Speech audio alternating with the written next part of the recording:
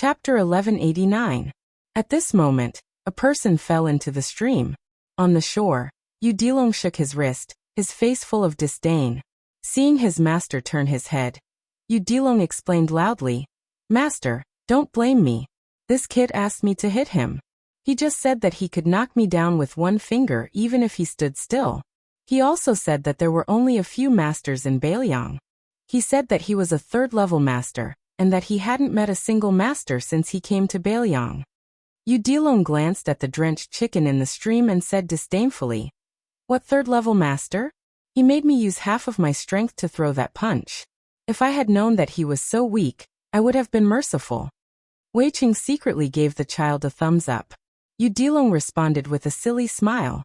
Song Dongming ignored the aggrieved and shocked page boy and asked with a smile, "Your Highness, I heard that you took in 3 disciples. Which one is it?" Su Fengnian said somewhat helplessly, "The youngest one is the eldest disciple. He's the most worrisome. That's why I brought him with me. Otherwise, in the future, Jianghu will have another big devil who does things without scruples." A rider from the Longxiang army galloped over. After dismounting, he said, "Reporting to Your Highness, General Su and his 90 men have arrived at the Killing Dragon Hill 10 miles away." Su Fengnian stood up and said with a smile, "Chen Shiliang, you accompany Mr. Song back to Qingsong City first. I'll go see my brother." Chen Shiliang asked, "What about these White Horse righteous followers?" Su Fengnian said with a smile, "Do you think it's the 2 of you who need protection, or me?" Chen Shiliang smiled slightly and said no more. One of the White Horse righteous followers hesitated for a moment, then gathered his courage and said, "Your Highness."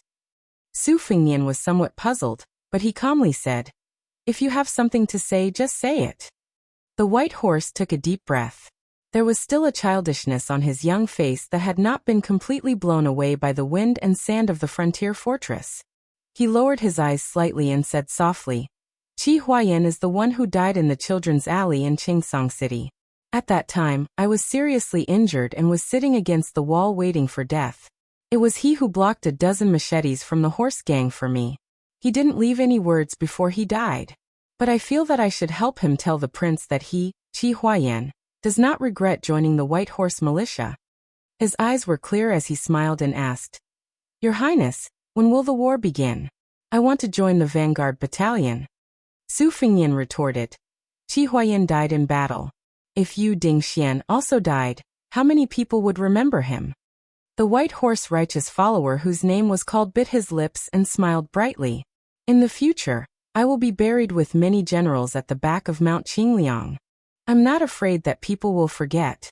Ding Xian scratched his head and said, "I'm not afraid to be laughed at by the prince. Because of Qi Huayan, I was saved from the pile of corpses in Qingsong City. Even now, I'm still very afraid of death. It's just that Ding Xian's whole family followed the general to Bailiang, and has already treated this place as their home. My grandfather said that even if he were to die, he would die in Bailiang. This is the root of our Ding family. My eldest brother is also an official, and my younger brothers are all studying. I only need to go to the border and kill northern barbarians. If I kill one, it'll be a profit." Su Fengnian smiled and said, "It's not your turn to fight for a position in the vanguard battalion. Just be a White Horse righteous follower. When the time comes that you really need to go to battle, not to mention other things, our graves can still be neighbors." Ding Xian opened his mouth wide, not knowing what to say. The next moment, the young vassal lord's figure flashed and disappeared. Everyone only felt a cool breeze on their faces. Even the page boy who just walked out of the stream widened his eyes.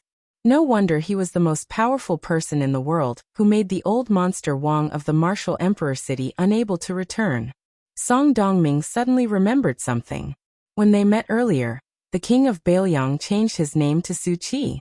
The word strange. It was not a good word to use in a name.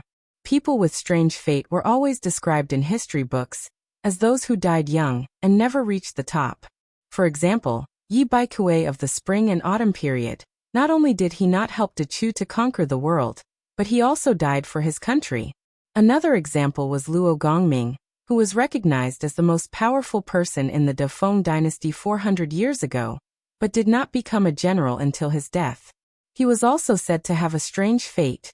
Chen Shiliang said softly, 300,000 tablets. I'm afraid it will stretch for dozens of miles from the back mountain of the prince's mansion. It's a huge project, and the war is imminent.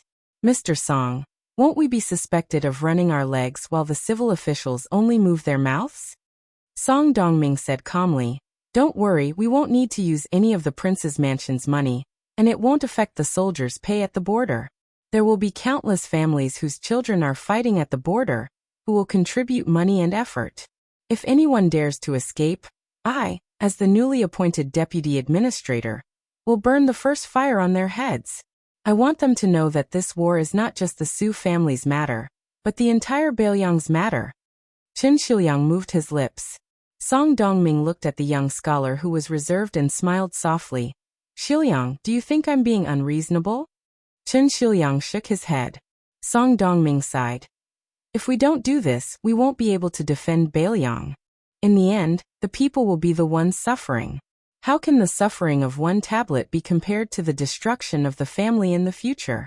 Huang Longsher is full of nonsense, but there is one sentence that is thought-provoking. Chen Shiliang asked, is it about establishing a heart for heaven and earth, establishing a life for the people, inheriting the lost knowledge for the past saints, and establishing peace for all ages? Song Dongming smiled and shook his head. Chen Shiliang continued to ask, an ordinary man's will cannot be taken away? Song Dongming still shook his head and said softly, since ancient times, kings have been the most foolish, but the people have the most clear conscience. Chen Shiliang was in high spirits and nodded, I've learned something. The Killing Wyrem mound was a small, slightly towering hill. According to history, Luo Gongming, the general of the Great Feng dynasty, once shot a dragon here. At the bottom of the hill, more than 90 cavalrymen got off their horses to rest. Everyone was wearing armor that couldn't hide the bright red marks.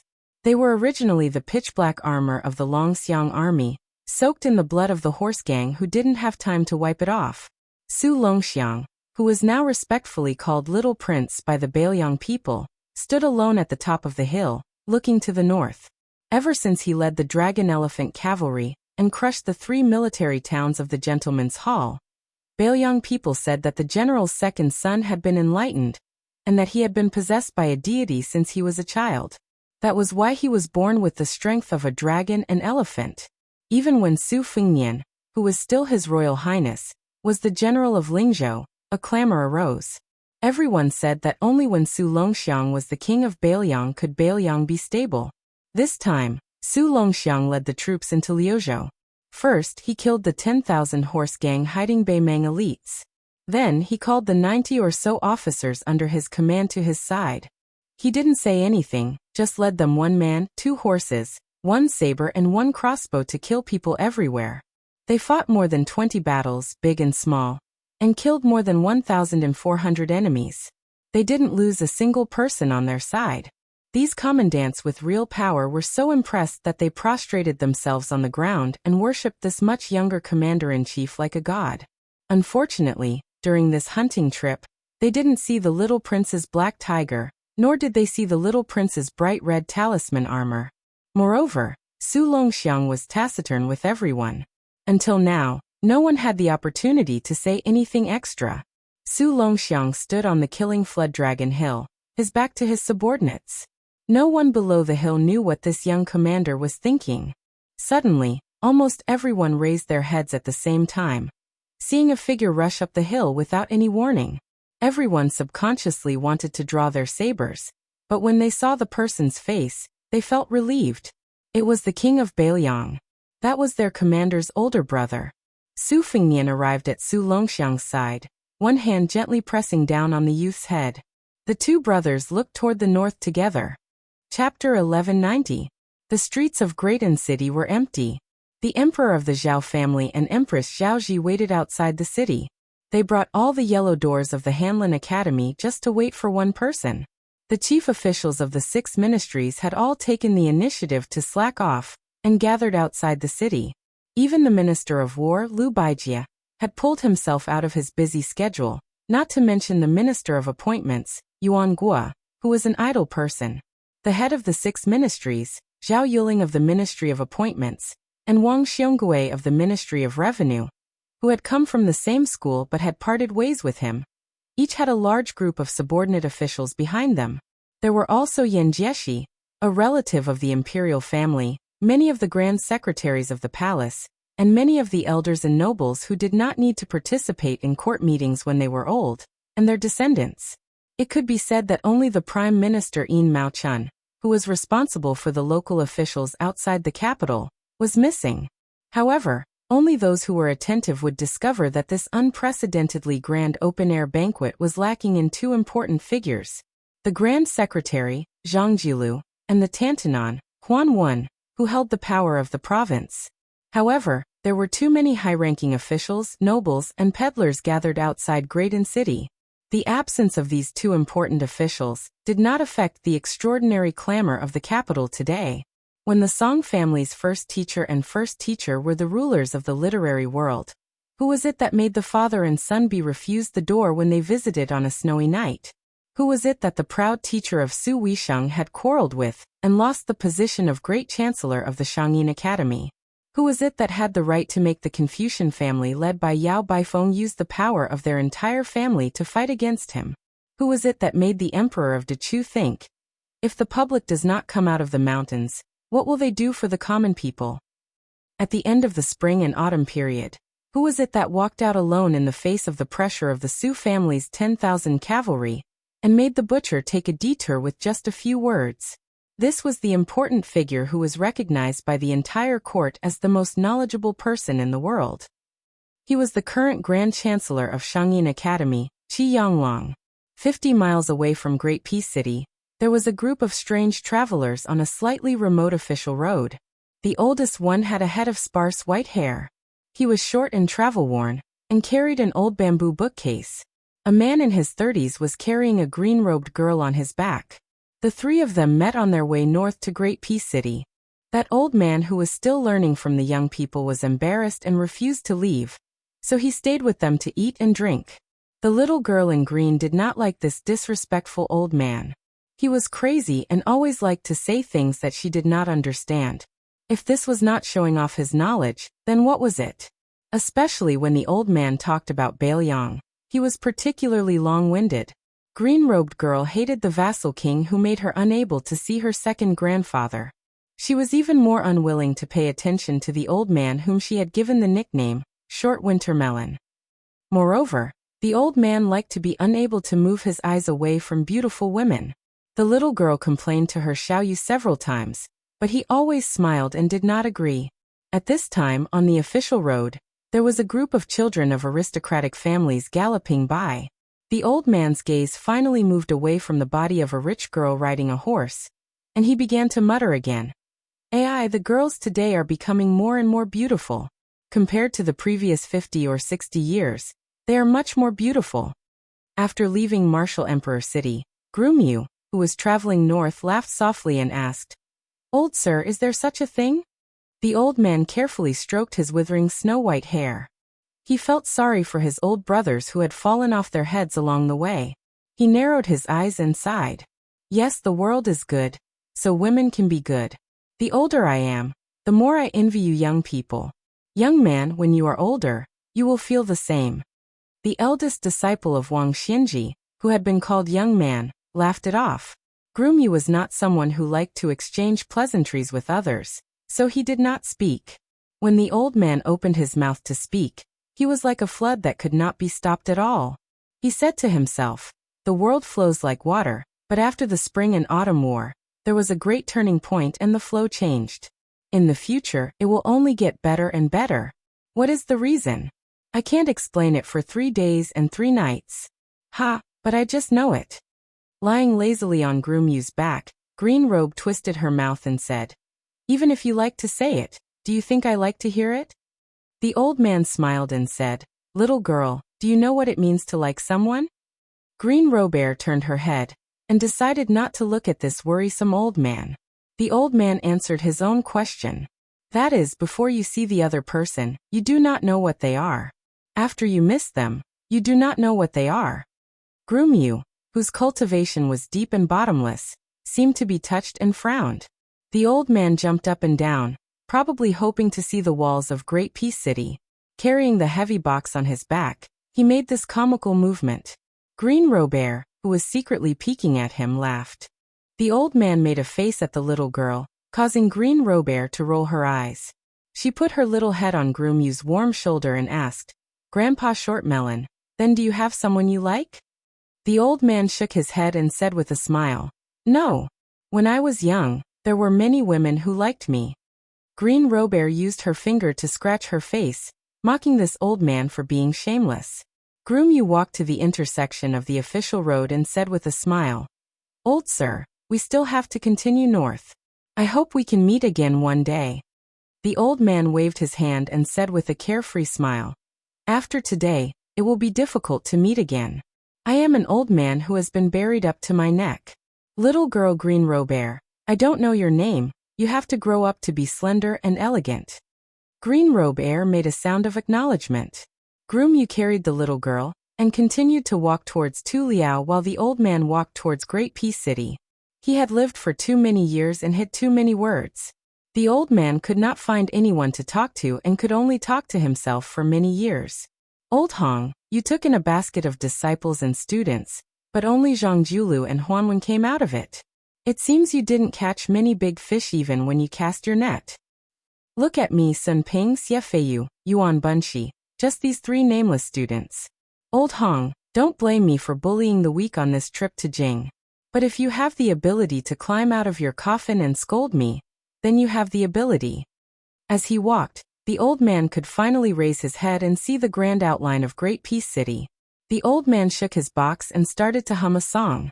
"I came from the mountains, carrying an old box. I am going to the busy city, where is my home?" Chapter 1191. Tantanon carried a jug of fine wine as he walked down the deserted street. On both sides of the street were the most prestigious mansions in the capital. However, at this time, they were all outside the city to welcome the old man who was even older than himself. Every door was tightly shut, which saved him a lot of time for this visit. He stopped outside a mansion and raised his head to look at the golden inscribed board written by the emperor. The plainly dressed prime minister, gatekeeper, saw this unexpected guest and was somewhat stunned. However, before this year, Tantanon came and went simply, so he didn't make a big fuss. If the time came, he would be caught by the left servant Shi. He could only respectfully go forward and greet him. Huanwen smiled and nodded. He casually said a few words. "Old Ma, is your youngest daughter married or not? If she isn't, do you want me to help you kidnap a young man?" This made the old gatekeeper, surnamed Ma, very happy. Huanwen was even more familiar with this mansion than his own. He didn't need anyone to lead the way. He walked straight to the Grand Secretary's study and didn't knock on the door. He stepped over the threshold. Zhang Julu, who was habitually standing and reading a book, glanced at him out of the corner of his eye and didn't say anything. Huanwen placed the jug of fine wine he had stolen from the Ministry of Rites on the table. He sat on the only chair in the room and said, "It really is the noise of cicadas that surpasses the silence of the forest." The 2 old men were best friends. In Tantanon's words, "When you raise your butt, I know what shit you're about to shit." Zhang Julu quickly understood and said calmly, "This is not the noise of cicadas. Qi Yanglong entered the capital on the great path of the sun. It is more like a dragon entering the sea." Huanwen gave a cold snort and casually picked up a few documents on the table. His heart immediately sank. You really want to make a big move on the water transport that the northern nobles single-handedly control, and the salt policy that the new nobles in the capital see as their lifeblood? In addition, a few days ago, you proposed in court that the left and right assistant ministers of the Ministry of War patrol the border on a regular basis. Well, the 2 main camps of scholars in the court, the local generals headed by Gu Jiantang, and your removal of the feudal vassals. These 4 huge monsters, not one is left out. Do you think you have too few enemies? Zhang Julu didn't raise his head. You count as 1 less. I still have to deal with the abuses of the officials. After the world's poor soldiers advance, it can't be done once and for all. Rules still have to be followed. Huanwen muttered, crazy. Zhang Jiulu put away the book in his hand and meticulously placed it back in its original position on the bookcase. The tall Grand Secretary of the current dynasty stood in the shadows and slowly said, "Our Liang is not the Dechu that once controlled the left side of the Yangtze River. Regardless of when the remnants of West Chu will be extinguished, the imperial court will continuously transport grain and supplies from the rich and populous lands in the southeast to the capital. This is a national plan that requires 100 years of operation. Furthermore, the war at the border is imminent and has become an urgent matter. Back then, when I proposed the matter of transporting grain by sea, reality proved that it was not feasible. The risk was too great. Even now, we still don't know whether the disappearance of the fleet in the last year of Yonghui was due to a disaster at sea or if they were kidnapped. This canal has the malicious saying of scraping off all the richness of the southeast, but it also shows its importance to the imperial court. Back then, the plan I set was indeed to use the southeast taxes to support the northern Liao soldiers, and at the same time to force West Chu to rebel. Even so, along the canal every year, the common people stirred up riots over the river water. Therefore, I deliberately did not suppress it. However, in the past few years, the northern nobles who came from the land where the dragon rose to power held the lifeline of the country in their hands and profited without realizing it. They became more and more rampant in their actions. In the 6th year of Yonghui, there were still 9 million dan of grain entering the capital. Where did it go? Even if the grassland bandits were allowed to swagger away with the grain, how much could they take away? In order to appease the so-called founding heroes, the imperial court did not hesitate to set up a second-rank official post for the transport of grain. The 8 chief officials under them, including the grain transport company and the distribution company, were all 5th rank and above officials. If they could peacefully distribute the money, then it would be fine. However, now that West Chu had reclaimed the country, they actually dared to use the so-called ancestral system to forcefully reject the order of the Minister of War, Liu Baijie, to deploy troops. If I don't touch the administration of the transport of grain, who will? When the time comes, will the northern soldiers have to go to war with the Beimang on an empty stomach? Will the soldiers who are going to die for the country eat grain to fill their stomachs, and still have to look at other people's faces? Or even beg the transport officials who don't care about the Ministry of Revenue? Huanwen sighed and shook the memorial in his hand. Then this salt administration? Who doesn't earn money? It was originally a fat piece of meat that was eaten by outsiders from the imperial court. Do you have to go to the tiger's den to pull teeth? Zhang Jiulu laughed coldly. Stagnant water stinks, living water is clear. The right to issue the salt seal has been in their hands for more than a decade, and earned more money than their descendants can spend in 10 lifetimes. Is the imperial court's reward not generous enough? Great military service should be rewarded to the end. It's time to change the banker and make a lot of money.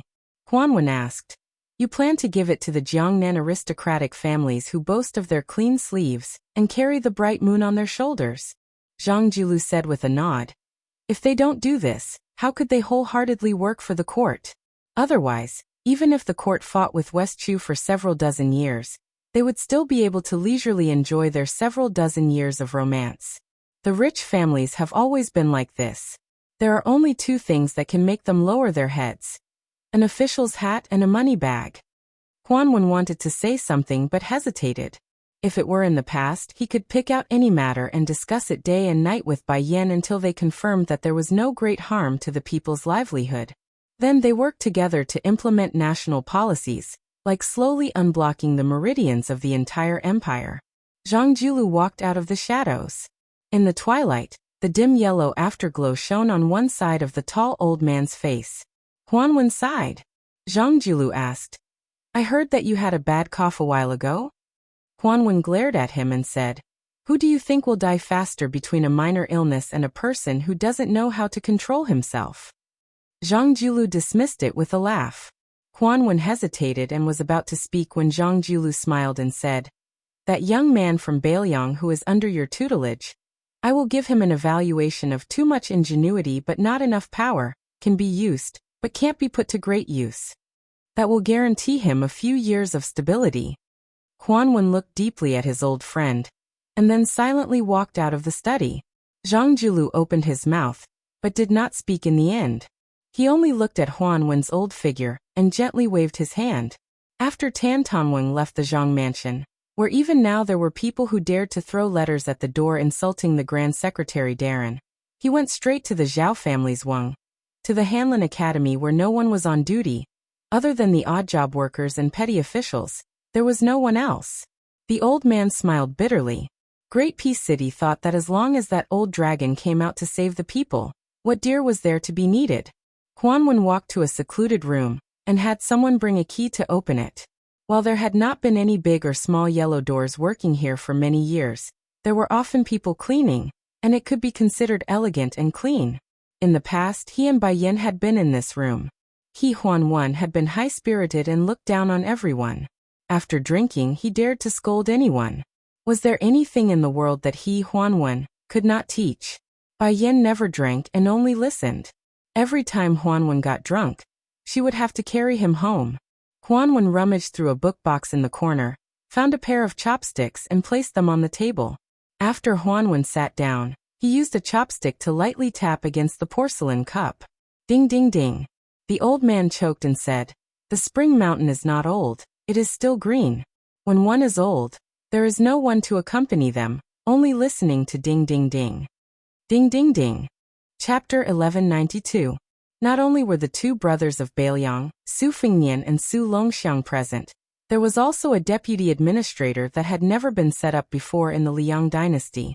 In the twilight, before the city was closed, there was a mighty group of horses entering Qingsong. The guards were actually from the Wei River camp. In Bailiang, only the relatives of the emperor, who were related to the Su family by marriage, would have this kind of special treatment. If it wasn't the Lu family in Qingzhou, then it would be the Lin family that produced the god of wealth. As expected, Lu Zhen, who was in charge of welcoming the guests, saw the tall figure of Wang Lingquan. He was travel-worn. Originally, Lu Zhen was a bit nervous. After all, Wang Lingquan was a pawn who carried the flag for the great general. He was a trusted aide among trusted aides. Now that he had become the new King Liang's father-in-law, he was an influential person of two dynasties. As a scholar, he didn't dare to put on airs in front of such a popular person. However, Wang Lingquan was very easy to talk to. Although he didn't deliberately speak warmly, his eyes were sincere. This made Lu Zhen feel a bit better. Lu Zhen had heard before that the two people from Bailiang who were also from Qingzhou, the Lu family led by the great scholar Lu Dongjiang, was very hard to please. Wang Lingquan, who was the richest man in Qingzhou, was very considerate. There had never been any rumors that the Lin family bullied others. Now that he saw it with his own eyes, Lu Zhen believed most of it. Lu Zhen led Wang Lingquan to a quiet courtyard in the north of the old Dragon King's residence. There were no strict guards along the way. Wang Lingquan, who had sharp eyes, felt a bit of a knot in his heart. He felt that the provincial governor Yang Guangdou was too careless. However, he quickly felt relieved. In today's world, how many masters dared to show off their martial arts in front of the king of Bailiang? However, after Wang Lingquan and Lu Zhen crossed the courtyard door, they saw the scene in front of them. They looked at each other in dismay. They saw the young king sitting on the stairs with his sleeves rolled up and washing his brother Su Longxiang's hair. The young commander of the Dragon Elephant Cavalry was squatting 2 steps down. He raised his butt and lowered his head towards the water basin. Lu Zhen didn't dare to stay any longer and hurriedly took her leave. Su Fengnian held Su Longxiang's hair with one hand and used the other hand to apply local soap on his brother's hair. When he saw his father-in-law, he could only raise his elbow and gesture for Wang Lingquan to sit beside him. Su Longxiang turned his head and grinned. This could be considered a greeting. Wang Lingquan couldn't help but feel flattered. In Bailiang, the young prince didn't warm up to anyone. Even when he was with his second sister Su Weisheng, he rarely smiled. As Su Fengnian washed Su Longxiang's hair, he said casually, "I can only rest assured when I leave all the big and small businesses in Liuzhou to Uncle Wang. There will definitely be a lot of gossip. Some people will say that I appoint people by favoritism, that I only care about the Su family's money and ignore Bailiang's great achievements. Otherwise, even if I don't avoid family, why would I only use the Wang family and ignore the talented Lu family? Others may not be able to see the twists and turns in this matter, but your Uncle Wang must be well aware." Ever since the death of Lu Feiqi of the Pillar State, Lu Feiqi of the Lu family, Lu Dongjiang is temporarily unable to support the Lu family. Our master Lu, after his death, first sought an official position for the Lu family's children. After being rejected by his daughter, Lu Qingyan, he has now begun to compete with others for the position of the leader of Beiliang's literary scene. He hasn't been idle for a moment. I can't say anything, and can only let him do as he pleases. As long as he doesn't cross the line, there will always be a place for the Lu family at the New Year's Eve dinner on Mount Qingliang. Wang Lingquan sighed and didn't say anything else. Although the Su family and the Lu family were grasshoppers on the same rope, sharing honor and disgrace, it was difficult for an honest official to resolve family disputes. The Lu family didn't look far ahead, and Wang Lingquan couldn't run to Lu family and criticize them in front of Lu Dongjiang. Moreover, the entire Lu family was filled with scholars, each more arrogant than the other. They would never take a merchant like him seriously. Because of their daughters, the Lu family and the Wang family were on equal footing in Beiliang. The Wang family didn't think much of it, but the Lu family, which had been officials for generations, was something they felt ashamed of. Su Fengnian helped his younger brother dry his hair. He raised his head to look at the uneasy Wang Lingquan and asked with a smile, "What's wrong, Uncle Wang? Don't you recognize me?" Wang Lingquan smiled bitterly and said softly, "Wang Yi, my daughter Chu Dong has never understood the ways of the world. Now she has run to the academy to cause trouble. It is really improper. Wang Yi, when it is time to scold and hit her, please don't be lenient." Su Fengnian joked, "I can't bear to do that. I don't know how other people get married, but the Su family has never had a rule of hiding a woman at home. Uncle Wang, you have seen my mother. Does Su Xiao dare?" Wang Lingquan laughed brightly and said, "Wang Yi is joking. Wang Fei is a rare woman in the world. My daughter doesn't dare to be mentioned in the same breath as Wang Fei. The general respects Wang Fei, and that is because Wang Fei deserves it." Su Fengnian raised his sleeve to carelessly wipe his face and asked, "Uncle Wang, do you want to talk about Su Zhao's past? When he talks with me and Huang Man, he always likes to talk about his heroic deeds. Every time I ask about those famous defeats, he always avoids talking about them." Chapter 1193. Wang Lingquan nodded, and was lost in thought for a moment. He was probably reminiscing about the past. Once he was immersed in it, he couldn't extricate himself. Most old people were like this. Reminiscing about the past was like flipping open a yellowed old book and reading old stories. Wang Lingquan sat on the steps and looked at the empty courtyard. He began to talk about the bloody battles that almost caused the Su family's army to fall and never get back up again. The opponents that made Su Xiao suffer in the battlefield were no longer of interest, and most of the official history books were not written about. Among them, there were 2 generals from the old Liang dynasty who joined forces to set a trap for Su Xiao. Wang Lingquan said that it was a close-quarters battle in the rain. Su Xiao was only a military officer at the time. He led 600 elite soldiers into the city. In the end, he was faced with 3,000 foot soldiers. In the end, only 46 people, including Su Xiao, managed to escape from the city. This was nothing. The 2 generals took the heads of the Su family's soldiers as rebels and reported it to the imperial court to receive military merit. The imperial court allowed it. Su Xiao led his private army to flatten the 2 vassal towns that nominally submitted to the Zhao family. When Su Xiao was at his poorest, he was no different from a vagrant bandit. The imperial court didn't pay him, so the local officials saw him as an enemy and could only rob. However, they did their best not to hurt people. After taking their belongings, they would secretly record their names. After Su Zhao's meteoric rise, the families whose belongings and provisions were robbed by the Su family's soldiers all received a generous reward. Among them was the Qishui commandery's Lu family, which almost made it into the legend of the seductive minister. Back then, Su Xiao only robbed them of 200 taels worth of goods.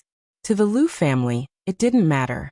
If Su Xiao hadn't spoken, the Lu family would have been annihilated if they made it into the legend of the seductive minister. As Wang Lingquan spoke, his eyes turned red. He smiled and said, "I remember when we decided to attack West Chu, there were many people in the army who disagreed with the imperial court's arrangement of troops. They all felt that if we were to attack West Chu, which was led by Yi Baikue, there was no way we could fight this battle. Our Su family army had fought for so many years. There was no reason for us to be at the forefront and die. At that time, there were a few old generals who had already been conferred titles who were the fiercest. At that time, people's hearts were wavering and the army's morale was unstable. Su Xiao talked to them once. At that time, I was the general's personal guard and was guarding the camp. I remember it very clearly. The argument was very fierce. In any case, after that, most of these generals returned to Great Peace City. There weren't many left. Afterwards, Commander Chu, Commander Yuan, Yan Wenluan, and Wei Taizhan, who were still young and strong at the time, all received orders and became generals. It wasn't just the imperial court that didn't think highly of us. In reality, our own people didn't have much confidence either. Fortunately, Commander Chu and Commander Yuan took the lead in a few tough battles and won unbelievable victories. Over the years, Wang Lingquan had seen a few old men who had left the Su family army in the vicinity of Qingzhou. In addition, there were many old soldiers of the Su family who had to leave the army because of injuries. I discovered something very interesting. Those who didn't contribute much but clearly received benefits didn't know how to be grateful. They liked to often speak ill of Bailiang in a strange manner. On the other hand, those old soldiers who had contributed much but remained nameless didn't ask for anything in return. After so many years, they had always spoken well of the general. Back then, their words carried little weight. No one was willing to listen to their long-winded chatter. Su Fengnian nodded. Right now, Bailiang's situation is similar. In truth, the reasoning isn't that complicated. Many people are essentially businessmen. Whatever they do, they pay attention to self-interest. Making friends, becoming officials, marrying their descendants, singing poems, and so on. They all have a ledger in their hearts that they clearly remember. However, these kinds of people are still in the minority. Su Fengnian smiled and said indifferently, because they have never contributed, they don't care. Wang Lingquan sighed. I'm relieved that your highness thinks this way. After Su Fengnian helped Su Longxiang wash his hair and tie it up, he stood up and poured out the basin of water. Wang Lingquan, the god of wealth, still had a pile of affairs on hand that he needed to decide, so he couldn't stay here any longer. Su Fengnian watched the old man's back as he left the courtyard. He thought to himself that it was time to pick an auspicious day to marry and take in a concubine. Otherwise, if this dragged on, the Wang and Lu families, who were still minding their own business, might end up quarreling with each other. In the end, he, the son-in-law, would still be in trouble. Wang Lingquan was kind and benevolent, but it didn't mean that the entire Wang family behind him was simple and honest. Although the Lu family seemed to have caused a lot of trouble in Mount Qingliang, Bailiang had no choice but to rely on this in-law to deal with the scholars in the territory in the future. Su Fengnian stood at the top of the stairs with a wooden basin in his hands. He laughed at himself. They are all businessmen who haggle over every ounce. Su Longxiang stood beside his brother. The young man's mouth already had some stubble. He was still skinny, but he was also much taller. Su Fengnian was just about to talk to Huang Manor about the words that had been accumulated in his heart for many years when the blue and white falcon in the sky dashed down, bringing with it a concise secret letter. There were two pieces of news in the letter. Close to 100 Qi refinement warriors from the Guanyin sect of the South Sea had entered Lingzhou. 100 Wu family sword tomb cavalry suddenly appeared in the pugilistic world and headed straight for Bailiang. Chapter 1194. In the northwest frontier fortress, yellow sand stretched for thousands of miles and withered grass was everywhere. As far as the eye could see, it was a vast yellow. The group of men and women in white who were as graceful as white butterflies were particularly eye-catching. They entered Liangzhou along the border of Lingzhou and continued to draw an arc. They leisurely came to Bailiang's fourth province, Liuzhou. Not long after they crossed the border, there was a group of cavalry waiting for them. Nominally, they were escorting this group of immortals from the isolated island in the South Sea to Qingsong City, but in fact they were monitoring. Lord Tantai Pingjing did not care about this, but some of the Qi cultivators in the sect were resentful. They felt that their good intentions were treated as ill intent, and that the young vassal king was too unappreciative. However, The reason why the Lord did not need to pacify them was because the 600 cavalrymen in light armor were too valiant. Their leader was the famous deputy general of the Longxiang army, Li Mofan. He was a devil in the Bailiang army who killed people like flies. His horse-fighting ability was recognized as second only to the commander of the cavalry, Yuan Zuozong. In the wind and sand, Li Mofan rode in the front. In addition to the standard spear, knife and crossbow of the Bailiang cavalry, there were 2 halberd pouches on both sides of the horse, containing no less than 20 short halberds. In addition, there were 2 long swords hanging on his left and right waist. At first glance, it was simply like an armory on horseback. Of course, Li Mofan was not an embroidered pillow. He was one of the top 3 archers in the Bailiang army. His swordsmanship, knife skills and spear skills were all perfect. Su Xiao relied on this person very much. He once joked that when Li Mofan married a woman he would make him the deputy commander, and he could choose any cavalry or infantry army he wanted. The reason why he said this was because Li Mofan had a strange hobby that was not presentable. He was fond of men. The personal guards outside the tent had always been young and handsome soldiers. Su Xiao had always turned a blind eye to this. It was really because Li Mofan was too brave and good at fighting. If he was placed in any army in Liang, he would be a pillar of strength who could bear the heavy responsibility of being the leader. When the water was too clear, there would be no fish. The Northern Liang army had paid a lot of hidden costs to be able to fight well. For example, they ostracized strategists from the aristocratic families. Chu Lushan, Li Mofan, and the like had pushed many people out of the Northern Liang army. The Dragon Elephant cavalry led by Li Mofan did not communicate with the Qi cultivators of the Guanyin sect. Both sides moved forward in silence, like a black and white snake slithering across a yellow satin surface. When they were approaching Qingsong City, the leader Li Mofan saw a person in the distance. He suddenly stopped his horse and twitched the corner of his mouth, revealing a gloating expression. He lightly glanced at the immortal masters in white not far away. This fierce general of the Bailiang raised his hand gently. The entire cavalry team almost stopped moving at the same time, without the slightest bit of noise.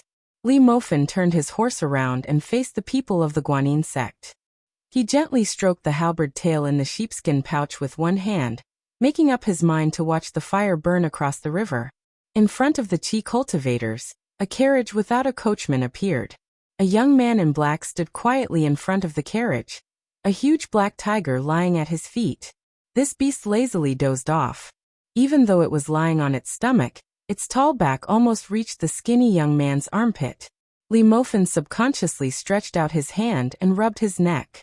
His memory was still fresh in his mind. When the chief commander first became the commander of the Longxiang army, he and the deputy general Wang Lingbao were not convinced. In the end, both of them went up to the martial arts arena together. Wang Lingbao fought head-on and was kicked 7 to 8 feet away, falling out of the martial arts arena. Li Mofan, on the other hand, managed to withstand a few more blows, but his fate was even worse. He was grabbed by Su Longxiang like a chicken and swung around before being thrown out of the martial arts arena. Su Longxiang did not even bother to pat off the dust on his body. The young man obviously did not have enough fun. He hooked his finger at a large group of captains who were watching the battle, hinting for them to replace Li Mofan and Wang Lingbao. In the end, including the 2 deputy generals, there were 12 captains and more than 40 senior captains. Without exception, they were all beaten up by the new commander. During this period, Su Longxiang suffered no less than 100 punches and kicks. Except for the occasional swaying of his body and moving a step or two, he never fell to the ground. In this way, Su Longxiang was able to secure his position as the commander of the Longxiang army. It was only then that he was able to lead the 10,000 cavalrymen behind him in a reckless charge. Furthermore, Su Longxiang had the leisure and elegance to lead a large group of military officers to act as ordinary crossbowmen and chase down a large group of horse bandits. However, although Li Mofan admired Commander Su's astonishing martial prowess on the battlefield, he was still somewhat worried. After all, the combat on the martial arts field was not a life-and-death battle between 2 armies. Often, the more eye-catching a general was, the easier it was for him to be heavily surrounded. Li Mofan himself had experienced more than 60 battles, big and small. The most soul-stirring battle he had ever experienced was not when he happened to chance upon those famous enemy generals in the midst of 10,000 soldiers. Instead, it was when an inconspicuous old soldier had snuck up on him like a cat and thrust out a sinister saber. Not only did the tip of the saber nearly pierce through Li Mofin's armor, it also nearly twisted Li Mofin's abdomen. The funny thing was that Li Mofin still did not know the appearance of that old saber wielder, who looked like an ordinary soldier. Who was he? Also, Li Mofin had seen many insufferably arrogant military aces. In the end, they either died tragically under a rain of arrows or under the hooves of horses. Not to mention the distant ones. In the Baelyang army right in front of him, there were fish-duck treading crossbows that were specifically used to target enemy generals. In the spring and autumn war, who knew how many Jianghu ruffians with great martial prowess had their hearts pierced by these crossbows? The reason Jianghu people were not willing to go to the battlefield and make a name for themselves was largely because of their extraordinary martial prowess. It was very easy for them to be swallowed up by an army that was like a sea of ants. Also, the military had always been a place that paid the most attention to rules. The Jianghu experts were mostly idle and did not want to be restrained. The path of martial arts was already difficult. Since they had already made a name for themselves, why would they go to the military and draw a prison? Li Mofin sighed. Looking at the motionless second son of the great general, he was slightly distracted. He still remembered when he had followed the great general to Baelyang. Along the way, during a celebratory feast, the great general had drunk and raised his cup to point in the direction of Great Peace City. He grinned and said, "The legs of the civil officials kneel there every day. Us old men who lead soldiers to war, only one of us goes to the border. Of the 9 kingdoms of spring and autumn, other than the southern Tang that we threw to Gu Jiantang as leftovers, we have gone through all of them. Now there are only the 3 provinces of Baelyang left. One day, even if I, Su Xiao, am unable to personally bring all of you to the northern Mang royal court, my son will bring all of you there for a walk." Li Mofin exhaled, his gaze becoming determined. After waiting for almost 20 years, he was already in his 40s. Motherf ****, his 5-year-old grandson already knew how to tease the neighbor's daughter. There was finally a big battle to fight. Chapter 1195. Su Longxiang lightly twisted his neck. Not only the experts of the Guanyin sect who were skilled in qi divination, even the sect master of the same generation as Sui Xiegu, Tantai Pingjing, looked as if she was facing a great enemy. After stopping her steps, this tall woman frowned. The girl who sold charcoal rolled her eyes. What did this thin and rash brat want to do? Could it be that he wanted to single-handedly overturn the entire Guanyin sect? Could he not distinguish between friend and foe? After she had failed to catch the flood dragon in the Shu lands, her mood had been extremely bad. In order to kill the yellow flood dragon, Mei Yingyi's martial niece had retracted her qi into a bottle, which could be considered a great bargain. Sunya, who carried the coiling dragon pellet, also did not suffer any losses. Only she was the most pitiful. She had lost 2 pieces of the dragon talisman jade pendant that she had obtained with great difficulty from the tomb of the great Feng Emperor. One jade pendant, after being crushed, could transform into a living spirit puppet. It was truly a priceless treasure. As soon as the girl saw the dark and thin youth who knew his identity, she became irritated. With a thought, she flew out. She did not believe that this murderous brat would really dare to kill someone. Su Longxiang had not completely enlightened himself, but in the end, he was enlightened. He knew that on the lake outside the Yuyan mountain villa, his brother had clashed with these people. Later on, there was a young woman who was a sword embryo, who repeatedly had ill intentions. Su Longxiang came alone to block the way. This was to tell the Guanyin sect that he was not the commander of the 30,000 Longxiang army. He was only the younger brother of Su Fengnian, Huang Manor. As for whether the Guanyin sect understood, and whether they were willing to accept this welcoming gift, Su Longxiang did not care. Su Longxiang was originally hesitating whether to directly beat them up or not. In the end, he saw the barefoot woman, whose body was covered in sword intent and not sword qi, rush over. Su Longxiang lowered his head and looked at his feet. The corner of his mouth curled up. He had encountered someone who also did not like to wear shoes. "But that's not the reason why I won't beat you up. The girl selling coal suddenly sensed a majestic murderous aura. She closed her eyes and didn't head straight for Butcher's second son, whose achievements even Nanjiang had heard of. Instead, she tapped lightly on the ground as she flew. Her body made a half arc in the air and then fell rapidly. Just as her toes were about to touch the ground, she sensed Su Longxiang's attack in advance. Her delicate body bent slightly, and she sped up to cover a distance of 30 to 40 feet. From beginning to end, she was flying and stopping in the air, as if lotuses were blooming under her feet. Li Mofan, who was leisurely watching from the sidelines, clicked his tongue and laughed. She was not simple, and she was even a little girl who had comprehended the mysterious finger technique. With such a beautiful and practical lightness skill, she could do whatever she wanted in Jianghu. Su Longxiang's left foot slid horizontally across the yellow sand for an inch. At the same time, the charcoal girl immediately changed her flying trajectory. Her figure rose several feet, and she retreated a bit upside down. Then her body rotated. Her snow-white long sleeves were faintly discernible, and her spiritual qi was moving. It was even more obvious that she was untraceable before the thunderous attack. Su Longxiang moved. Very straightforwardly, he crashed into the girl with the fancy movements in a straight line. The moment Su Longxiang's knee bent, the girl selling coal was still hesitating whether to ride her sword to defend or use her lightness skill to avoid the sharp edge. Then, in the next moment, she no longer had the chance to attack. Su Longxiang raised his knee in the air and sent the charcoal girl, who the layman thought was trying to knock into him, flying. The speed was so fast that only Tantai Pingjing was able to see the clues. The moment Su Longxiang raised his foot, the girl selling coal had completely lost the initiative. However, when the two collided, the girl still made a defensive gesture of pushing down with both hands. But at that moment, Su Longxiang's 5 fingers grabbed the girl's forehead like hooks and pulled her toward his knee, still sending her flying. Tantai Pingjing squinted her eyes, slowly inhaling and exhaling, ready to attack. The girl selling coal's body rolled in the air, dissipating most of the force. But soon, she was shocked to find that the inconspicuous teenager in black had inexplicably appeared behind her. Next, after the girl selling coal was repelled, she was kicked in the back and fell on the sand with her face flat. A haze appeared between Tantai Pingjing's eyebrows. The lad had several imperceptible pauses when he kicked. It was the superposition of 1-inch strength, which was like rolling thunder.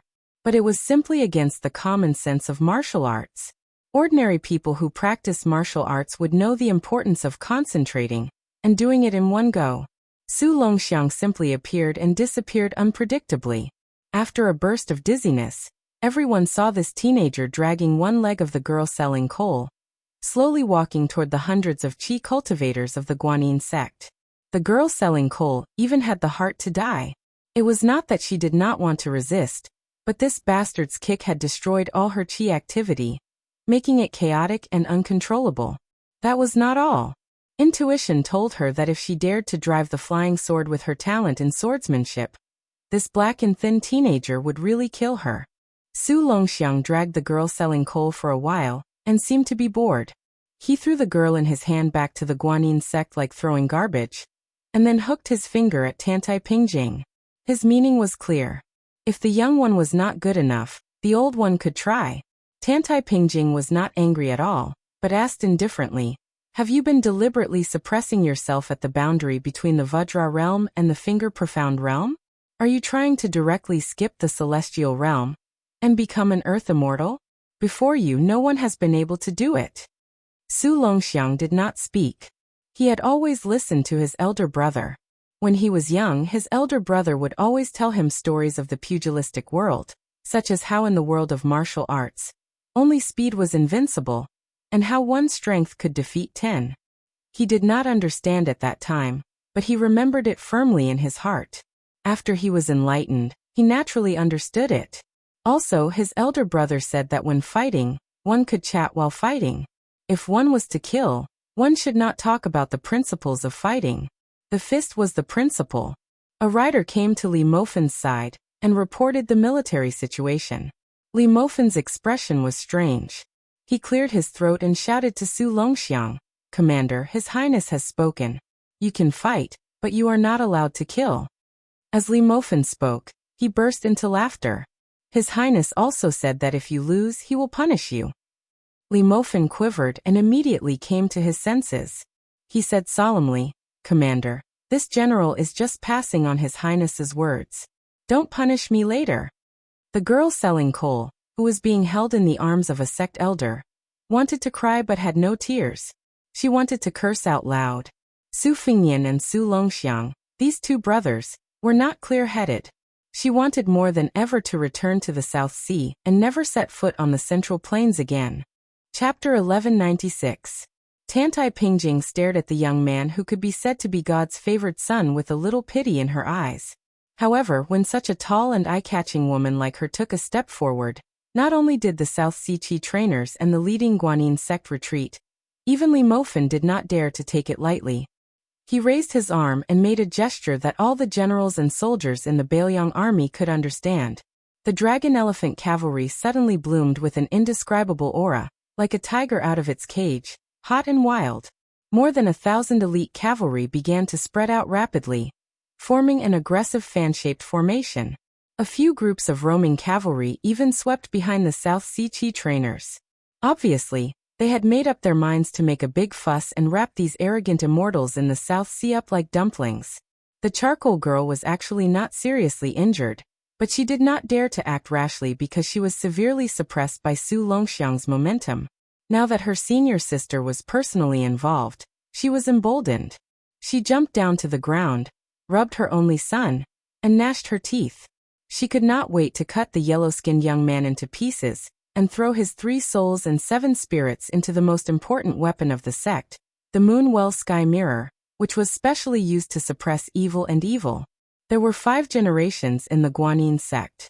Tantai Pingjing, who was close to 100 years old and had an almost eternal appearance, and the charcoal girl were the pair of senior sisters with the highest seniority.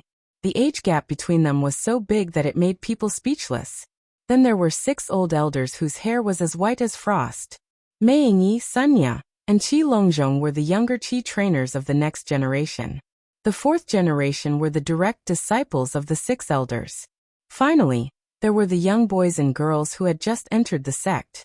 There were more than 100 Qi trainers of the 5 generations. Almost every one of them had one or a variety of talisman weapons, such as the land-facing celestial painting of the charcoal girl, and the dragon pendant that was destroyed when catching the dragon in Shu Land. They were all the most important weapons of the Guanyin sect. In addition, there was the Discipline Elder's willow branch clear vase, which was only 3 inches high but actually weighed 600 pounds. Naturally, there was a universe inside. Sun Ya's coiling dragon stone block that contained thunder and lightning could suppress evil and evil. It was also a work of God that was in accordance with the way of heaven. Talisman swords were even more common in the field of Qi trainers. It was just that the Guanyin sect was seriously damaged in the dragon-slaying battle in the southern border. Therefore, there was the storm of asking for 81 talisman swords from the Dragon Rock Sword Furnace of the Yuyan Mountain Villa. Later, there were 2 famous swordsmen in the world who came uninvited, Dong Tai and Sui Xiegu. The latter enjoyed eating swords, which made the Guanyin sect, which had a strong foundation, feel even more difficult to deal with. Tantai Pingjing did not have the demeanor of a master like her junior sister, who had provoked the charcoal girl. She just walked forward like an ordinary strong woman, as if she had met an acquaintance and wanted to greet him. But this time, Su Longxiang waited for an opportunity for a longer time. Especially when Tantai Pingjing imperceptibly paused, or even took a step back, Su Longxiang was in a trance, as if he had returned to his childhood in the prince's mansion on Mount Qingliang, and became a silly Huang man. Su Longxiang seemed to have thought of something. He scratched his head and looked relieved. His brother had said that when encountering something that he could not figure out, he should just stop thinking about it. Whether he could beat his opponent or not, he should prove it with his fists. If he could not beat his opponent, he should just run away. The green hills would not change, and the green water would flow forever. At the worst, he could just say that he would meet his opponent again someday. Without the knot in his heart, Su Longxiang's entire aura and appearance changed completely. This was not strange in the eyes of the dragon elephant cavalry led by Li Mofin, but in the eyes of the Qi cultivators of the Guanyin sect who were good at observing aura, it was strange. With the war imminent, when experts faced the enemy, the change of the state of mind was a big taboo. The kind of freak who broke through the bottleneck in several life and death battles, and was able to rise from the brink of death was, after all, a rare existence. In the Liang Wulin where heroes gathered for the past 100 years, Wang Xianji counted as one, Gu Jiantang counted as half, and the other outstanding figures like Li Chungang and Chao Chongqing, who were publicly recognized as having outstanding talent, also rose in realms naturally. Of course, after Su Fengnian defeated Wang Xianji, as many rumors, true or false, gradually spread. Su Fengnian became another martial arts genius after Wang Xianji, who was proficient in using battle to nurture battle. Otherwise, the people of Jianghu really could not understand how a playboy who had not even practiced martial arts for 5 years could leap to the top and become the champion of Jianghu. Was it not enough that the Su family had one Su Fengnian, who was said to be invincible in the world, and now there was another Su Longxiang? All the good things in the world had been taken by the Su family. Did they still want to give others a way to live? Was it possible that one day Su Fengnian would get tired of being the world's #1 and hand over the #1 position to his younger brother? Nowadays, the so-called powerful and influential families in the Jianghu were all based on whether or not there were two first-pin experts in the sect who could stand side by side. Of course, if only one person reached the celestial state, it was enough to lead the sect and overlook the Jianghu. But there was absolutely no reason for one family or one sect to have two experts in martial arts. Even the Wu family's sword tomb could not do this, because it was much more difficult than the 3 princes of the 4th generation, the father and the son, and the 2 top scholars in the imperial court. At this time, in the eyes of the qi cultivator, the flow of the qi of the prominent young man was like a ball of prairie fire turning into a pool of stagnant water. A moment ago, it was full of vitality, but in the next moment, it was completely lifeless and lifeless. Tantai Pingjing, whose figure was even better than that of the northern warriors, stopped and walked. Finally, she was only 5 or 6 steps away from Su Longxiang. She lowered her head and looked at the interesting young man who was born as King Kong, but deliberately suppressed the rising of his realm. She smiled and said, "Come and hit me. If you hit me, you win. In the future, I will follow your brother's orders in Liuzhou." Su Longxiang shook his head with a serious expression. Tantai Pingjing smiled knowingly. She had already understood the young man's meaning. That is, in the territory under the jurisdiction of Beiliang, no matter who it was, as long as they set foot in Beiliang, they would have to listen to her brother. This principle did not require him to defeat anyone to win. This was a matter of course. Before her brother inherited the title and became the king of Beiliang, Su Fengnian's words had always been the loudest in Mount Qingliang. He was even more powerful than their father, Su Shao. Now that he had become the vassal king, not only his mansion, but also the whole Beiliang should be the same. Tantai Pingjing was not angry. She still had a clean smile on her face. The qi cultivators of Fulong of the North sect all said that the Guanyin sect was carved out of the same mold. It was not without roots. Except that the qi cultivators of this sect all wore white clothes and white boots, even their temperament was the same. They all had a kind of otherworldly spirit. They did not respect the common people or the kings, but only ghosts and gods. Every qi cultivator left the sect, except for dry food and clothes. They were not allowed to carry any worldly possessions other than the talisman weapons that they had cultivated for many years. They had no attachments and no worldly karma. Only then could they achieve a pure Taoist heart. For example, once the qi cultivators of all generations of the Guanyin sect entered the isolated island in the South Sea to practice Taoism, it was tantamount to cutting off all the fate with their birth parents. Even if their parents had passed away, they would never go to worship them. The Tao of Heaven was ruthless, but there were common laws. Qi cultivators were the fishermen who mended the wide net of Tao of Heaven and caught the fish that escaped the net. Therefore, the great immortal Qi Xianzhu on the demon-slaying platform once sent a message to the Guanyin sect. In fact, it was more like a question. Tao of Heaven has 50. Why does the Tao of Heaven only give rise to 49? The sage said that people escape from one, but where is the one? This was the reason why Tantai Pingjing had been in closed-door training all these years. At that time, Dong Tai raised the sea and drowned the Guanyin sect with his sword. His momentum was imposing, But in fact, it was not the real reason why Tantai Pingjing came out of closed-door training in advance. It was because she had been in closed-door training for many years, but could not find the one. This time, Tantai Pingjing moved the sect to the north, because she wanted to find it somewhere else. Tantai Pingjing had always been silent in the Guanyin sect. She did not take any disciples. She had been in charge of the sect for nearly 60 years, and had accumulated a lot of power. Even the elders would feel uncomfortable when they saw this young suzerain who was almost enlightened, not to mention the juniors like Mei Yingyi, Sunya, and Qi Longzhong.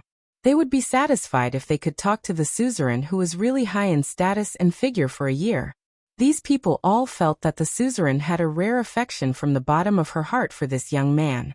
Regardless of gender, many disciples of the Guanyin sect who did not have a deep heart were a little jealous.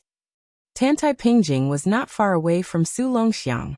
Her smile was tranquil and quiet. However, a little illusory green water droplet appeared in front of her out of nowhere. The water droplet fell down and formed two water lines. It was like a drawing of the moon, and ripples were bursting. In an instant, a big round mirror was constructed between her and Su Longxiang. The mirror was sparkling and the green water ripples were rippling. They looked at each other, and their vision was blurred. From Su Longxiang's side, he could only see the rough outline of the other party. The Qi cultivators of the Guanyin sect looked at each other in dismay. Even the highly experienced charcoal girl was extremely moved. In the final analysis, the reason why the Guanyin sect could compete with the Northern Dragon warriors of the entire Liang dynasty was actually because of two talisman weapons. The celestial painting from the painting saint of the Dafeng dynasty was to suppress Yuxiu in Jianghu. The Moonwell heavenly mirror in front of the suzerain's senior sister was to suppress all kinds of Bel spirits in the world who insisted on breaking the shackles of Tao. Both of them were favored by the Reiki of heaven and earth because of fate. However, the more powerful things were, the more they would not be controlled, and wanted to cross the thunder pool. The Guanyin sect had to suppress these two guys who were not satisfied with the gift of Tao of heaven. After Tantai Pingjing appeared in the mirror, she smiled and stretched out her hand to Su Longxiang, indicating that the young man did not need to show mercy and could just do his best. Chapter 1197. Then everyone saw Su Longxiang fiercely crash into the mirror and appear in front of Tantai Pingjing. He punched down. Most of the Guanyin sect disciples, who had never seen their sect's national weapon in their lives, let out a subconscious gasp. But then, they saw their sect master's entire body shatter like an artifact made of colored glass, turning into fireflies that filled the sky. Without any hesitation, Su Longxiang rushed to the next place. As expected, another mirror soon appeared in front of him. After he crashed into it again, Tantai Pingjing, who had broken the glass body, repeated this tirelessly. On the yellow sand ground, in the short time it took for an incense stick to burn, Su Longxiang had entered the mirror and broken the glass no less than 100 times. Every time before the body was broken, Tantai Pingjing would always have a calm smile. The fiercer Su Longxiang's attacks were, the more it set off her confidence and the profoundness of her Taoist technique. A lieutenant rode to Li Mofen's side. He was full of doubts and could not help but ask, "General, what is going on? Is that woman really a deity?" Although Li Mofen was proficient in all kinds of martial arts, and was a top expert in cavalry on the battlefield, he had never experienced the obscure supernatural powers of the Qi cultivators. He could not make heads or tails of it, but he could not put down his pride and say that he did not know in front of his subordinates. He could only pretend to be profound and said slowly, "The Qi cultivators of the North and South have their own merits. The North sect is like a big rat stealing food from a big warehouse, but what they consume is the emperor's aura. As for the group of people from Guanyin sect in the South, they focus on eating clouds and thunder from heaven and earth to nourish their spirit and qi. The strange mirror of the Guanyin sect master is probably similar to the Taoist's heaven and earth sleeve, and the Buddhist's Mount Sumeru in a mustard seed." The bearded lieutenant held back for a long time and laughed dryly. "General, you are really knowledgeable. You even know this. No wonder the general said that you are one of the top Confucian generals in our Bailiang army." Li Mofen laughed and scolded, "Get lost. After so many years of flattery, your skills have not improved at all. What Confucian general? I earned the position of the deputy commander of the Longxiang army by leading the troops time and time again. Which Confucian general is not a bastard hiding behind the battlefield and waving a fan and talking nonsense? The lieutenant said with grievance. I want to be a Confucian general. Li Mofan sneered. Look at your sloppy pig slaughtering appearance. Don't even think about being a Confucian general in your next life. On the battlefield, Su Longxiang, one's disciples of the Guanyin sect were gathered. Obviously, he used the military strategy of besieging the city. Guanyin sect master could escape, but his disciples could not. Of the Guanyin sect master, but his disciples could not. Guanyin sect master of the Guanyin sect could escape, but his disciples could not. Of Guanyin sect master could. Tantai Pingjing appeared behind Su Longxiang. With her back to the dragon elephant cavalry's fan-shaped formation, she reached out and patted the mirror in front of her. In the next moment, a mirror appeared in front of Mei Yingyi and the Guanyin sect disciples. Su Longxiang rushed past and arrived in front of Tantai Pingjing in the blink of an eye. This was a scene that went against the rules of the world and was extremely strange. Su Longxiang's stubborn nature came up. He did not rush towards the woman who did not dare to face him head-on. He turned back and continued to run towards the Guanyin sect disciples. Instead, he ran even faster. For the first time, he changed direction. His speed was so fast that people could only see a blurry figure. Then, within a radius of 1,000 feet, Su Longxiang was everywhere. This scene was very similar to the method used by Wang Xianji in the battle with Useless Monk. In the world of martial arts, as long as one reached the peak, all paths led to the same destination. There was no escape from the two words speed and accuracy. One was to take the initiative, the other was to have a clear target. Having both was equivalent to being in an invincible position and achieving victory. In the battle of swordsmanship in the world, no matter how big the differences between the two factions were, there was no objection to the two words of speed and accuracy. The peach blossom sword god Dong Tai was able to suppress all the swordsmen in the world before Li Chungang reappeared in Jianghu, because his flying sword had the reputation of flowing fire in the heavens. As time went by, Su Longxiang still could not touch a corner of the clothes of Tantai Pingjing and the disciples of the Guanyin sect. Even Li Mofan was a little anxious, not to mention the group of officers and commandants who were as rough and unyielding as the sandstorm in the northwest. They were all eager to have a try. As soon as they heard the order, they would spur their horses to charge and kill everyone, regardless of whether they were immortals or chi trainers. At this moment, a black dot in the distance was approaching steadily. Gradually, people could see the figure clearly. He came alone and stood outside the dragon elephant cavalry and the Guanyin sect. The three of them were like two horns to each other. But 1,000 dragon elephant cavalry and more than 100 chi trainers, who had the absolute advantage in numbers, could not take away the slightest bit of the man's elegance and momentum. He stood there alone, completely overshadowing the limelight of the two. The Bailiang army, which had the best combat power in the world, had always only recognized two things: the Su in General Su Zhao's name, and the means of subduing people by force. In fact, in the final analysis, it was the word force. Because the old Prince Liang, Su Shao, was the king of Bailiang, who was the pillar of the country and had great military achievements. He won his position by killing half of the young men in the spring and autumn period. Then, after Su Shao, another person from the Su family took over the vacancy left by the death of Ren Tuesday originally. Most people thought that this was a feat that even the gods could not do after Su Zhao's death. But that person did it. It was very simple. He killed Wang Xianji. At this moment, Su Fengnian was standing here. When he received the news that the Guanyin sect and the Wu family's sword mound had entered the country respectively, he naturally valued the latter more. He was prepared to personally go to the border between the two provinces to welcome them.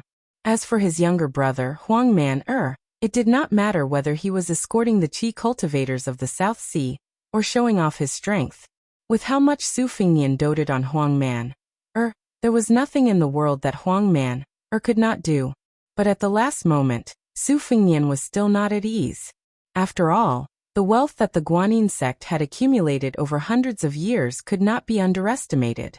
The charcoal girl's crafty tricks in Yinji County and the land pilgrimage map almost caused him, the so-called most powerful person in the world, to fall into her trap. Therefore he changed his mind halfway. He wanted to see Huang Man, with his own eyes before he went to welcome the 100 withered swordsmen of the Sword Mound. Perhaps Su Fengnian himself did not feel that there was anything wrong with looking on with folded arms. However, whether it was the 1,000 brave and valiant dragon elephant cavalry led by Li Mofen, or the 100 over Qi refinement warriors of the South Sea who were ignorant and inexperienced but had heard of his name like thunder, they all felt a kind of silent and enormous pressure. Especially those cavalry soldiers under the Su flag. They all subconsciously tightened their grip on their iron spears. They were afraid that the vassal king would look down on their invincible Longxiang army. And to the Qi cultivators, that Wang Xianji of the martial emperor city was the biggest fish that escaped the net in the world. But no matter if it was the Qi cultivators of the south or the north, they could not do anything to him. Then, with the death of the old monster Wang, this suffocating feeling that was enough to make people despair was imperceptibly transferred to the young vassal king, who dared to face this person as an enemy. This person wasn't someone who could be challenged just because they had more people. At the very least, no matter how many people there were, could they be more than the 300,000 Bailiang cavalry under his command? Tantai Pingjing turned her head and looked at the slightly abrupt slender figure in the distance. Under her eyes, there was a trace of indescribable complex emotions. Su Longxiang had already fallen into a state of madness. He lowered his head and clenched his fists. He was far from being exhausted, but he began to gasp for breath like an ancient fierce beast. His qi had traveled no less than 700 miles in an instant. This had already crossed the Dragon Gate threshold of 600 miles in the new martial arts list. Tantai Pingjing withdrew her gaze. Coincidentally, Su Longxiang turned his head and she saw the young man's red eyes. If it was just a naughty and mischievous young man's playfulness before, and he did not really want to hurt people, then at this moment, Su Longxiang really had the intention to kill. He had a pure heart.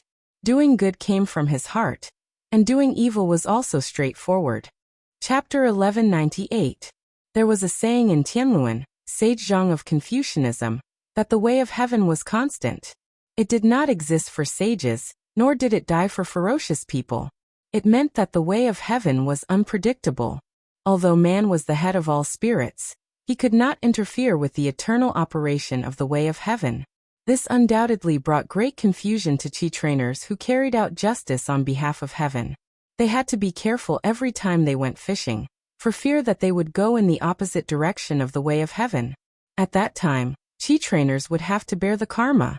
This was also why Taoist immortals who cultivated themselves alone could often ascend to heaven, but great Qi trainers often could not die well, let alone become immortals. For example, at this time, it was difficult for Tantai Pingjing to judge whether Su Longxiang was good or bad, and whether she should detain his soul into the Moonwell. In fact, in the Moonwell Sky Mirror, in addition to those recognized evil leaders, there were many famous sages. However, Qi trainers often kept the latter a secret. The reason why gentlemen were often beheaded for 5 generations was that Qi trainers were often the executioners. What sages did might be good for the common people or benefit the country, but they did not necessarily follow the way of heaven. In history, there were so many earth-shaking reforms. The common people benefited, but those who carried out the reforms often ended miserably, and even might not be reincarnated after death. As the Confucianism said, although there were thousands of people, this majestic heroic spirit was passed down from generation to generation, but it was not necessarily a blessing for the individual. However, this was precisely the most valuable thing about those scholars who helped the world. The young lord standing in the distance sneered at scholars when he was a teenager. In Gangnam-do, he even dared to ask Liang Tongxi Sword Immortal, who was now Wang Chaodong, if he could sell some benevolence, righteousness and morality. The reason why he had changed his view of scholars over the years was that he could look further and higher after reaching a high position. He had more and more respect for scholars who really cared about the world and had no regrets. Because in the world, those who had a heart were often the ones who carried the burden and staggered forward to open the way for the future generations. Wang Xianji was like that in Jianghu, and so was Sun Ping in Zhangjilu. Huang Sanjia was even more so. This kind of people, even if they were enemies, could be killed but not hated. The founding of a prosperous dynasty was always made by warriors to open the way and scholars to build the road conscientiously. Only then could the common people walk on that road happily and comfortingly. Tantai Pingjing's eyes were still filled with pity as she looked at the butcher's second son in front of her. Liang and Bailiang, one of the nominal territories, were in a deadlock. Removing the vassals was the general trend, but resisting Beimang's iron cavalry was a top priority.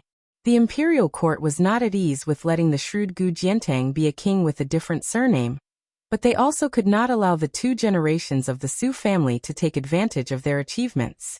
On the other hand, Su Zhao's military achievements had reached the point where no one could take credit for them. So many outrageous killings, but Su Zhao's life was tough and he stood upright. So God gave him a way out and let him die of old age. However, the old man's wife and 4 children were inevitably affected. Everyone had a rough life. If Su Jihu was not the reincarnation of ancestor Lu, Hong Shixiang, he would have died of an illness long ago. As for the remaining 3, even if Su Weisheng was not the biological daughter of Su Xiao and Wu Su, most of them did not have any enviable results.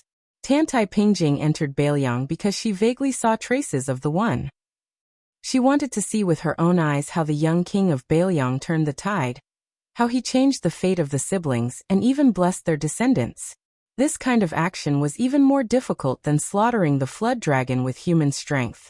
Tantai Pingjing sighed softly. Su Longxiang had also finished accumulating power. With him as the center, the surrounding sand and stones were blown away. If it were ordinary people, they would only see the momentum of the second son of the butcher. But in the eyes of Tantai Pingjing, who had hundreds of years of experience, it was the appearance of a python that almost became a dragon.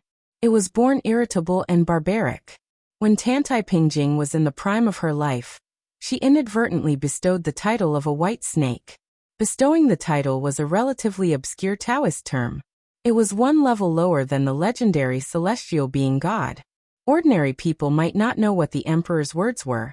The emperor's words contain the heaven's constitution and the prophecy of the Taoist immortal, but most of them had heard that monks didn't lie. They were used to nagging children after they said something wrong, and let the children spit a few times to show that they took back their rude words. This was why the words created by the sages made ghosts and gods cry. After the words were spoken, it was also unpredictable and mysterious. Tantai Pingjing did not think much at that time. She just felt close to the white snake with a tail of more than 100 feet. She prayed for the white snake to become a dragon. The huge white snake, as thick as a water tank, actually shed tears like a human. Then, it instantly shed its snake skin for the 8th time without stagnation or any pain. Her head had a flood dragon horn.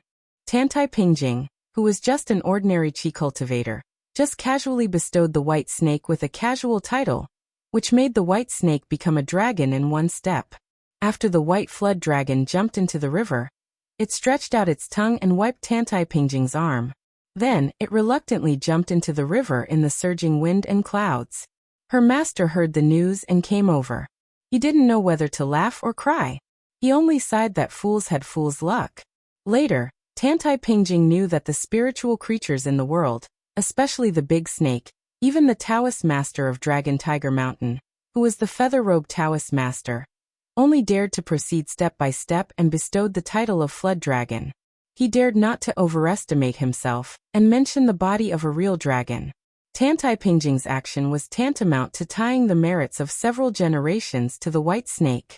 The two were closely related. If the white snake finally became a dragon and ascended, she could get a great opportunity through reincarnation. But if the white snake failed, then Tantai Pingjing would share the trials and tribulations with it, and would never be reincarnated. Even all the people close to her would be stained with evil karma. Fortunately, Tantai Pingjing's master was very optimistic about the white snake. Otherwise, once they had an evil relationship, no matter how much he valued Tantai Pingjing, he would expel this disciple from the sect to avoid a monstrous disaster that would bring disaster to the sect. Fortunately, Tantai Pingjing's master was very optimistic about the white snake. Otherwise, once they had an evil relationship, no matter how much he valued Tantai Pingjing, he would expel this disciple from the sect in order to avoid a monstrous disaster that would bring disaster to the sect. Fortunately, Tantai Pingjing's master was very optimistic about the white snake. Otherwise, once they had an evil relationship, no matter how much he valued Tantai Pingjing, he would expel this disciple from the sect to avoid a monstrous disaster. After that, perhaps only the young leader of Wudong, Li Yufu, would have such a good opportunity. At that time, a carp jumped out of the river into his arms on the bank of Guangling River, and this Taoist sat down holding the carp. "I'm Li Yufu, you and I are fated. If everything in the world can really cultivate, you and I work together to cultivate the great Tao. I only hope to see you again in a few hundred years." However, the world only knew that the Wudong leader suppressed the evil dragon of Earth Lung Mountain, and did not know such a secret. Facing the aggressive Su Longxiang, Tantai Pingjing somehow showed a trace of absent-mindedness for the first time. Even the young disciples of Guanyin sect, who were 2 or 3 generations younger than her, noticed it. This tall woman, who had already reached the realm of returning to her original state, but deliberately kept her appearance in her 30s, suddenly felt a little sad. She thought of her master, the man who was always difficult to look up to. When they stood together in the past, she was always taller than her master. When her master wanted to talk to her, he had to raise his head. Every time at that time her master, who was omniscient and omnipotent in her impression, would feel a little helpless. Before her master disappeared without a trace and left her, he had a catchphrase, "You silly big guy." Back then, after her master had passed away, she had deduced from a few words from an elderly elder that her master was probably a lucky person who had seen through the mysteries of heaven several times. When luck was up, he would live, and when luck was down he would leave. However, Tantai Pingjing did not deliberately guess which secret figure in history he was, let alone dare to deduce. This was also a taboo for venerables. At the moment, Su Longxiang's straight collision interrupted the reverie of the training Qi master, which made Tantai Pingjing angry for no reason. This was something that even Xie Feiyu, a Confucian scholar in Sichuan, could not do. Tantai Pingjing quickly raised her hand, and lifted the mirror that even the founder of Guanyin sect did not know the exact origin. She wanted to teach this young man a lesson. A woman's mind was like a needle at the bottom of the sea. Even Tantai Pingjing, who was equal to an immortal, could not escape from the stereotype. At this moment, a cold voice sounded in everyone's ears. "Huang man, fighting with you Qi trainers is almost the same as civil officials and military generals who insist on comparing merits. It's boring." The next moment, a figure rushed through the moon-well sky mirror before Su Longxiang and walked to Tantai Pingjing. When he broke the mirror, there was no ripple on the moon-well sky mirror. But after passing through the mirror, the water ripples jumped happily. It was like an old object meeting an old owner. The mirror was not like a mirror, but like the broken moon in the well. Su Fengnian came to the front of the unusually tall Guanyin sect master. He had to raise his head slightly to look at her at the same level.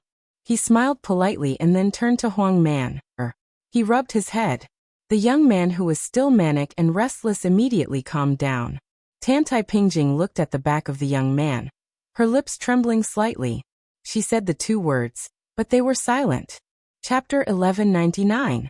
If it was said that the Guanyin sect did not take Su Longxiang seriously, but after Su Fengnian personally came here, the atmosphere clearly showed signs of leaning towards the local tyrant.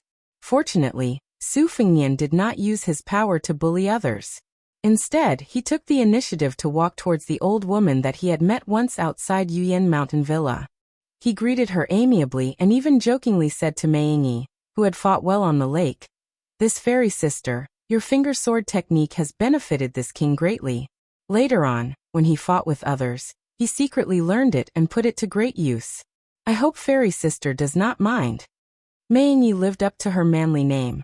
Facing this powerful vassal king who had stirred up the Jianghu in the imperial court, she did not have stage fright. However, her smooth and creamy cheeks still had the redness of a beautiful woman. Her voice was soft but not seductive. She jokingly said, "It is Mei Yingyi's honor to be able to enter the king's discerning eyes with my insignificant skill. However, I have a bold request. That is, if the king has the opportunity to fight with others in the future, before you use the upper finger sword technique, you must first say that this is the unique skill of Mei Yingyi of the Guanyin sect of the South Sea. Su Fengnian could not help but laugh. This is possible. To be honest, this king had half a master before, the sword Jiuhuang. You should have heard of this before. At that time, this king had not yet learned martial arts and the blade. He thought that when he went to Jianghu and fought with others, no matter what, as long as he could make the name of this king appear, then this king would be able to brag and flatter to various heroines. Therefore, this king and fairy sister are the same kind of people. Can we be considered as heroes who appreciate each other? Mei Yingyi covered her mouth and smiled. She did not enthusiastically agree with anything. Instead, she carefully controlled the situation and did not dare to climb up the pole. If she really thought that these big shots who held authority were merciful bodhisattvas, it was hard to fathom a ruler's heart. Accompanying a ruler was like accompanying a tiger. She was just a small character. Maybe one day she would be eaten until not even her bones were left, and they would still complain that it was not enough. However, Mei Yingyi was overjoyed to have the king of Bailiang address her as Sister Fairy. She didn't try to hide the joy on her face. Su Fengnian turned his head and looked at a certain young Qi refinement warrior, who was sneakily hiding behind his senior brother. He smiled and said, "Why? Can't you recognize this king who has changed his hair color? Back then, you were very arrogant. Once you saw this king, you would casually sit on the river." The young man's face turned red. He walked out from behind his fellow disciples and bitterly said, "To be able to exchange blows with Wang Ye, I have no regrets in this life. Even if Wang Ye wants to beat or kill me today, I, Su Qingxing, will not complain at all. I won't dare to retaliate either." Su Fengnian smiled and said, "Oh, you're from the same family. Then I really have no reason to fight with you. Now that you're in Lu province, don't treat yourself as an outsider. If you need any heavenly materials and earthly treasures that Bailiang has, feel free to ask. For the sake of our family, this king doesn't have the face to hide anything." The young man chuckled and said, "Then I won't treat you as an outsider. When the time comes, if Wang Ye is stingy, I, Su Qingxing, will run to the entrance of the Wang Ye residence and make a scene." Su Fengnian nodded and dismissed it with a smile. The girl who sold charcoal fiercely turned her head and rolled her eyes. She increasingly disliked this treacherous fellow who had a honeyed mouth and a sword in his heart. After that, Su Fengnian asked for a warhorse from the Dragon Elephant Cavalry, and symbolically sent this batch of Qi cultivators from the South Sea for a period of time. Riding side by side with Tantai Pingjing, the sect master of the Guanyin sect, who had already completely recovered her calm state of mind, asked indifferently, "When will the Beimeng army go south?" Su Fengnian also did not treat this as a military secret that could not be divulged. He said frankly, "Some small-scale battles will be very fast. At the beginning of the year, they were stunned by my younger brother's 10,000 Dragon Elephant Cavalry. The new king of the South Yard, Dong Zhuo, and the Empress of Beimeng should not be able to swallow this grievance. Even if they can, in order to appease the army, they urgently need a hearty victory to make a good start and get a good omen. However, as for which border of the three provinces in cool and flowing, Beimeng is also not sure. They can only cope with all changes by remaining unchanged. Sect Master Tantai, you want to use this to accumulate merit. This king also needs you to give blessings to the fallen soldiers. I hope that both of us can." Tantai Pingjing smiled and continued the topic. "Happy business." Su Fengnian was stunned for a moment. This does not seem like something that would come out of the mouth of an otherworldly expert like Sect Master. What followed was a natural long silence. Their identities and ages were as different as heaven and earth. It was really difficult to find a topic to exchange pleasantries. Before leaving, Tantai Pingjing finally said something irrelevant. "My late master once set foot in the Jianghu of the Central Plains twice. The first time was to go to the demon-slaying platform of Dragon Tiger Mountain to discuss Taoism with immortal Qi. The second time was to find the whereabouts of a white flood dragon. My late master once left behind a will. That white flood dragon was different from the common river boas. It did not follow the river into the sea but swam upstream. My late master only calculated that the white flood dragon swam to the gate of hell, and then disappeared. Su Fengnian sat high on the horse without holding the reins. He folded his hands in his sleeves and said with a smile, "Sect Master Tantai, are you guessing that the white flood dragon sneaked all the way to Bailiang?" This king casually asked. The common people worship the flood dragon as deities. But Yuchi cultivators, especially sect master who has achieved the Tao, can hunt and kill the flood dragon. Why do you care about the whereabouts of a river flood dragon that has not yet turned into a dragon? Could it be that there is a reason behind this? If it does not involve the private affairs of the Guanyin sect, can you tell me something? Tantai Pingjing shook her head and said in a stiff tone, "This has nothing to do with the situation in Bailiang. I have no comment." Su Fengnian did not force her, nor was he interested in getting to the bottom of the matter. He just smiled and did not take it to heart. The 1,000 Dragon Elephant cavalry under the direct command of Li Mo Fan did not continue to escort. Su Fengnian returned the warhorse to the ordinary cavalryman and sat behind his younger brother Su Longxiang, who was his coachman. Obviously, his fellow soldiers were very envious of the guy whose warhorse was sat on by the young lord. The horseman also regarded it as a great honor and had a complacent look on his face. After the bearded lieutenant approached, he patted the horseman's head and scolded with a smile. "Motherfucker, you brat, don't be so sentimental and ask me for your military merit in the future." Although the cavalryman was not very old, he was a veteran of the Longxiang army. Last time, he had cut off the head of a northern barbarian. At that time, he only used it as the head of an ordinary Beimeng cavalryman to calculate his military merit. Later on, from the news that spread from Beimeng's southern court, he found out that the fellow was a member of the royal family with the surname of Yelu. Although he was only a branch of Yelu and could not be considered the purest descendant of the royal family, according to Bailiang's military law, he should at least be a lieutenant. This brave soldier was not convinced and ran to the bearded lieutenant every 2 to 3 days to ask for his military merit. In fact, everyone knew that being a lieutenant was secondary. The main reason was to take the opportunity to squeeze the wine out of the lieutenant, who loved wine like his life. This time, when the prince wanted to borrow a horse, the lieutenant had a bright idea and gave this opportunity to that brat. He thought that he should let go of the few remaining jars of wine, right? Unexpectedly, the cavalryman glared at him and said, "Lieutenant, let me say this first. This is a different matter. If you dare to go back on your word, do you believe that this subordinate will not report this matter to the prince?" Report this matter to the prince? None of the soldiers around the cavalryman felt that there was anything wrong with his words. In our Bailiang, the king of Bailiang was the rightful emperor. He only lacked a dragon robe and a dragon throne. It was just that our prince did not care for those two things. The bearded lieutenant gritted his teeth and said, F***K, don't talk nonsense with this old man. Today, I'll make things clear to you, brat. When we go back, I'll give you an entire jar of wine. How about it?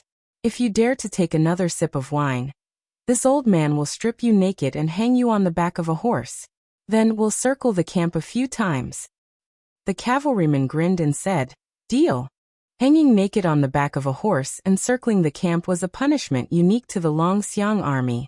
As long as it was a native of the Dragon Elephant cavalry, including the 2 vice-generals, Li Mofan and Zhang Lingbao, almost all of the rebellious fellows had had a taste of this before. A wily old fox who was so unlucky that he had died 8 times was proud of it. He always liked to say to the younger generation in the army that the taste was so memorable that it was even more satisfying than riding on the bed. Of course, there were not many who were willing to believe it. Li Mofan looked at the carriage and hesitated a bit. In the end, he had his personal soldiers pull back a bit. Su Fengnian turned around and lifted the curtain to look at the bright red talisman armor. It was hard to tell if it was in a standing or sitting position. When no one was wearing it, it was still half the height of a person. It stood alone in the carriage and emitted a bone-chilling aura. After Su Fengnian had collected 5 sets of talisman armor, he strictly ordered the 2 Mahis masters at the back of Mount Qingliang to forge a new set of talisman armor. This was to ensure that his younger brother, Huang Manor, would have something to rely on when charging and breaking through enemy lines in the future. At the same time, it was to forcibly imprison Su Longxiang's higher realm. Su Longxiang did not feel good every time he put on the talisman armor. It was no different from a kind of torture. However, as long as it was something his older brother, Su Fengnian, wanted him to do, he would never ask why. Back then, Su Xiao used both the carrot and the stick, but he was still unable to make his youngest son apprentice to the old celestial master Zhao Shituan, and then go to Mount Longhu to learn martial arts. Su Fengnian returned after 3 years of traveling, and a simple sentence was all that was needed. Not to mention the imperial vassal Wang family. Even between brothers of ordinary landowning households, there were all kinds of differences. If it wasn't a struggle for status, then it was a struggle for seniority. How could it be like the Bailiang Su family, where brothers would go on blind dates? Chapter 1200. After Su Fengnian became the king of Bailiang, he first had to subdue the civil officials, pacify the border army, and fight against Wang Xianji. He never had a chance to talk to Huang Manor, or rather, he never knew how to talk to Huang Manor. After Huang Manor was enlightened, he calmed down and had his own ideas.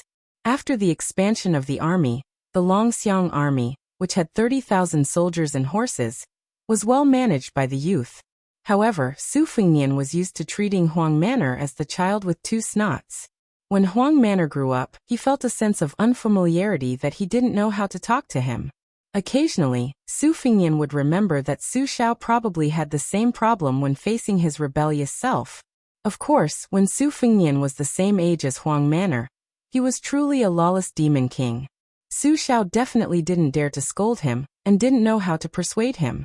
Although after the Wang Fei passed away, as the general, he was both a father and mother. In the end, he was still a rough man. Leading troops to war and governing the army didn't make sense, so he just fought until they were convinced. However, when it came to the eldest son, how could he be so carefree? Su Fengnian looked at the yellow sand that was even more barren than Liangzhou. He smiled and asked softly, "Huang Manor, did you miss your father?" With his back to his brother, Su Longxiang nodded vigorously. Su Fengnian continued, "Speaking of our mother's early death, outsiders all say that it was to give birth to you, the result of exchanging a life for a life. In reality, logically speaking, mother's lifeline was left behind by the white clothes case. If Su Xiao didn't have me, the eldest son, or us 2 sons, he would definitely be able to live out the rest of his life as a king with a different surname. After death, his posthumous title would be extremely honorable, and he definitely wouldn't be that bullshit Wu Li. So you, the younger brother, would never be the one to say sorry to our parents. I also know that Su Xiao has always been biased. You and my 2 sisters are not as good as me." Su Longxiang held the reins and didn't say anything. Su Fengnian leaned against the wall of the carriage and looked at the sky that was higher and wider than anywhere else in Liang. He said softly, "Su Xiao is actually very good to us, to the point that he can't be any better. Except for my 2 sisters, I am the older brother and you are the younger brother, so it's different. But this isn't because Su Xiao is really biased. He doesn't feel sorry for you and your 2 sisters. But he was a boor who joined the army to kill enemies at the age of 14. How could he know the difficulties of his children as a father? After Su Xiao left, in order to deal with Wang Xianji, I went into an out-of-body state. That was how I saw Su Xiao when he was young. Not as impressive as he was after he went to Bailiang. I saw Su Xiao standing outside the Grand Council office without bending his back or crippling his legs. It rained for an entire night, but those powerful officials closed their doors and refused to see him. They refused to give a single soldier a mouthful of food. Su Xiao stood like that for an entire night. After winning a battle, Su Xiao sneaked to the battlefield where the corpses of the soldiers did not have time to be dragged away. He squatted there and whimpered. It was not at all like after he had us. He said that he would be unstoppable wherever he pointed his troops, and he would be like a tiger swallowing tens of thousands of miles. I also saw Su Xiao's downfall after he became a general. He had to share hard buns with Master, Zhao Chongling and the others.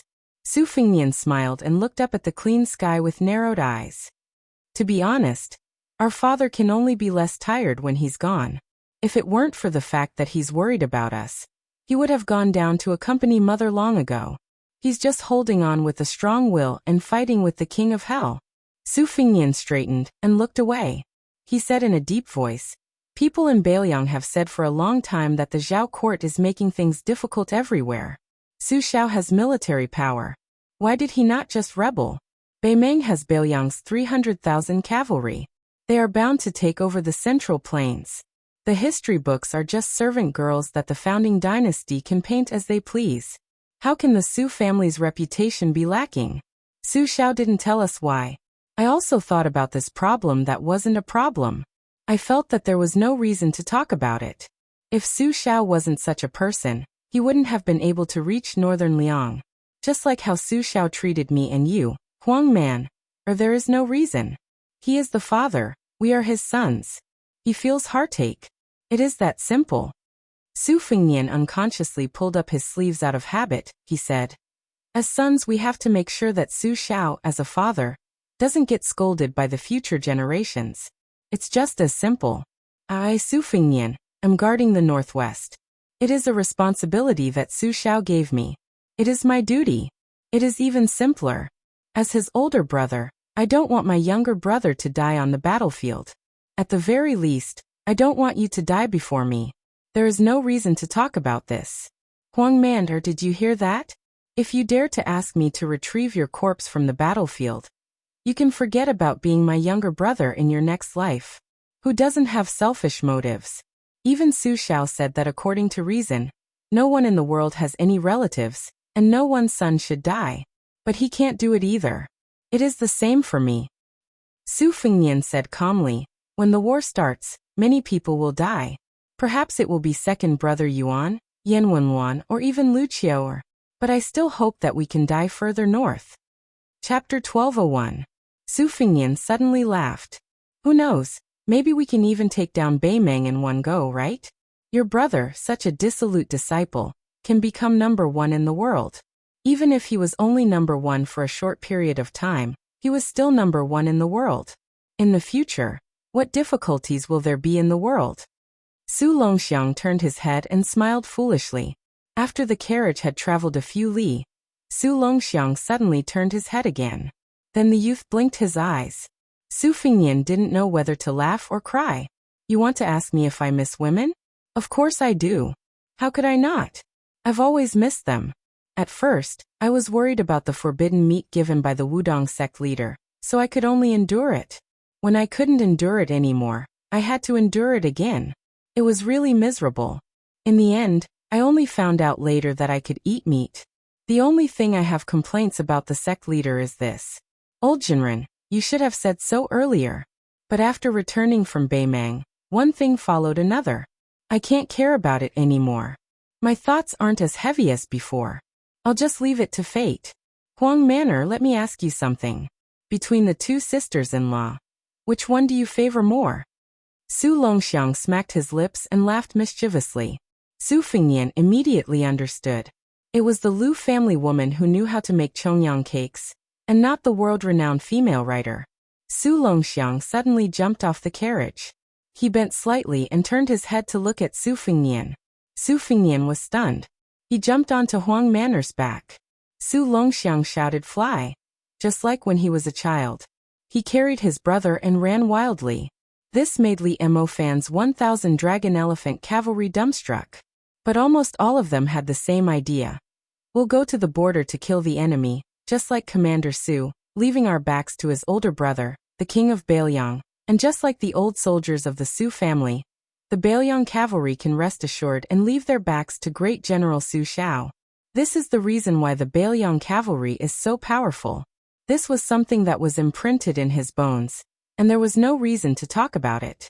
Moreover, who said that the young king of Bailiang was not as good as the villain Chen Jibao? The bearded lieutenant turned his head to look at the young rider who had been grinning from ear to ear all the way. He urged his horse to come to Li Mofan's side and said softly, "General, I don't know what loyalty and righteousness are. Those are all words that scholars like to say, but I think." Li Mofan interrupted his subordinate's words. He raised his horsewhip and pointed at the two brothers in front of him. He said in a low voice, "What, you want to show your loyalty? Well, the commander and the king are in front. Go tell them yourself. In any case, I don't like scholars like you, and I don't like people who use their mouths to fart. A few years ago, you were one of the people who said that they wanted to go home and buy a big house so that they could enjoy their wives." The lieutenant's skin was dark, and his face was not red.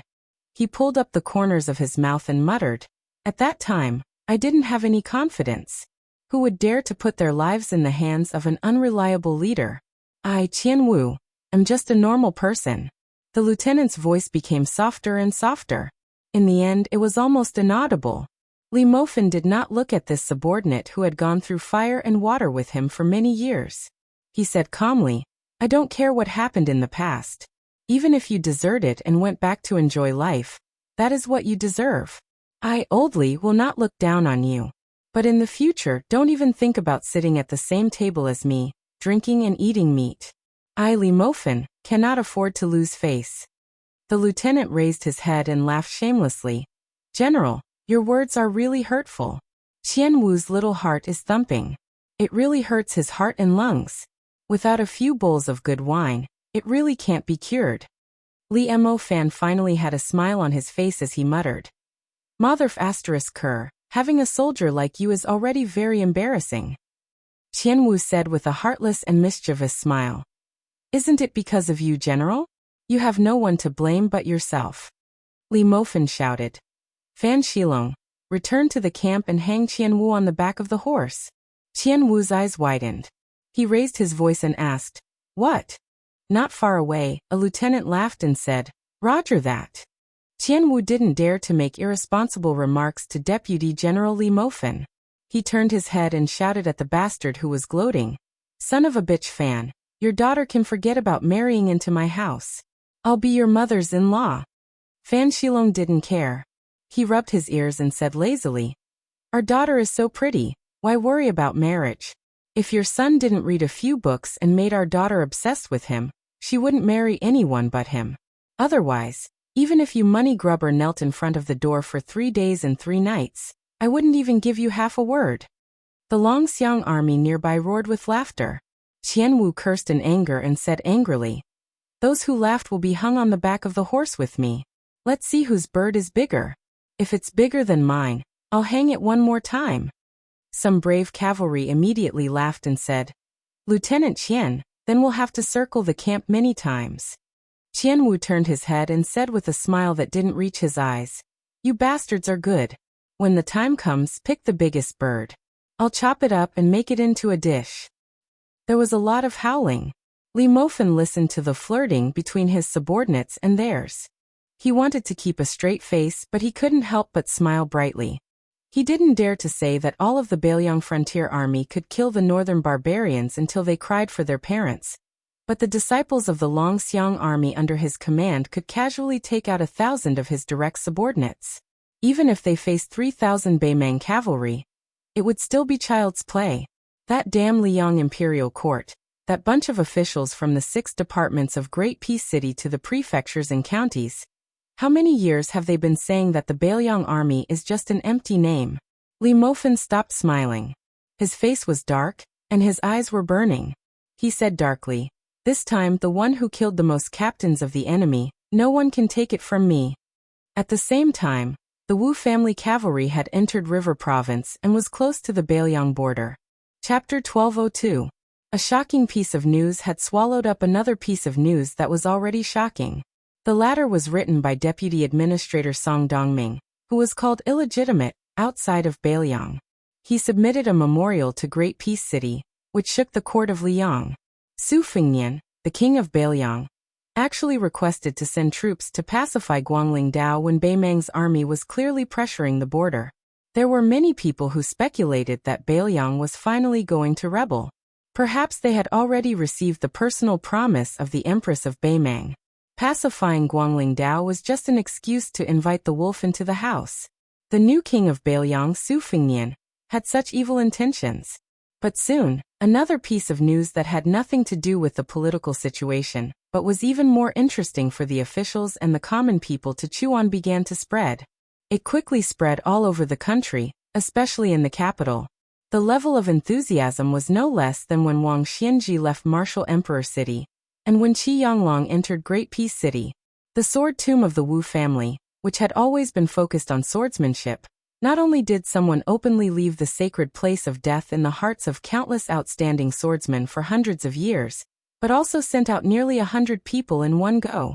The sword tomb of the Wu family was a place of death, because if the swordsmen of the world wanted to truly make a name for themselves, they had to go through the Wu family and compete with the Wu family, or their sword slaves. Only those who could walk out of the sword tomb with a famous sword from the sword tomb could be considered accomplished in swordsmanship. Even the previous leader of the Dongyue sword pool, Song Nianqing, lost to Wang Xianji in his youth, and caused the reputation of the Dongyue sword pool to plummet. The real opportunity for the Dongyue sword pool to return to the pinnacle of the martial arts world was when Song Nianqing went to the sword tomb in his prime and returned safely. Even if he did not pull out a famous sword from the sword tomb, he still helped the Dongyue sword pool rise again. Although there were people close to the sword pool who often said that Song Nianqing's return meant that his swordsmanship was better than the Wu family's, most people only treated it as a joke. Song Nianqing had never said such words in the latter half of his life. The Wu family had been famous for 800 years, and could be traced back to the Great Qin dynasty. After that, there were several great dynasties that sought to dominate the Central Plains. For example, the number one swordsman from 600 years ago was the Wu family's sword crown, Wu Chang, who had dominated the martial arts world at the age of 31. The number one swordsman at the founding of the Great Feng dynasty was still the leader of the Wu family, Wu He. It was rumored that on his deathbed he laughed and said, "I've waited for 60 years, but there is still no sword in the world." It was enough to show his pride and confidence. Therefore, no one in the martial arts world could deny the fact that no matter how many swordsmen there were in the world, there were only two sword forests. One was the Wu family, and the other was for all swordsmen outside of the Wu family. There were sword geniuses who were famous in every generation of the martial arts world. Every 100 years, there would be countless new talents of the martial arts world and experts who believed that their swordsmanship was unparalleled in the martial arts world, who would go to the Wu family to prove themselves. They wanted to prove that the Wu family's swordsmanship was inferior to the world's swordsmanship. However, except for a very small number of swordsmen who succeeded in their swordsmanship and retired, the vast majority would remain in the sword mound as slaves of the Wu family for the rest of their lives, practicing the legendary sitting sword technique and withered sword technique. After the Wu family set down this extremely unreasonable and harsh rule, only a few people left the sword mound, and all of them were top-notch swordsmen who had made a name for themselves when they returned to the martial arts world. As a result, the Wu family's sword mound was said to be a land of death for swordsmen. However, it was normal for the Wu family to become the holy land in the eyes of all the swordsmen in the world. The Wu family had passed down their legacies and collected their treasures. Their famous swords had already been piled up into mountains, and they had countless rare and unique sword manuals that had long been lost. If they could retrieve any sword or manual, not only would they be able to benefit from it for the rest of their lives, entering and exiting the sword mound was also a shortcut for a swordsman to climb to the top of the sword forest overnight. 200 years ago, the Wu family had defeated 10,000 cavalry with 9 swords, greatly damaging the vitality of the sword mound.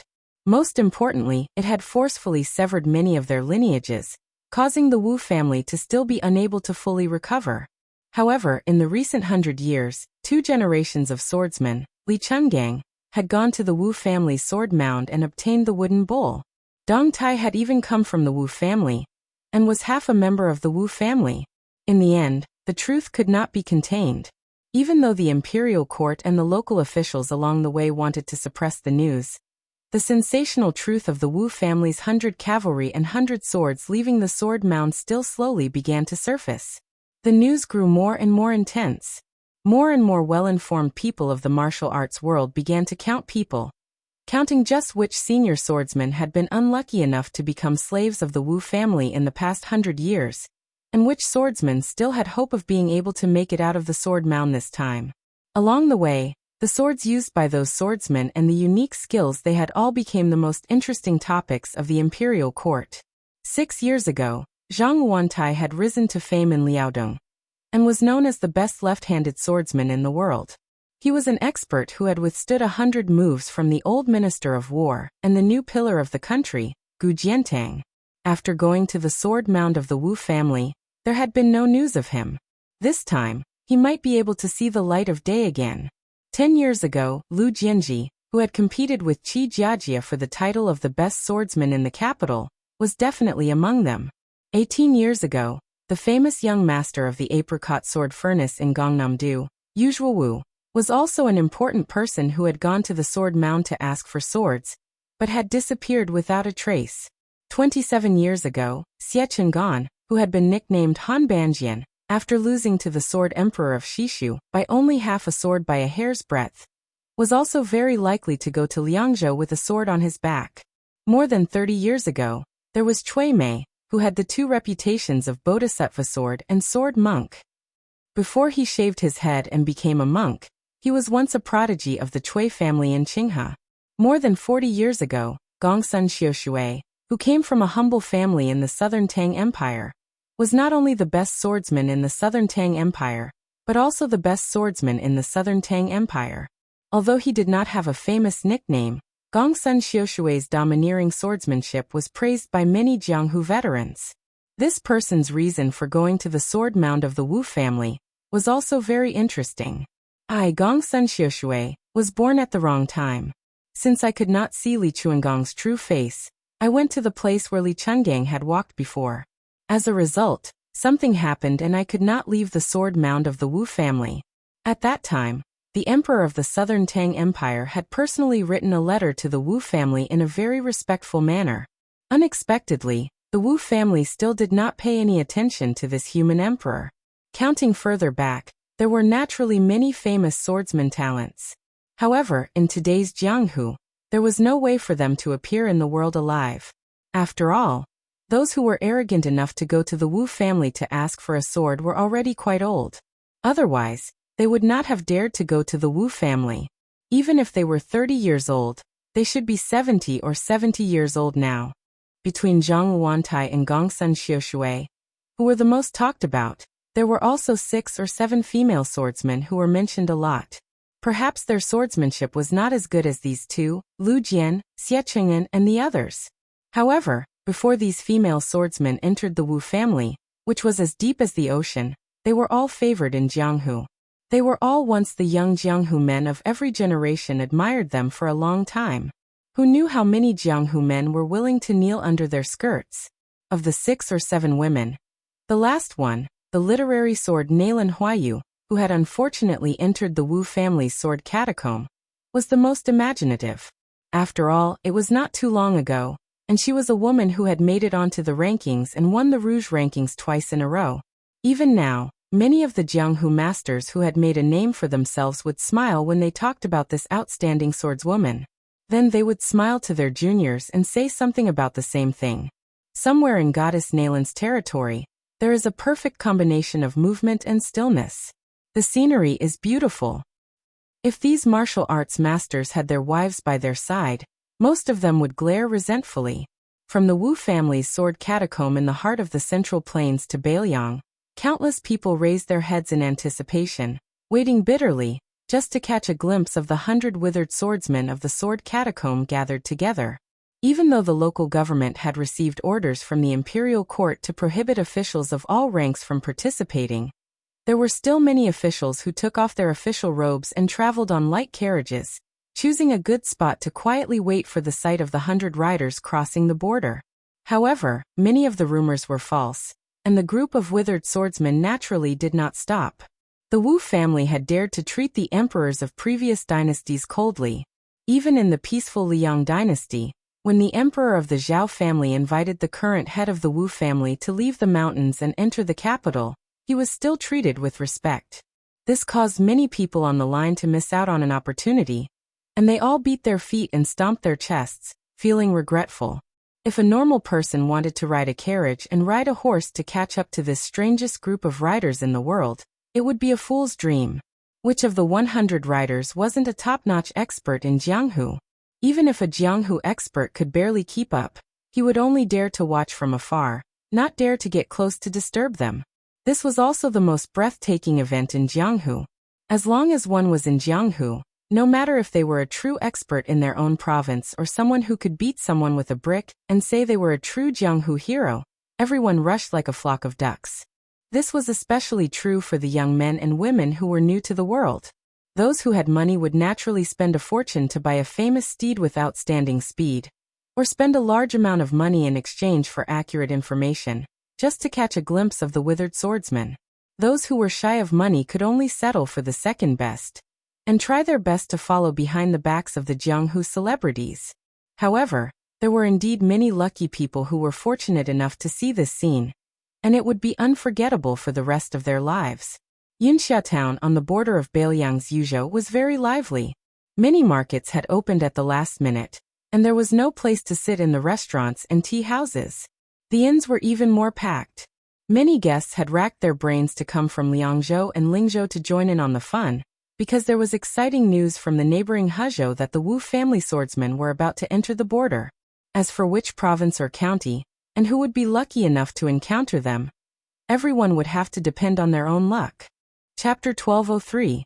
In an unknown inn in Yinxia town, there was a young man and woman who looked like a master and servant. The man's appearance could be considered decent, but he didn't look like a child of a rich family. Otherwise, the servant girl wouldn't be blind with her eyes closed. She also didn't have any good looks, but she carried a sword on her back. It was probably a piece of junk that was casually made by a shoddy blacksmith, and wasn't worth much money. The inn, from the shopkeeper to the waiters, didn't even look at them. They were all busy staring at those rich young masters and young ladies. These people with a bit of power and influence were the only ones who could afford to spend money. If it weren't for the group of old men from the Wu family's sword tomb, who would be willing to stay in this inn that didn't have anything to show. If it weren't for the young man's persuasion, the shopkeeper would have already kicked the master and servant out of the inn after paying the deposit. There were only a dozen or so rooms in the inn. Including the side rooms that were hurriedly cleaned up, there were less than 20 rooms. It was a matter of who would stay in the inn. The shopkeeper was kind, and in the end, he endured the heartache and didn't kick the two poor fellows out of the inn. However, he wasn't willing to look at them. Every time he looked at them, it was like watching a few taels of silver slip away from his hands. It was too infuriating. Today, the young master and servant pair had already occupied the table by the window on the first floor of the inn. To put it bluntly, they were trash that occupied the toilet but didn't want to take a dump. They also didn't order any wine, and only ordered hot tea that cost the least. The waiter's face was cold as he slammed the plate of food that came with the tea onto the table. His voice was not soft as he muttered to himself, "Tea, it's tea every day. Our inn's guests who drink tea every day and don't drink wine are really unique." The young man in green robes pretended to be stupid and laughed. The servant girl with the broken sword on her back was probably blind and deaf. In any case, she was indifferent to anything that was said. After the waiter walked far away, and went to a table of rich guests to serve them as if they were his ancestors, the young outsider curled his lips. After seeing so many people, I feel that when bushing is the most suitable. Sigh, I really don't understand this world. The woman sitting quietly across from him didn't say a word. If a woman with outstanding beauty was so demure, she could be seen as a lotus flower by men. Unfortunately, her appearance was ordinary, and in the eyes of others, she could only be seen as rigid and boring. The young man who shared the same table with her did not seem to find the woman in front of him boring. He said to himself, "Cui Hua, after we left home, we walked from the north to the south, and then from the southeast to the northwest. We have walked for more than 10,000 miles, but I have been eating that jar of pickled vegetables that you pickled every day. I really want to change my taste a little bit. Really, I just have that little thought." The woman with the vulgar name suggested in all seriousness, "How about we make some pickled cabbage and pepper?" The young man said bitterly, "Isn't that still pickled cabbage? But I can't eat spicy food." The woman thought carefully for a moment and asked, "Stewed meat with pickled vegetables?" The young man swallowed his saliva and said awkwardly, "It's good, but we can't afford meat." The woman gave a faint "oh," and didn't say anything else. This wasn't a problem that she wanted to think about, so she didn't think about it. She had always been like this. The young man didn't continue to dwell on this problem. It was a habit that had become second nature. In fact, he didn't get tired of eating pickled vegetables. It was just that she didn't like to talk. He just wanted to find an excuse for her to talk to him. Wu Luding felt that he would never get tired of eating pickled vegetables in his life. From the first day he saw her and ate her pickled vegetables, he never doubted this. After all, the pickled vegetables she pickled at that time weren't bad, but they were really hard to swallow. But after that, day after day, year after year, for more than 10 years, her culinary skills became better and better, and she became more and more skilled. In the eyes of Wu Luding, the current sword crown of the Wu family's sword tomb, there was nothing in the world that made him happier than this.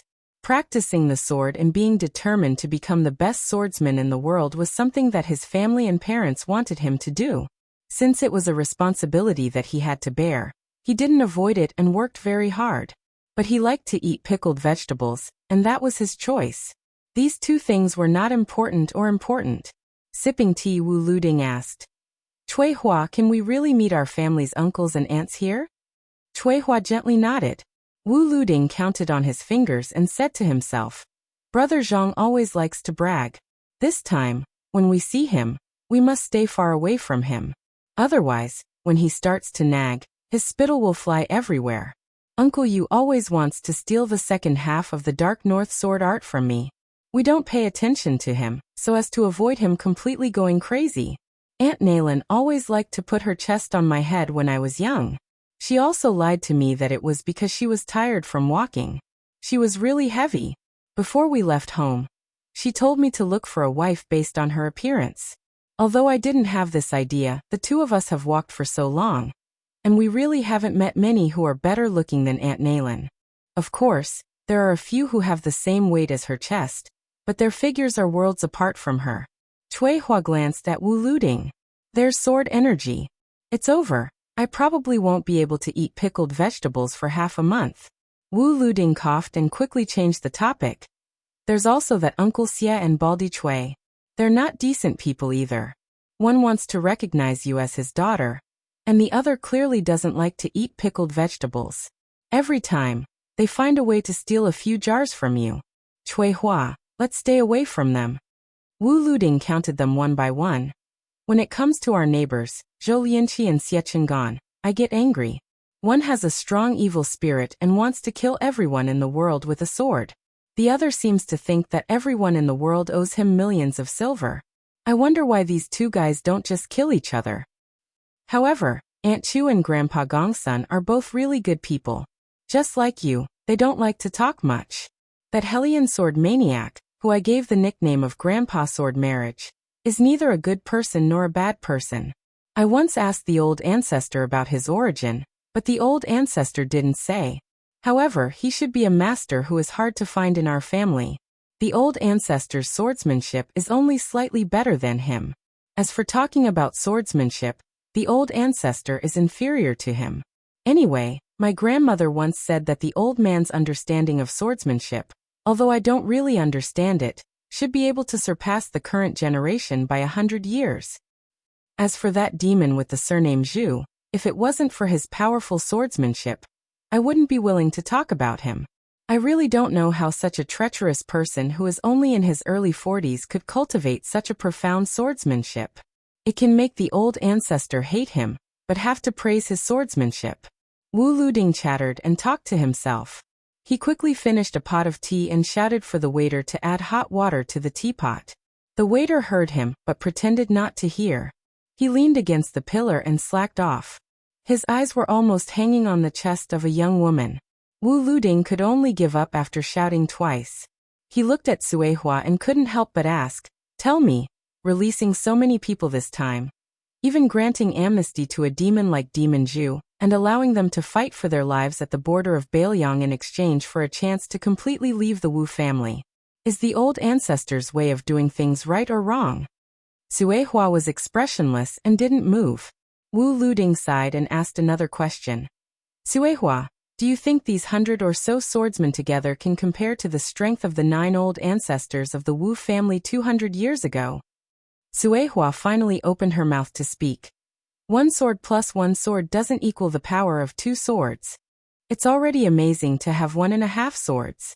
The 9 swords of the Wu family ancestors who rushed to Beimang at the great cost of having half of the people fall into certain death, before the battle even started.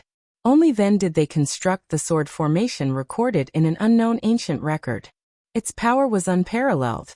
Even if the current world is led by the peach blossom sword god Dong Tai, Wang Xianji's eldest disciple Grumyu, Tai and cities Qi Jiaj, Tangxi's sword Saint Lu Baijia, and Longhu Mountains Qi Xianxia, it's a total of 9 people. Even if their realms are much higher than the 9 ancestors of the Wu family, in terms of killing power against tens of thousands of cavalry, they may not be much higher. Chapter 1204. Wu Luding actually didn't take it to heart, but he was pleasantly surprised to hear Cui Hua say this in one breath. Cui Hua had obviously seen through his thoughts, and very quickly went back to her silent meditation. Wu Luding sighed, and rubbed the stubble on his chin with the palm of his hand. Don't talk about the number 1 swordsman in the world. I'm afraid I can't even be considered in the top 5 right now. Even the top 10 is a bit uncertain. But the old ancestor has made such a big move, I'm too embarrassed to drag you up there. Cui Hua, I'm very depressed right now. The last sentence was something that Wen Bushing, who shamelessly freeloaded on food and drinks in the small house in Great Peace City, often said often. In fact, Wu Luding missed the word crotch, but after Wu Luding followed suit, he couldn't eat pickled vegetables for 2 to 3 months. From then on, he only dared to say now and not crotch. Cui Hua didn't want to talk, and Wu Luding also felt indescribably sad. For a moment he, the sword crown of the Wu family without a sword, and the female sword attendant, who was carrying the Su of Gojoseon, on the other side of the table, both became silent. There were about 10 tables on the first floor, and they were all dressed in bright clothes and looked very rich. It was said that Bailiang was poor, but just like other places in Liang, there were actually quite a few rich people. The guests of these inns were all talking loudly without stopping until they shocked people to death, or they were pretending to be experts and talking nonsense. It wasn't that so-and-so beside them had once known so-and-so, and that so-and-so behind them was a great swordsman who had successfully entered the sword catacomb and retreated. It was just that their words were noisy, and everyone agreed with each other. There were also many people who were startled. In fact, everyone was well aware that if someone really knew a top Jianghu swordsman, who would be willing to stay and drink in this kind of inn. Even more so, no one would have thought that not far away, there was the sword crown of the Wu family, whose name had already shaken the north and south of the river, as well as the female sword attendant, who carried the second most famous sword in the world on her back, and understood Li Chuangong's 2-sleeve green snake. Even if Wu Luding announced his identity and background, no one would be willing to believe him, nor would they dare to believe him. In the eyes of everyone present, if you were really Wu Luding, you wouldn't have the face to come out and mingle in Jianghu without more than a dozen experts to serve you tea, give you water, massage your shoulders, and massage your back. How could you even boast that you were the one and only sword crown in the world? Therefore, it must be fake. About 2 hours later, the entire Yunxia town was in an uproar. The 100 cavalry from the Wu family's sword tomb really passed by here. Cui Hua stood up and reached out to her back, gently pressing down on the Su of Gojoseon ancient sword. Originally, the Wu family cavalry was going to circle around the city according to the rules, but under the leadership of a leader surnamed Wu, they changed their minds at the last moment, and made an exception to pass through the city. 100 riders entered the streets of Yunxia town. Only the sound of hooves could be heard. There was no noise at all. Every one of them had the same haggard look on their faces. The oldest had a head full of snow, and the youngest was a man and woman in their 40s. Everyone had a sword on their back, but only one sword. Without exception, no one had a sword on their back, nor did they have a sword sheath to hide it. If you break into my Wu family, your skills are not as good as mine, and you will be my Wu family's sword slave for the rest of your life. This was the rule set by Wu Tsang, who became the strongest person in the world at the age of 31.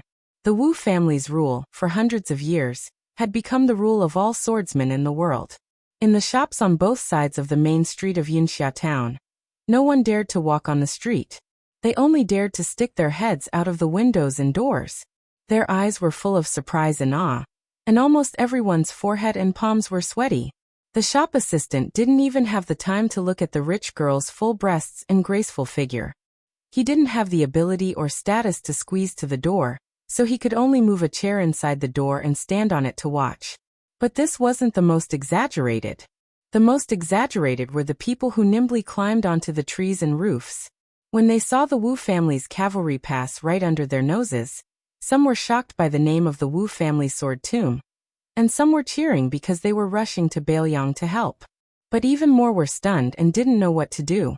When the group of one man, one sword, and one horse stopped for no reason in front of the inconspicuous inn, the people at the entrance were so frightened that they retreated in panic. Many of them fell to the ground and scrambled back into the inn with their hands and feet. As a result, Wu Luding and sword servant Cui Hua finally made way. When the shopkeeper and the shop assistant saw the second and third riders of the Wu family dismount and make way for the young master and servant, their minds were filled with paste and they were completely scared silly. The shop assistant who had been giving the master and servant a hard time these past few days fell to the ground with the stench of urine all over his body.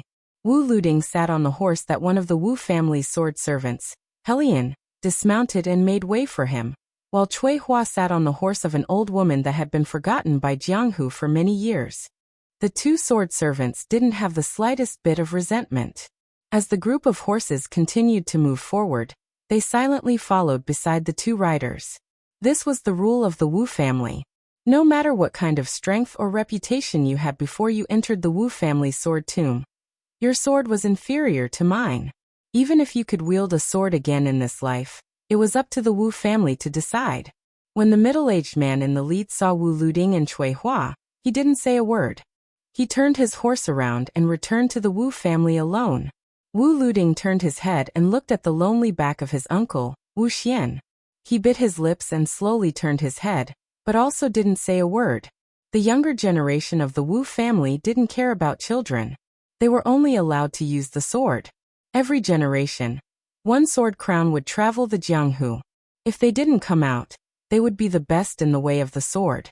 Otherwise, they wouldn't be allowed to return to the Wu family when they were alive, and they wouldn't be buried in the Wu family after they died.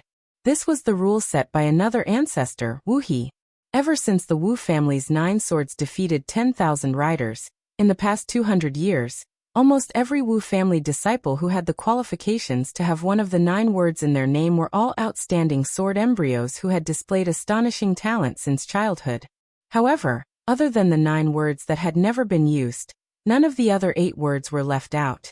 But strangely, other than Wu Luding who had the 6 words in his name, Wu Xian, who had been defeated by Wu Su who later became the king of Bailiang's concubine. Thus, the sword that should have been known by the world was destined to be unknown for the rest of its life, just like its owner.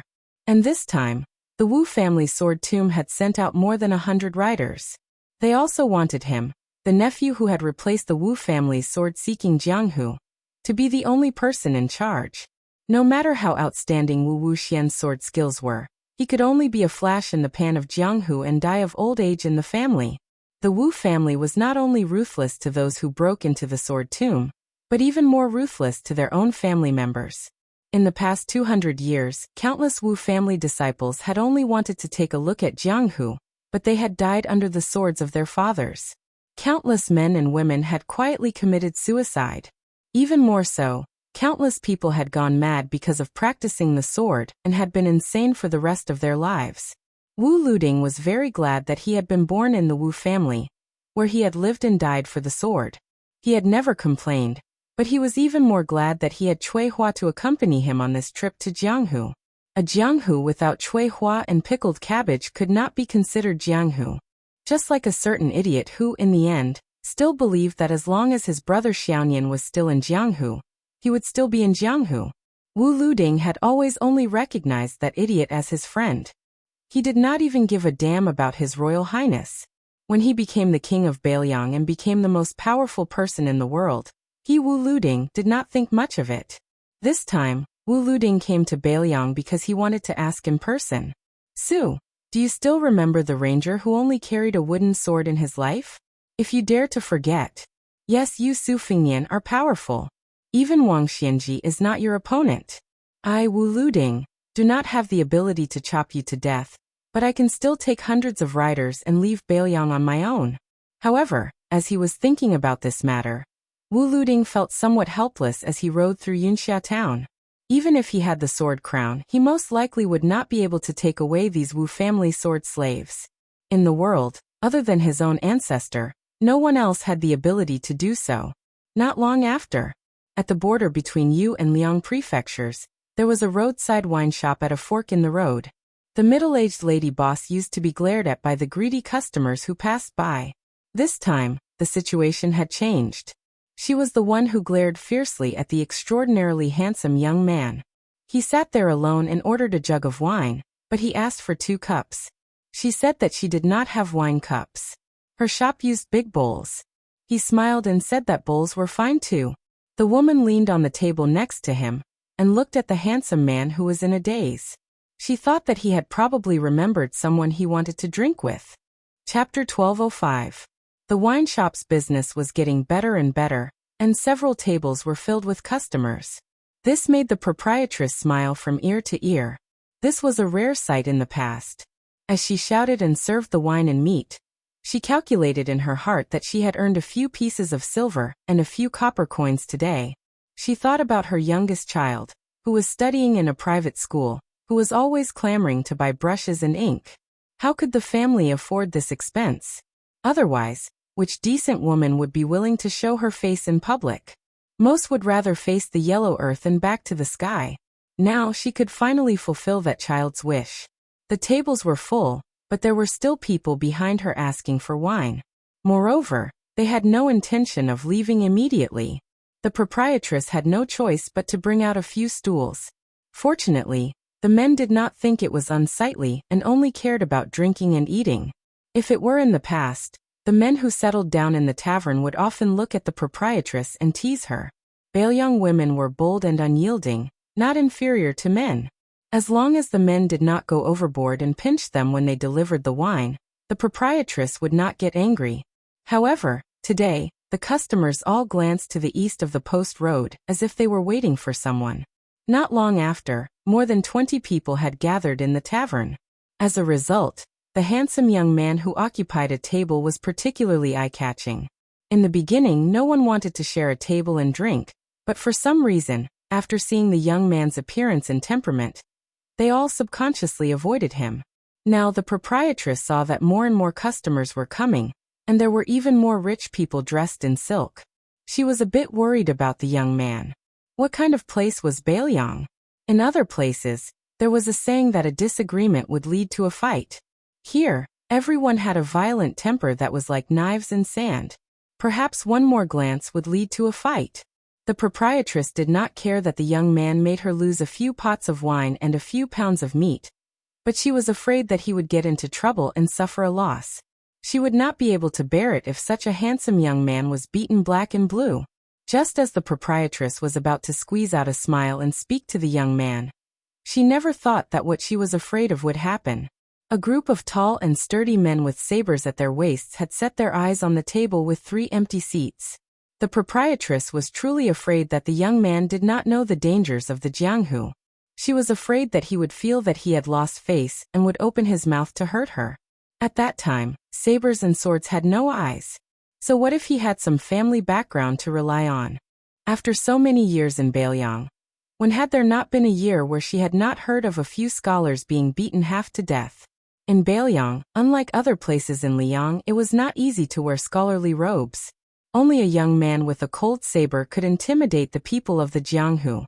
However, the proprietress had also heard that it seemed that the young king of Baelyang had issued an imperial edict. Nowadays, even the children of generals did not dare to privately wear cold sabers.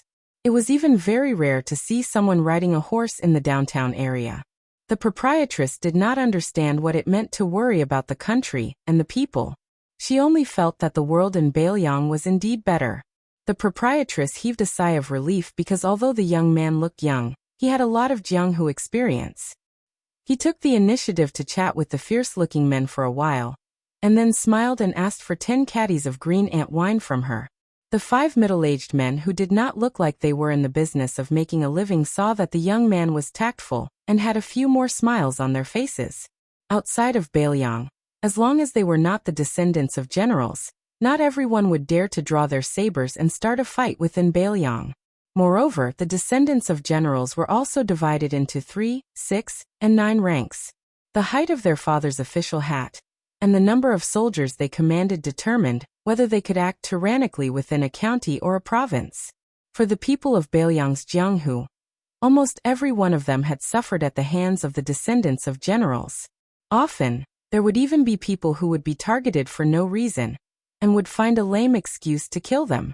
Afterwards, when they reported to the authorities, it would be nothing more than a sentence of small fry using their skills to commit murder.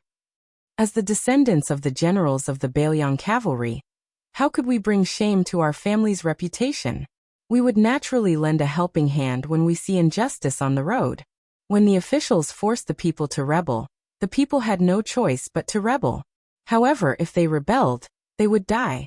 Back then, in the 3 provinces of Bailiang under the rule of butchers, other than the Wudong Mountain, where the immortals and immortals cultivated, which was still considered a famous sect in the martial arts world, no one else could claim to be a big sect in Jianghu.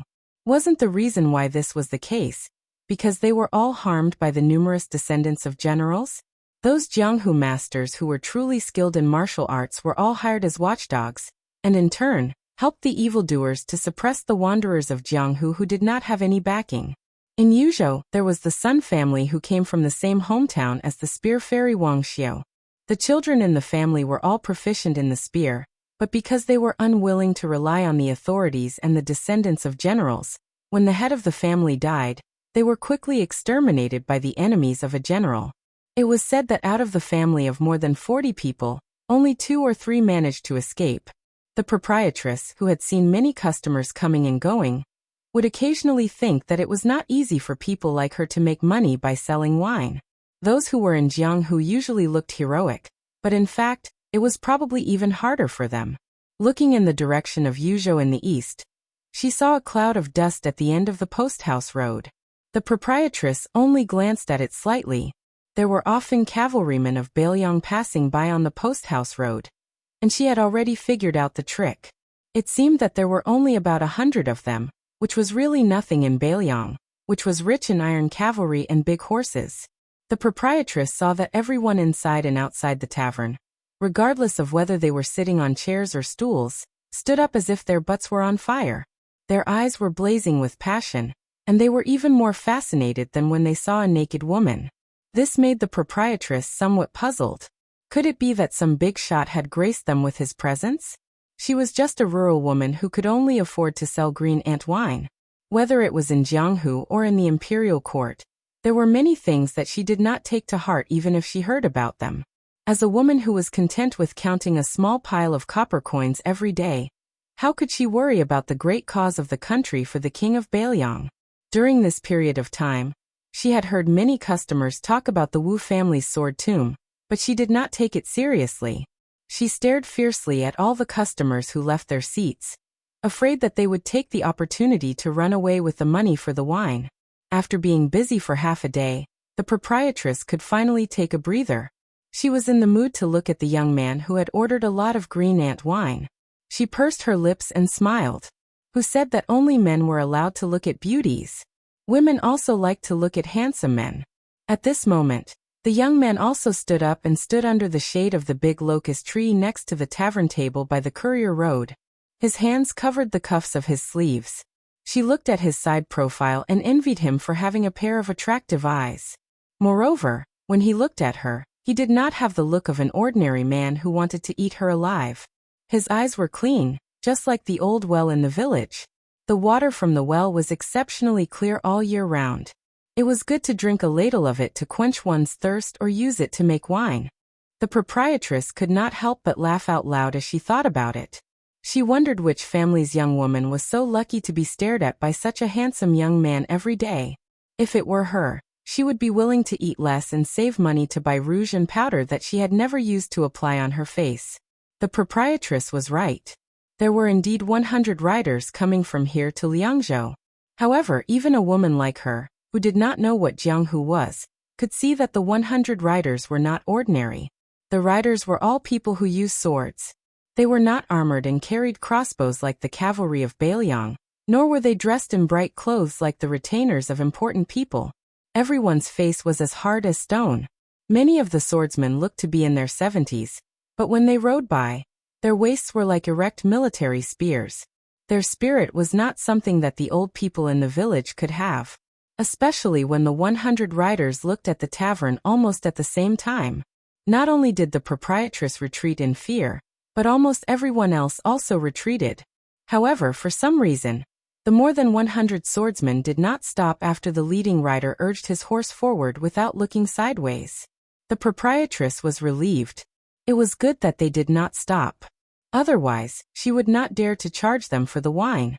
The young vassal king, who was deliberately ignored by the 100 riders of the Wu family, put down his arm.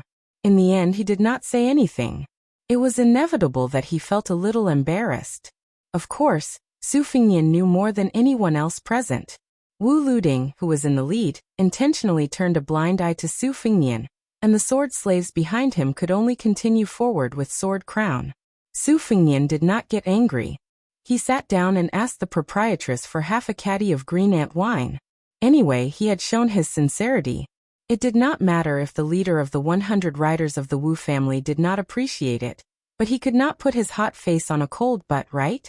If it were not for the sake of the Wu family's great-grandfather, whom he had just met, he would not have waited at the border of Liangzhou. Since Wu Luding wanted to put on airs, then let him. Su Fingnian would not make things difficult for him. Su Fingnian calmly drank the wine. In his mind, he was weighing the strength of the 100 riders of the Wu family. Wu Luding and the 6 or 7 people behind the second rider, Cui Hua, could all be considered top-notch experts.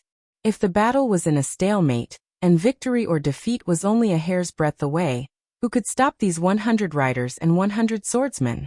There was no need to consider Tuoba. As long as the martial god of Beimeng was on the battlefield, he did not need anyone to protect him.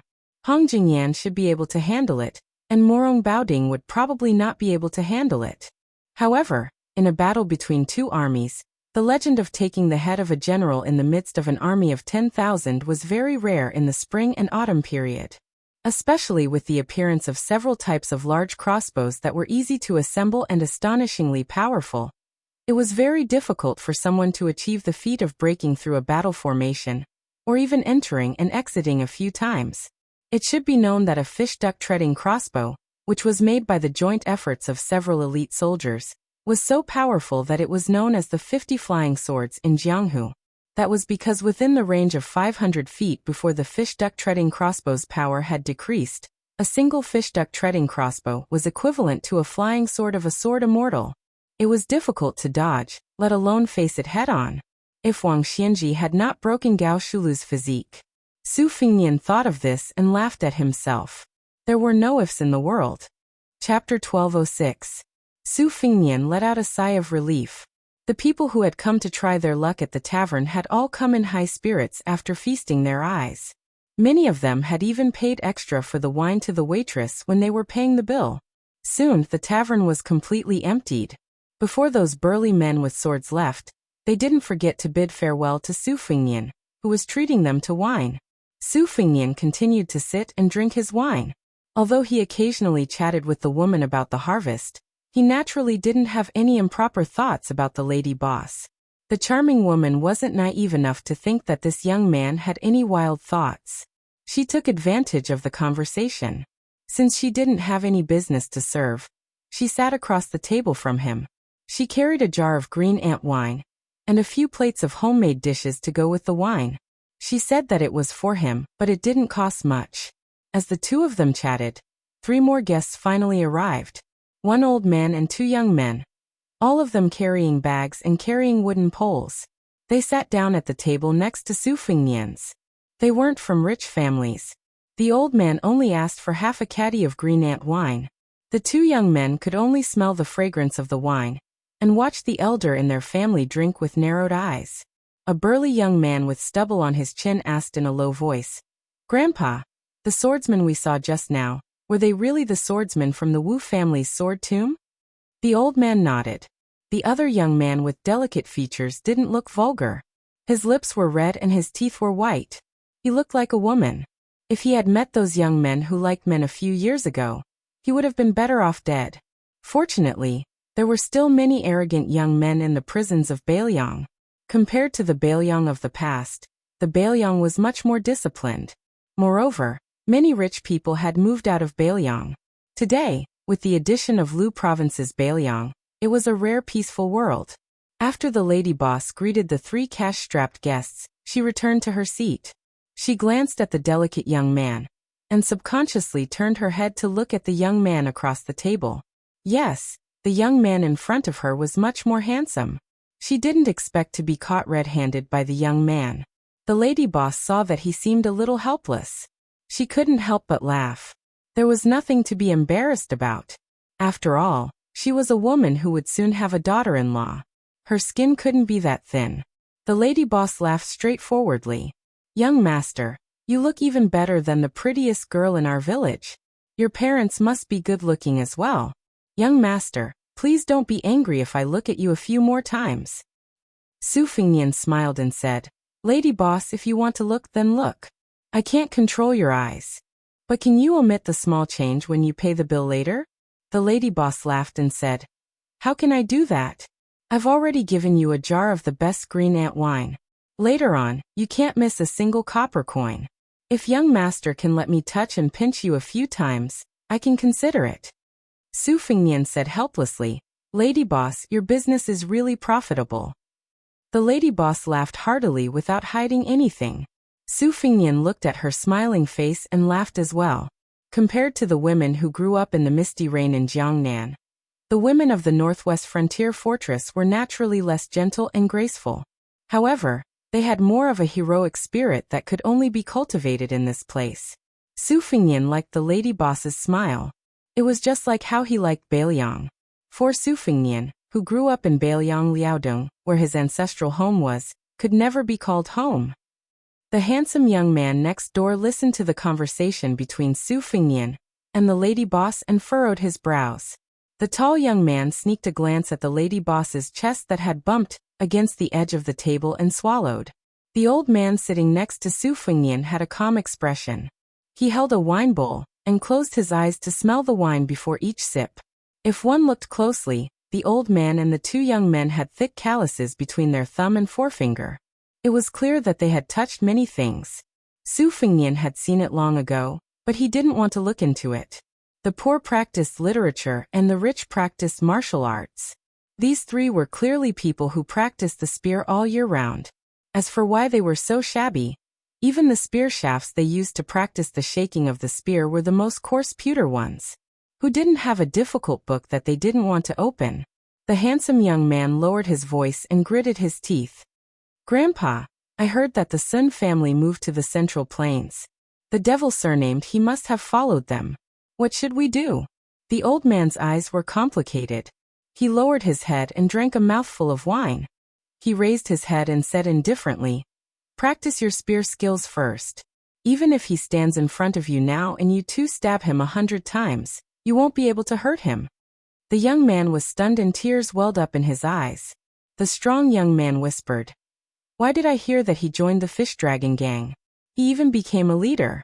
Compared to the Sun family, he is even more difficult to deal with."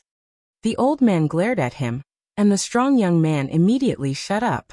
The handsome young man's eyes lit up and the old man immediately said in a deep voice, "Whether you go to the Central Plains or the fish dragon gang, the most important thing for you is to practice your spear skills.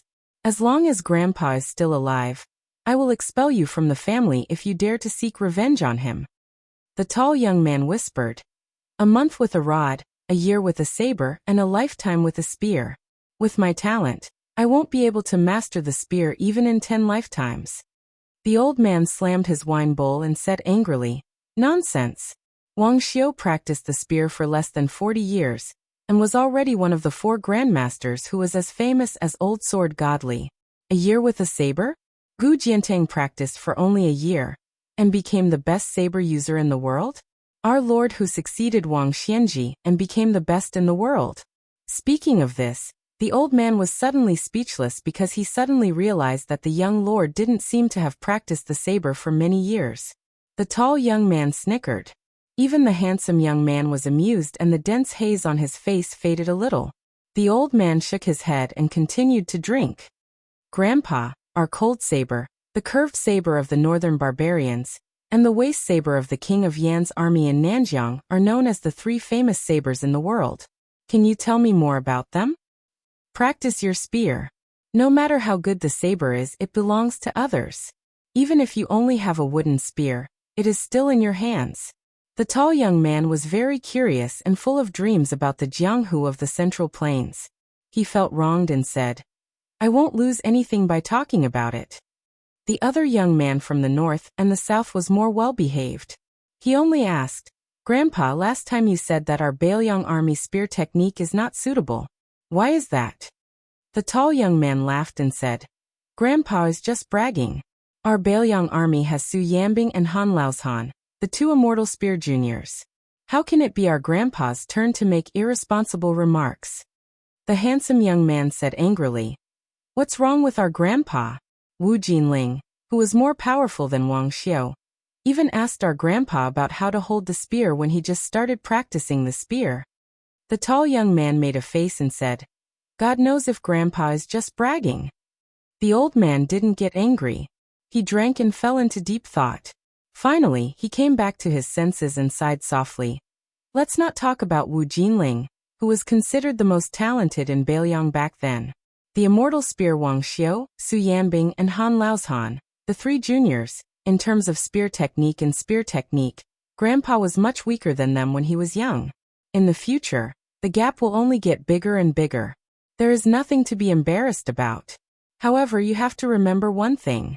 No matter what weapon is in the world, it is for people to use. Experts have their own way of using it, and ordinary martial artists have their own way of practicing it. Take Wu Jinling for example. He entered the martial grade at the age of 9, the second grade at the age of 12, and the Vajra at the age of 17. In his hands, the spear seemed to have been bestowed with supernatural powers. Even so, when he was 14, he still encountered a threshold. It was also at that time that Grandpa casually said a few words about how to hold the spear. After that, Wu Jinling was enlightened and started practicing the spear again. Unfortunately, the heavens are jealous of geniuses. Su Fengnian, who had been listening by the side, smiled and said, Wu Jinling's early death isn't necessarily because the heavens are jealous of geniuses. On the path of martial arts, it is not a good thing to be too smooth. In the Jianghu, there is a saying that there are mortal enemies. Often, two people who are at odds with each other can steadily climb up the martial arts realm. No matter how fast they are always advancing. It is probably because of the whetstone.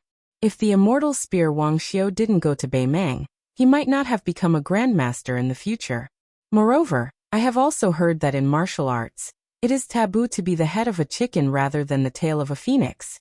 When practicing the saber, the sword, or the spear, after reaching a certain realm, there is no need to talk about the top 3 swordsmanship or the number 1 saber user in the world. Everyone is aiming to be the number 1 in the Jianghu. Otherwise, when Wang Xianji was in the martial emperor city for 60 years, there wouldn't be so many people who went to humiliate themselves. The old man smiled and didn't say anything. As long as it was a martial arts aristocratic family, there would be no elders who wouldn't speak of such things. In the old man's opinion, even 100 of those famous teachers, with undeserved reputation, could not compare to a wise teacher. Moreover, at the old man's age, no matter how much ambition he had when he was young, it had long been worn away by the passing of years. Especially when he heard about the illusory number 1 or number 2 in the world, he was even less interested. However, out of courtesy, the old man still faced the arrogant young man, and raised the wine bowl in his hand as a toast. The young man also raised his bowl, and drank the wine in one gulp. The tall young man was a fearless newborn calf. When he saw that this young man had even heard of Wu Jinling, he was puzzled. After all, although Wu Jinling had been mentioned as often as spear immortal Wang Xiu in their hometown, few people in other parts of the northern Liang knew of this name, because he had died at a young age and died in a disgraceful way of getting drunk on the streets. Moreover, it had been decades since then. The young man couldn't help but ask, "How do you know about Wu Jinling?" Su Fengnian smiled and said, "I heard it from a friend." The delicate young man was disgusted when he saw this guy flirting with the lady boss. He turned his head and stared blankly at the post house. Chapter 1207. Su Fengnian glanced at the 3 white ash rods of different lengths and suddenly said casually, "Old mister, of the 2 juniors, one should have changed his rod half a year ago. It should have been 3 inches longer, and the other one should have increased his weight by 6 ounces." The 2 youths were confused. The old man's eyes lit up, but quickly dimmed. He honestly said, "I don't have money." Su Fengnian nodded and said, "A single coin stumps a hero. Old mister, I still have some money left for wine. Would you like to drink another 2 caddies of wine?" Of course, the woman was happy for the customer to drink a few more bowls of wine, especially the handsome young man in front of her. Without waiting for the old man to answer, she eagerly went to pick up the wine. This gave the old man a way out. He probably believed that his vision, honed from years of wandering, trusted this young stranger. He cupped his fists and smiled. "Then this old man thanks you." Although the old man had gone through a lot, he still had a forthright temperament.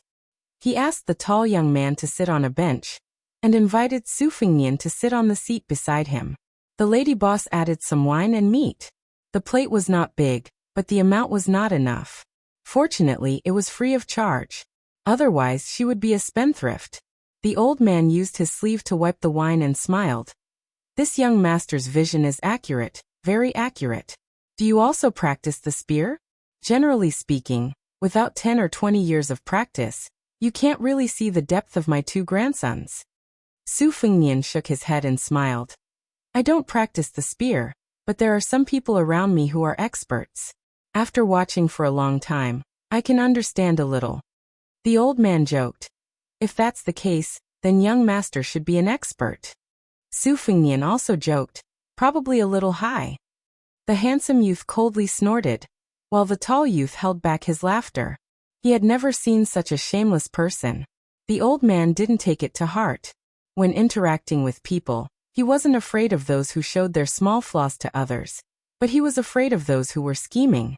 The old man sighed and lamented, "Don't be fooled by how popular pewter spears are in the Liang army nowadays. In fact, this kind of material has always been considered inferior in the spear manual. It has an extremely bad reputation, it's too soft, and its toughness is all fake.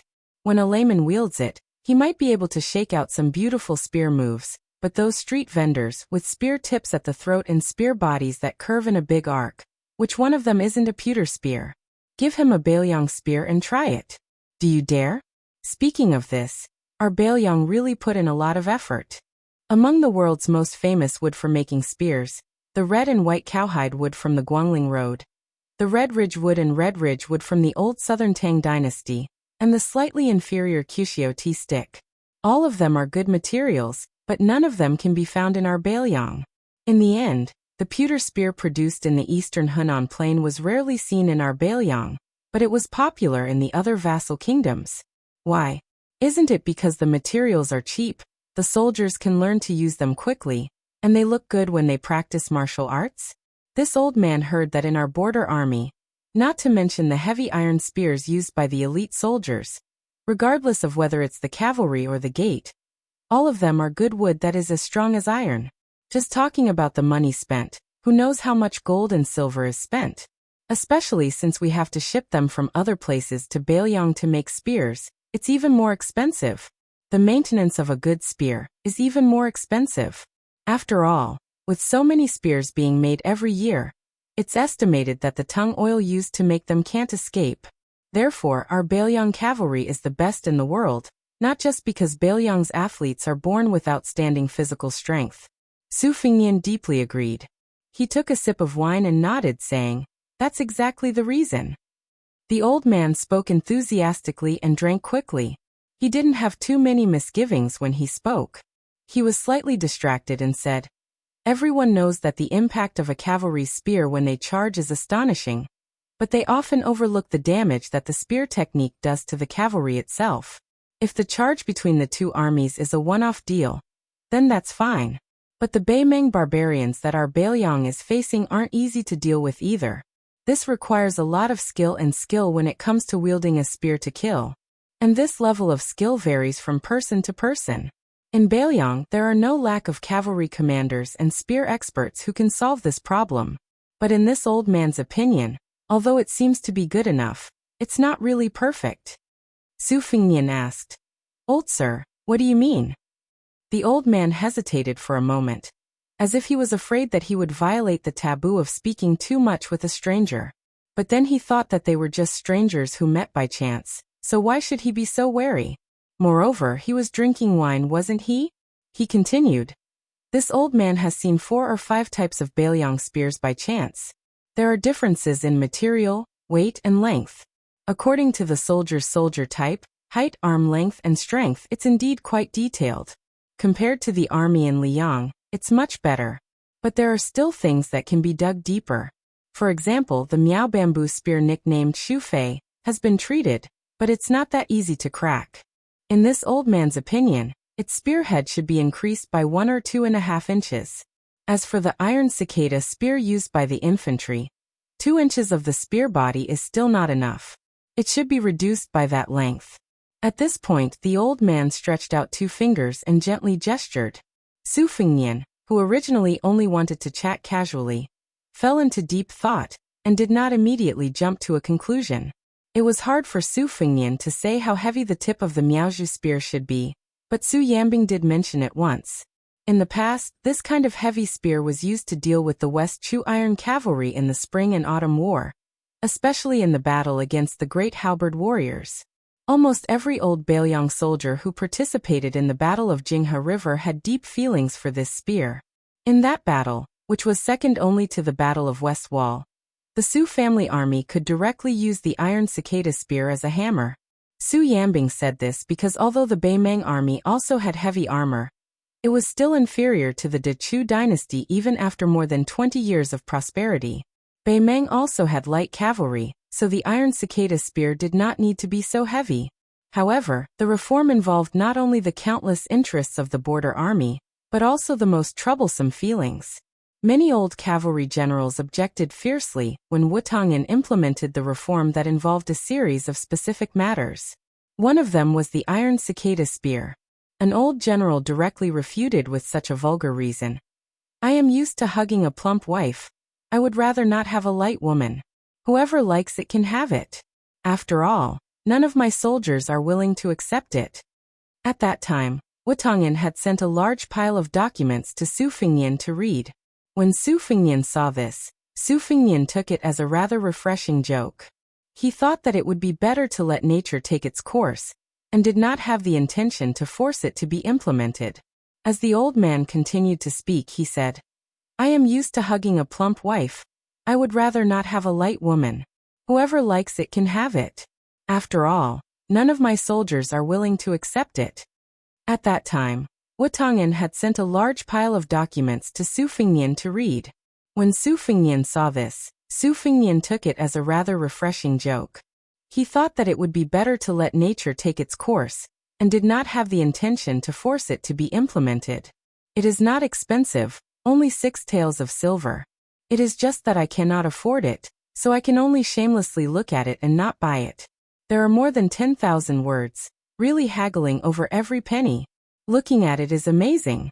I have never been on the battlefield, but when I look at it, I feel like I am fighting against a martial arts expert. My whole body is cold. The white-clothed immortal soldier, who is loved by His Majesty, even has the rules of where the toilets in the barracks should be built in the book. The soldiers he brought out only need to follow the rules. No wonder Yi Baikue, the military saint of West Chu, said that if you fight against this person, once you lose your power, you will not be able to recover. The tall youth blinked and asked, Grandpa, what do you mean? The old man sighed and said, It means that if you fight with this person, as long as he takes the initiative, you can only wait to lose, regardless of whether you have the advantage in numbers or not. This principle is actually the same as us martial artists competing in martial arts. It's just that you haven't reached that level yet, so you won't understand. The old man fiercely gulped down a mouthful of wine and said sullenly, How can such a magnificent military book fall into the hands of the common people?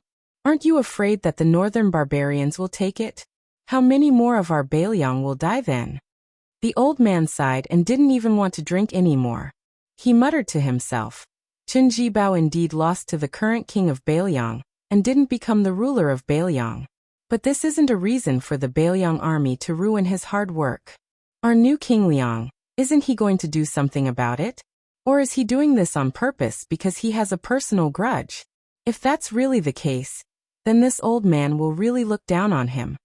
Su Fengnian's expression changed slightly. The Bailiang army had never purposely banned the essentials of military preparation. Back then, Su Xiao and Chen Jibao didn't have any objections to it. This was probably the conceit of the higher-ups of Bailiang.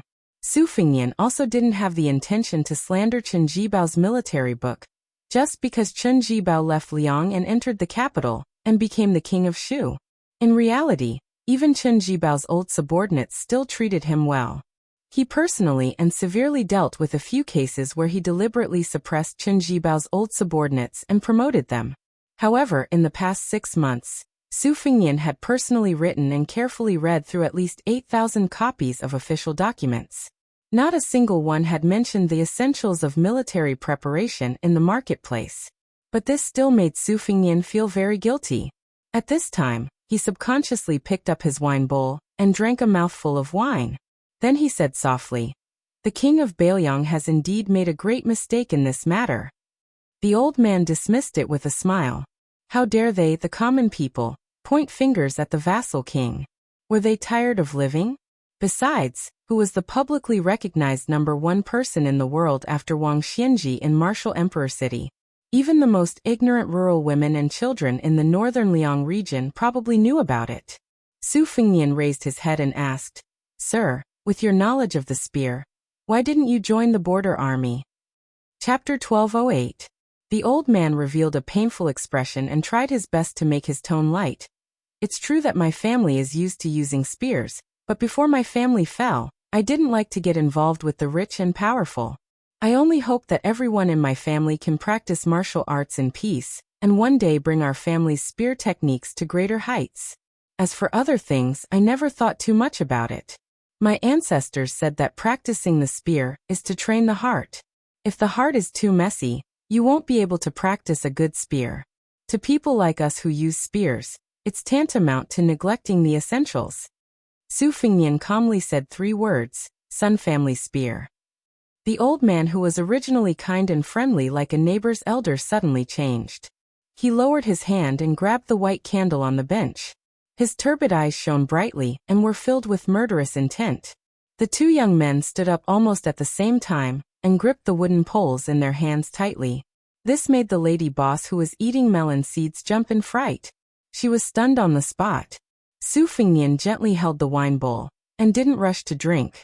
He smiled and said, "I don't have any bad intentions. Since I have a friend who is an expert in spear, of course I know about the famous Sun family from the same hometown as spear immortal Wang Xiao. Old Mr. also told me so much. I'm just guessing. I've also heard a little about the Sun family's misfortune. Back then, a young man called He Wushu came to learn martial arts. The old man of the Sun family saw that he had a good foundation, but his conduct was not good, so he ignored him.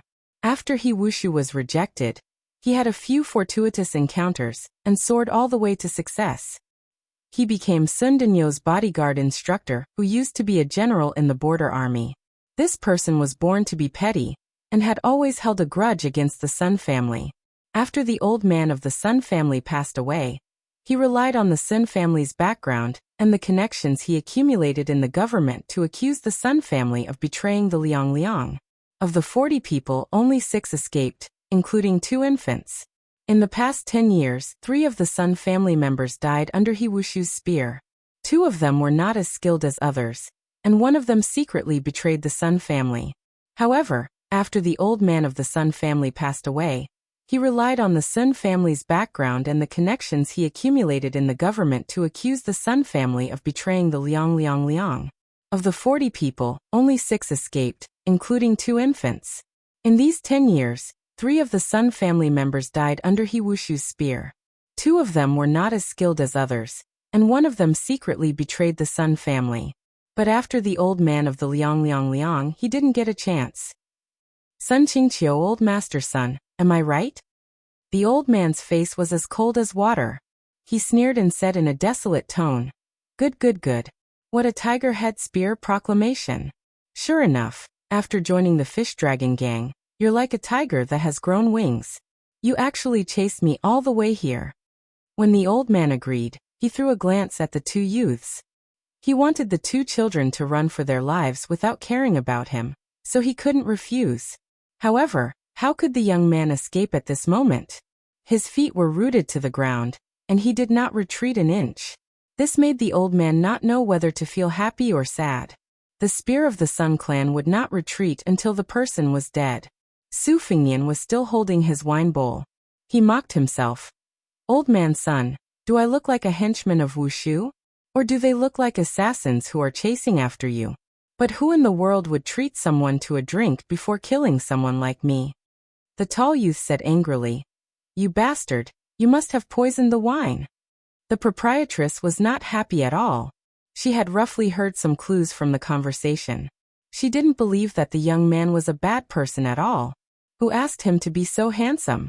She slammed the table and said angrily, "What are you talking about? Do I look like a gangster's shop? Your wine was personally served by me. It's new wine that has just been opened. Child, which eye of yours saw the young master poisoning the wine?" Su Fingyan asked directly, "Old man's son, do you really think that the three of you are a match for me alone?" The old man didn't say anything. He didn't relax at all, but his expression was dejected. After roaming the Jianghu for most of his life, especially after more than a decade of running for his life, the old man had developed a pair of discerning eyes and a sharp intuition for danger. The moment he reached out to grab the pole, the young man beside him, whose aura was like that of an ordinary person, flashed with a shocking aura. The old man had no choice but to admit that he was no match for him at all. Su Fingyan asked, "Old man's son, I have a presumptuous request. I want you to go to the border army to be a military instructor who teaches spear techniques. However, I won't care about the grievances between the Sun Clan and Wushu. I don't think you would want others to interfere." The old man laughed coldly. "This young master of unknown origin, don't think that just because you have some martial arts skills that you can talk big. I'm not that ignorant child. I know that the military instructor of our Bailiang army is a 4th-level general. If you were talking about an ordinary instructor position, I would think that you were a son of a general with an extraordinary status and believe you. Ha, is the position of military instructor something you can give away just because you say so? Do you think you're the administrator's son, Li Hanlin?" Su Fingyan couldn't help but laugh. He didn't expect Li Hanlin to be so famous in Bailiang now. It sounded like a good reputation. The delicate young man standing to Su Fingyan's side like he was facing a great enemy looked at this man's evil smile and wanted to kill him with one blow. Chapter 1209. Su Fingyan truly did not know how to convince Sun Qingqiu. But this old man was very likely to be a huge treasure to the Bailiang army. If used well, it could allow the border army's fighting strength to reach a higher level. It could be said that Sun Qingqiu, who had displayed his skills and completely instilled his entire life's worth of knowledge into Bailiang, was even more beneficial to Bailiang than Han Laoshan, Wang Xiu's junior brother, who was currently the deputy general of Lingzhou. Of course, all of this was just a possibility, but if they missed it, then it would not even be a possibility anymore. Su Fingyan raised his hand. This movement very quickly attracted the old man's swift and violent spear attack. The wax spear did not seem to have any momentum, but it slanted downwards, accurately and viciously stabbing towards Su Fingyan's throat. It was clean and crisp, and it contained the essence of the Sun family's spear technique, pressing forward courageously. In the end, the two youths saw the spearhead of the wax spear stop several inches away from the person.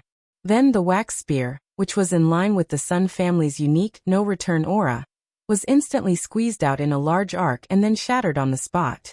After Su Fingyan raised his hand, a young woman in tight black clothes mysteriously appeared in the shade of the tree. After seeing this scene, her exquisite figure was completely expressionless. She was the death warrior, Fan Xiaochai, who had just left the whisk room not long ago. Sun Qingqiu held half of the wax spear. His palm was split open and covered in blood.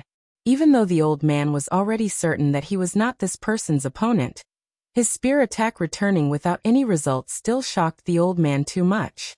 He believed that this spear attack of his was something that even those second-level experts who were usually elusive would not be able to deal with so lightly. Moreover, this young man sitting there did not move at all. There was not even the slightest movement of his qi. Su Fengnian did not look at Fan Xiaochai. He only said, "You don't have to follow me for a while. Take the old man to the border of Liangzhou and find Luqiu I have already decided on the official position. As for how to use the Sun family's spear technique, let Luqiu decide for herself." Then Su Fengnian asked with a smile, "Old master, are you sure you don't want to make a profitable business?" The old man was an open-minded person. After thinking for a while he sighed and said, "Anyway, I have no choice. Let's see if God wants to destroy my Sun family. I don't believe that he Wushu, a branch leader of the Fish Dragon Gang, can order you around." Su Fengnian breathed a sigh of relief and asked tentatively, "Would you like to leave after we finish the wine?" The old man sat down. "Drink, why aren't you drinking?" The two youths trembled as they returned to their seats. Especially the delicate and pretty youth, he was completely dumbfounded. As for the hot-headed and tall youth, his face was filled with worship. He must have really met the legendary otherworldly expert. So when this young master said that he was a little tall, he was really tall? After this incomparably excited youth sat down, he anxiously asked, Young master, my grandfather always said that my talent in martial arts is not very good. Your vision must be higher than my grandfather's. Why don't you help me take a look? Could it be that I'm actually a martial arts genius?" Su Fengnian looked at the youth and said calmly, "Logically speaking, you are still a long way from your grandfather's age." The youth opened his mouth wide and still did not give up. With a sad face he asked, "What? Young master, don't make a mistake. Can you take a closer look?" Su Fengnian smiled and shook his head. "It's harder to make a mistake than not to make a mistake." The youth sighed and drooped his head, not saying anything.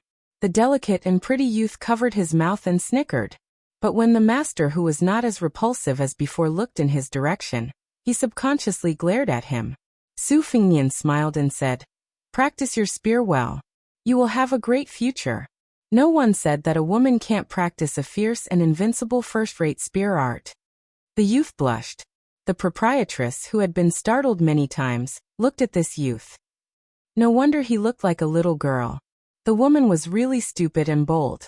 She joked, Young master, you can't not pay for the wine just because you are a master." Su Fengnian took out a small piece of silver and put it on the table. The proprietress smiled and said, "Oh, you really didn't pay a cent more. Young master, you are a master. Can't you be a little more generous? Aren't you afraid that it will damage your master's demeanor?" Fan Xiaochai, a loyalist not far away, recalled all the things that had happened to her. She began to admire the courage of this village woman. Su Fengnian smiled and said, "Only the master knows that oil and salt are expensive. Nowadays, I don't have the capital to puff myself up at my own cost." Su Fengnian suddenly saw the blue and white falcon circling overhead. He slowly got up and said, "Grandfather, I have something to do. I will go first. We will come back to the border of Liangzhou to drink with you. I believe there will be a chance." Sun Qingqiu also stood up and nodded, not saying anything. Su Fengnian disappeared in a flash after he finished speaking. This made the woman and the two Sun family youths think that they had met a god or a ghost. Fan Xiaochai said coldly, "After drinking, we will go to the border immediately." Sun Qingqiu grunted. The tall youth stared at this elder sister with his eyes wide open. He couldn't take his eyes off her. The girl dressed as a man was a little envious. She was really a beautiful elder sister, but she gave people the impression that she was too cold. The proprietress sitting at the next table patted her chest hard and said, "Today was really an eye-opener." The old man took a sip of wine, narrowed his eyes and said softly, "Who said it wasn't?" Fan Xiaochai stood in the shade with her eyes closed. Her intuition told her that Bei Meng should have sent out troops. She had no interest in the ups and downs of the three Sun family members. As for that Fu Wushu of the Fish Dragon Gang, perhaps for the three of them, he was an enemy that they wanted to kill for the rest of their lives but couldn't. But the gap between her and her enemy was like the distance between heaven and earth. She knew that she would never be able to kill this man with her own hands in this lifetime. After all, even Wang Xianji couldn't kill him. But this didn't mean that he wouldn't die, because he had to face the whole of Beimang. Chapter 12:10. Su Fengnian quietly returned to Mount Qingliang. Just as Fan Xiaochai had predicted, Beimang had indeed begun to move their troops southward. Moreover, they had divided their troops into 3 groups, each attacking the 3 provinces separately. This was very different from what Beiliang had expected, because the position of King of the South had been vacant after Su Huainan's death. The position of King of the North had been vacant since then, and King of the North, who was not even a feudal official, had become the second most powerful man in the world. Even Su Fengnian was not sure if it was the meticulous plan of Taiping Commandery, or if it was Dong Zhuo's deliberate pestering. Most of the time, it was said that the smart people were good at dealing with changes by sticking to the status quo. However, this kind of military affair that involved the final trend of the 2 dynasties was like a fight between 2 masters. Not only did it test the depth of their internal energy, it also tested the scheming of both sides. The lesson of being greedy for small gains and losing big gains was especially taboo. The lesson of winning a series of battles, but losing the overall situation could be seen in the recent spring and autumn period. The reason why Su Fengnian had such a headache was that Beiliang's resources were far inferior to Beimang's. Empress Morong was able to confidently launch a 3-pronged attack. On one hand, she had sent Tuoba to lead the troops to suppress the grasslands in Norland. On the other hand, she had used the elite cavalry of Southern Dynasty to provoke Beiliang. She could even send a large number of troops to the Eastern Front, eyeing the borderline that Gu Jiantang had built. Of course, even an idiot would know that the final confrontation on the Eastern Front, Li Yang and Liang Meng were well aware of it. They were just putting on airs. Otherwise, they would not have left the 3 trading towns in the northern pass of Ji province open. When Su Fengnian, who was sitting alone in the pavilion in the middle of Tidehark Lake, thought of this, a wry smile crept up the corner of his mouth. He had used his army to force Great Peace City to submit to him, and had no choice but to loosen the embargo on transporting grain to Liao province. He had also indirectly admitted that Lu province was the rightful ruler of Liuzhou, and Song Dongming had overstepped his authority. Therefore, the imperial court immediately retaliated, and did not even bother to find a fig leaf. It was said that the trade at the northern border of Ji province was much livelier than usual. Yuan Tingshan, who was once threatened by Su Fengnian to be skinned alive, was thrown into the border of Ji province by his foster father, Gu Jiantang.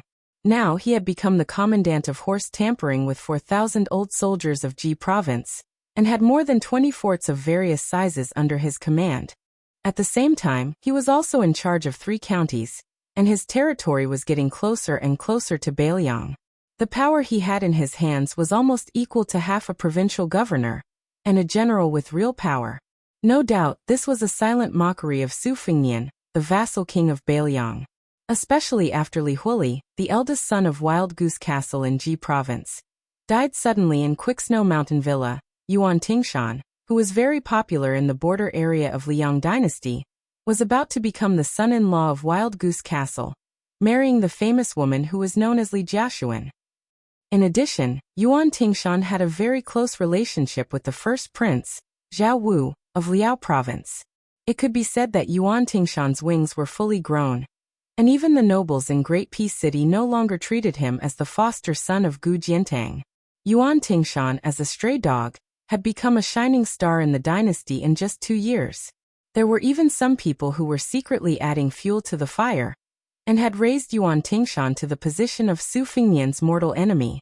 Su Fengnian sat on a bench in the pavilion with 2 boxes of chess pieces on his knees. He held a dozen or so round and pleasant chess pieces. As time passed, they were soaked in his warmth and were no longer cold. Su Fengnian's thoughts drifted to the Tai, and city that he hated and feared in his heart when he was young. He smiled. Just like when he was young, he always felt that Mount Qingliang was the highest mountain in the world. Only after he left Liangzhou did he know that Mount Wudong had 81 peaks. After he left Beiliang, he saw many magnificent mountains and rivers with his own eyes. With the increase of experience, many of the deep-rooted thoughts of the past involuntarily faded away. After Qi Yonglong, the Grand Chancellor of Shangyin Academy, entered Tai'an City. Even the slow-witted officials sensed a storm brewing. Although Grand Chancellor Qi only held an idle job in the Imperial College for the time being, and his official rank was far inferior to the Right Chancellor Jean Lanting, what was even more incomprehensible was that the Imperial College had 7 schools under its jurisdiction. It was only after Gu Jiantang stepped down as the Minister of War that he was allowed to add martial arts. However, Grand Chancellor Qi, who was as knowledgeable as the sky, chose to be the supervisor of the least popular martial arts. In terms of quality, he was barely on par with the Imperial College. In terms of quality, he was barely on par with the officials of the Imperial College. In terms of the original position in the Imperial College, the director of the martial arts, who had been neglected, was a whole imperial road away from the Imperial College. But in fact, those scholars who used to be considered clean and honest in the capital weren't even qualified to carry Qi Yanglong's shoes. During this period of time, not to mention the hundreds of officials from the Imperial College led by Jean Lanting, even the tens of thousands of students in the Imperial College were anxious. Those whose family backgrounds belonged to the upper class and who switched from the Imperial College to the martial arts overnight didn't even need to cry and shout to enter the martial arts school. Their family backgrounds were only average in the capital. They didn't even need to cry and shout that they wanted to enter the martial arts school. Their parents had already started to use silver to build connections. It was tacky to give silver. However, the Liang dynasty was so prosperous that it had created a prosperous situation that had never been seen in thousands of years. The capital was also the richest city in the world. Who didn't have a few rare calligraphy and paintings? In particular, those that had been stamped with the word fake were the best stepping stones to smoothly enter the doors of the big bosses of the Ministry of Rites. No matter how much the people of the capital cursed the young man in Bailiang, when it came to the identification of authentic works, that guy's picky eyes were very convincing. As long as he recklessly wasted a natural treasure and labeled it as a fake, it was 100% authentic. Moreover, although the young man's surname was Su and not Zhao, he had now become a proper vassal king, and had defeated old monster Wang, who was recognized as invincible in the world. As long as he had his seal, no matter if it was square or round, a calligraphy or painting could be sold at a sky-high price in the capital. Su Fengnian didn't have any feelings about this matter.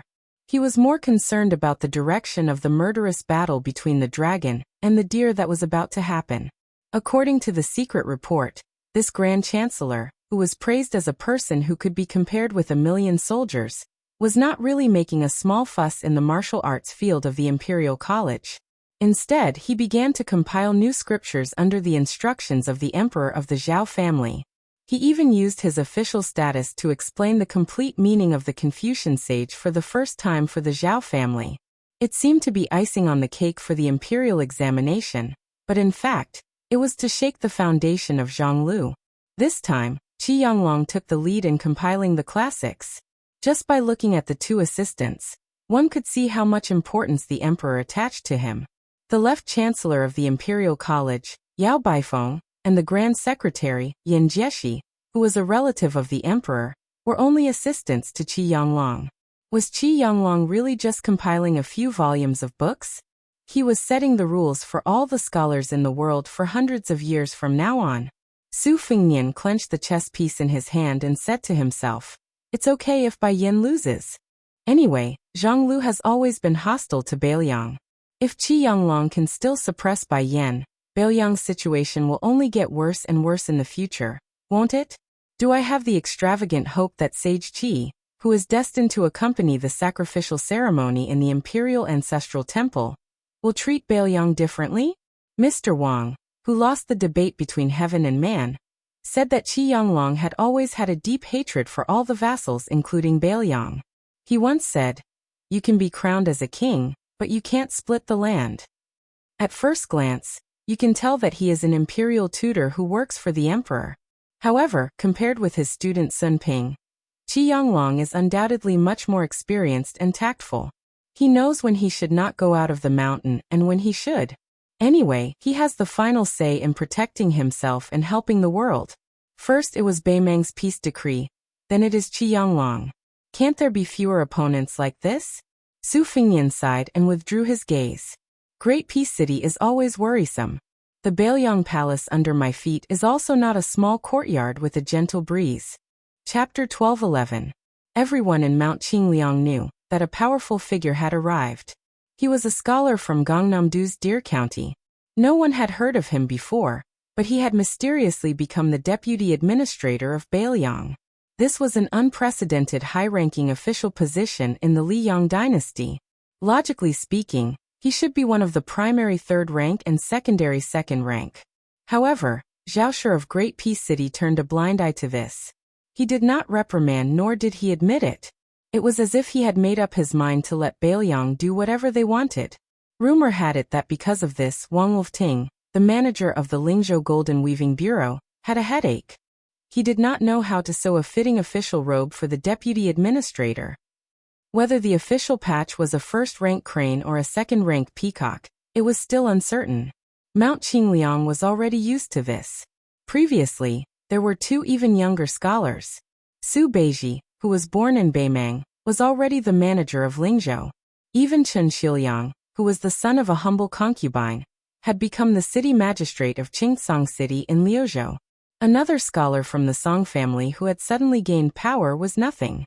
Moreover, it was said that during the Yonghui era, when the pillars of the imperial court had emerged one after another to shoulder the burden, he had competed with the head of the prime minister, Yin Maochun, for the #1 scholar. Such an outstanding figure had a much higher starting point than Su Beiji and Chen Xiliang. Nowadays, the atmosphere in Baelyang had changed. The status of scholars gradually rose with the tide. This was already the trend. As for the sudden appearance of Deputy Administrator Song Dongming, there were not so many rumors. Originally, Su Beiji and Chen Xiliang had suffered a lot because of this matter. Fortunately, on Mount Qingliang, even the coachmen and cooks were people who had seen the world, so they didn't pay too much attention to Song Dongming's arrival. After Song Dongming entered this grand prince's estate located in the northwest of the dynasty, he didn't spend his days as unrestrained and leisurely as Su Beiji, nor did he live in seclusion like Chen Xiliang, who rarely came out. He didn't wear an official robe that fit him, so he only wore an ordinary scholar's robe. He usually lived in a serene and elegant courtyard on the mountainside. Intentionally or unintentionally, he had won over a group of advisors and officials who had originally been gloomy in the prince's estate. The small courtyard was called Huaigui. Because it sounded like Huaigui, it didn't have a good meaning. It was very easy for people to associate it with the words, harboring evil intentions, which was a taboo. As a result, even though the view was excellent, and when the weather was clear and bright, one could see half of Liangzhou city through the window, it had still been abandoned for many years. Song Dongming had chosen this place to stay. The servants of the estate only knew that he had never set foot in the Wutongan, where orioles and swallows have red clay in their mouths. However, there would often be women in the courtyard who held great power coming and going, and then there would constantly be unfamiliar faces entering Huaigui courtyard. Some of them left, while others stayed. Su Fengnian was lost in thought. Song Dongming not only needed to be used but should be used greatly. However, compared to Su Beiji and Chen Xiliang, whose minds were not complicated, Song Dongming was much more difficult to use. Liang Mang's war was imminent. Just as he had a large number of high-quality chess pieces, Baelyang also had a large number of good chess pieces. Among the generals, there were bright stars. Yan Wenwan, Jean Partridge, Zhou Kong, Ancestor Gu Hezhonghu, Chen Yunshui, Chu Lushan, Yuan Zuozong, Ning Amei, Wang Lingbao, Li Mofan, and so on. There were simply inexhaustible talents. But what about the civil officials? In particular, the officials who could make Liang drool could be counted on one's fingers, not to mention the large number of loyal court officials who had sprung up like bamboo shoots after the reign during Yonghui's reign. It was no wonder that the Liang imperial court liked to ridicule Baelyang for following his example. If Su Shao was crippled, the entire Baelyang officialdom would be crippled as well. The civil and military officials would be unbalanced, and it would be difficult for them to make a difference. In war, it was not enough to say that the martial artists could fight well and not be afraid of death. Especially in the upcoming war, where tens of thousands or even hundreds of thousands of soldiers would be involved in a local campaign. The civil officials first had to be able to not be a burden. If they could also complement the martial artists, many fewer people would die. Su Fengnian raised his head and furrowed his brows. Starting from the foot of Mount Qingliang, the fish-duck crossbows continuously shot into the air. The closer they got to Tidehark Lake, where he, the king of Bailiang, was resting, the denser the crossbow bolts became. After Su Fengnian returned from Beimang with the two heads of Su Huainan and Diwu Raccoon of Mount Tibing, the Jianghu heroes who dared to assassinate Bailiang Palace completely disappeared. After all, those Jianghu people who were able to make a name for themselves, no matter how irreconcilable their hatred was, were not fools who were willing to throw themselves into a trap. This was especially so after the battle between Su Fengnian and Wang Xianji that showed disdain for the Wulin world. Many of the Spring and Autumn clan men of sacrifice who had been hiding in Bailiang for many years silently left the country along with those generals and rich gentry. This group of people was truly discouraged. Su Fengnian could not think of anyone who could completely conceal their qi and arrive at the foot of Mount Qingliang, then suddenly charge into the palace. Even Su Fengnian could not clearly capture that indistinct figure. Logically speaking, if Zhaoshi wanted him to arm wrestle with Beimang, he could die, but he could not die too early. As for Beimang, Hong Jingyan and Morong Baoding had only recently appeared in Liuzhou, so there shouldn't be anyone who would be so bored as to come alone. Tuoba had this strength, but the mindset of the war god of Beimang had always been more inclined to achieve great feats on the battlefield. Just as Su Fengnian was feeling puzzled, he saw a figure dash out of the nearby Tidehark pavilion. Su Fengnian was absent-minded for a moment. Before Su Fengnian went up the mountain to practice his swordsmanship, Su Fengnian brought back the white fox face. It was a snowy winter and the white fox face was swordsmanship on the lake.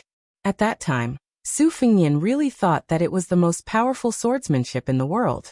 Now that he looked back, White Fox's bladesmanship and bladesmanship were still superior, but there was still a gap between it and Gu Jiantong's and Chao Chongqing's thunder of mind and heart of mind that he had seen in Taiyan City.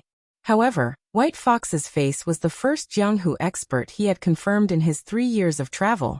Of course, after that, old Huang, the old man with the blade who came out from the bottom of the lake, the old hierarch Wang Zhonglo, and the old man with the sheepskin fur coat gradually appeared in his vision. Each of them had their own charm, and all of them were admirable. His reverence for Jianghu arose spontaneously. Chapter 12:12. Bai Huer's face passed by the tall figure 1,000 feet away from the pavilion in the middle of the lake. Su Fengnian stood up. After the assassin paused for a moment, which was difficult to detect, Su Fengnian immediately recognized the newcomer's identity. It was a completely unexpected senior, a nameless swordsman who loved to eat swords. Suixia Valley. It was the old man who lent his sword to Su Fengnian and saved his life from Han Diaoxi. Su Fengnian stood and walked out of the pavilion. Before he could walk down the stairs, the old ancestor eater sword came to the pavilion. The one-armed old man who exchanged his arm with Li Chungang lifted the sleeve of his broken arm. More than half of the sleeve was cut off. He said, "Gu Jiantang doesn't have such a sharp blade technique at his age. One blade is roughly equivalent to Gu Jiantang from 8 years ago. What about 2 blades?" Su Fengnian stepped down the stairs and smiled. Junior greets old ancestor Sui. The old man went straight to the point. "I won't haggle over your hospitality. Kid, you owe this old man your life. Give him 7 or 8 good swords first as an appetizer. How you repay your kindness later on will be calculated slowly. Kid, you robbed Wang Xianji's belongings from Martial Emperor City. I think this old man is in for a treat this time."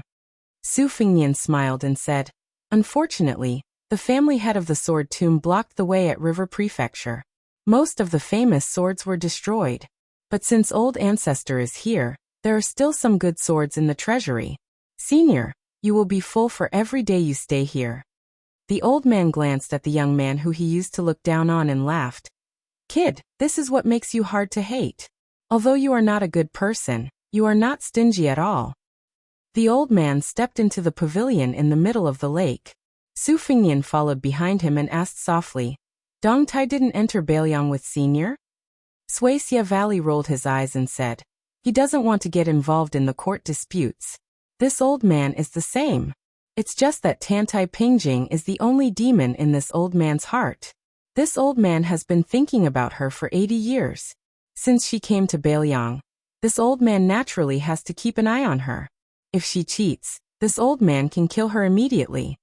Su Fengnian did not know whether to laugh or cry. Naturally, he could only stand aside and watch obediently. Su Fengnian received the news very quickly. Not only did White Fox Face leave the building, she also left the city.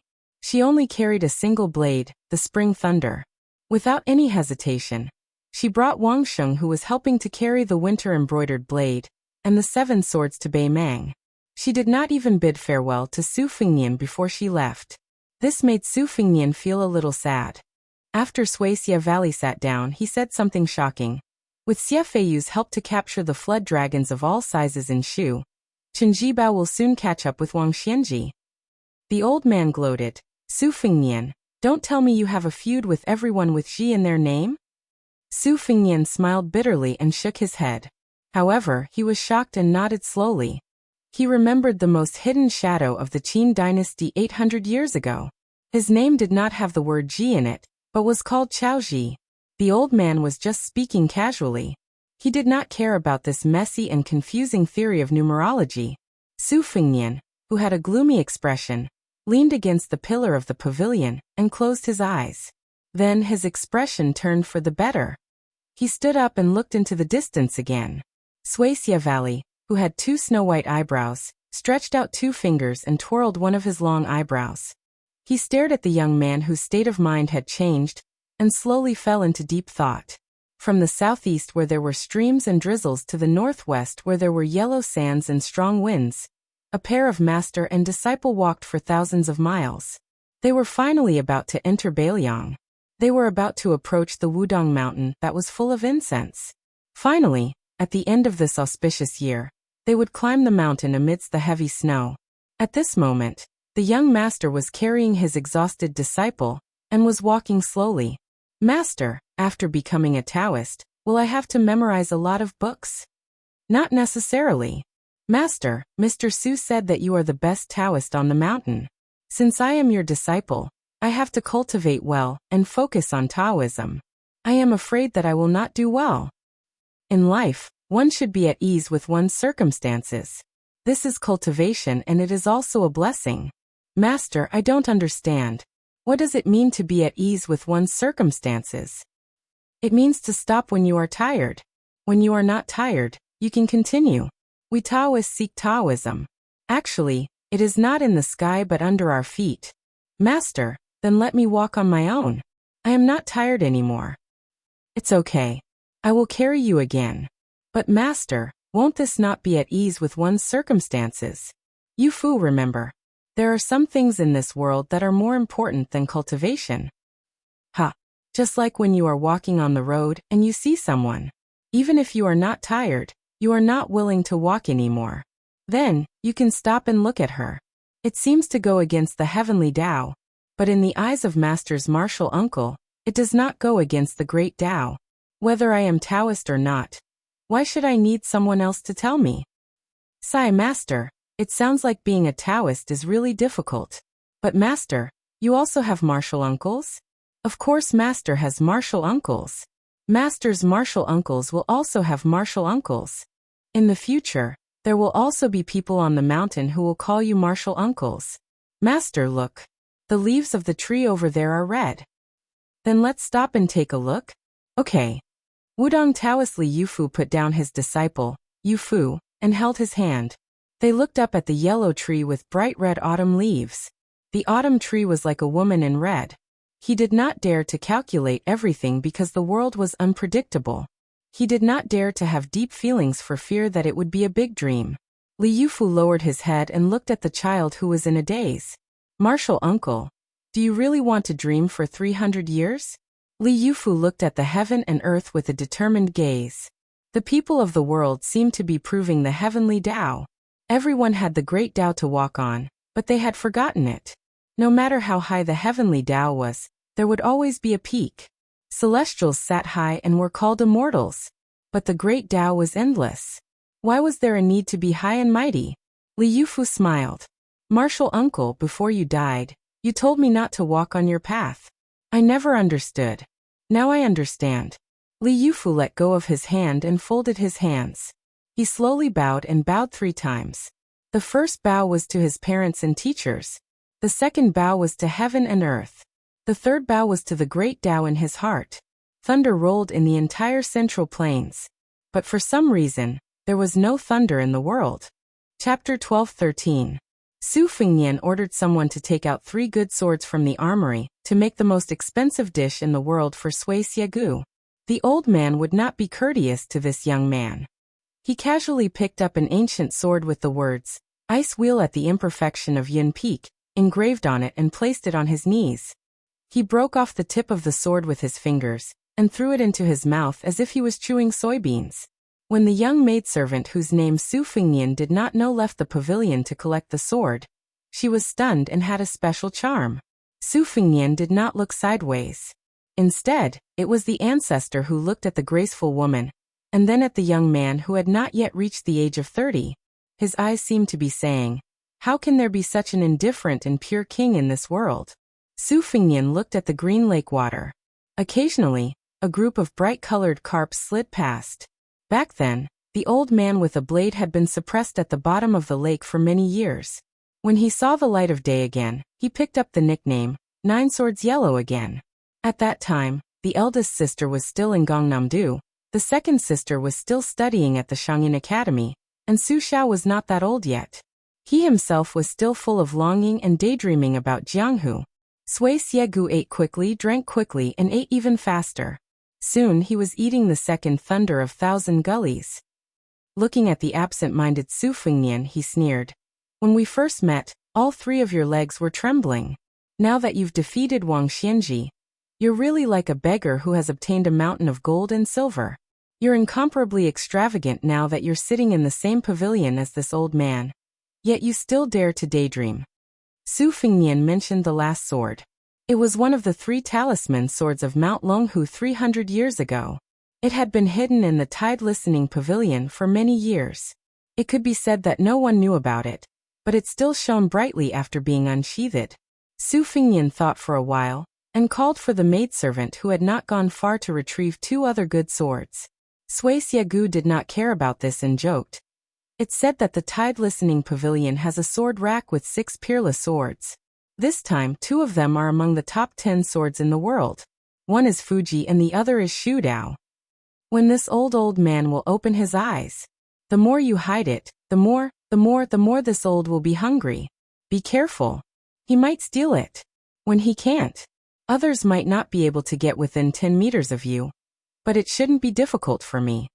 Su Fengnian smiled. "It's not that I don't want to take out the Fuji and Shu Dao, it's that I can't. Those 2 swords are my second sister's favorite. She has been wiping them since she was young." Sui Xiegu finished eating the famous sword, Ravine Thunder, and burped. He squinted his eyes and smiled. "If this old man insists on eating it, what will you do?" Su Fengnian smiled but did not say anything. The old man stretched out a finger. His snow-white eyebrows that hung down to his knees were like spiritual snakes coiling around his finger.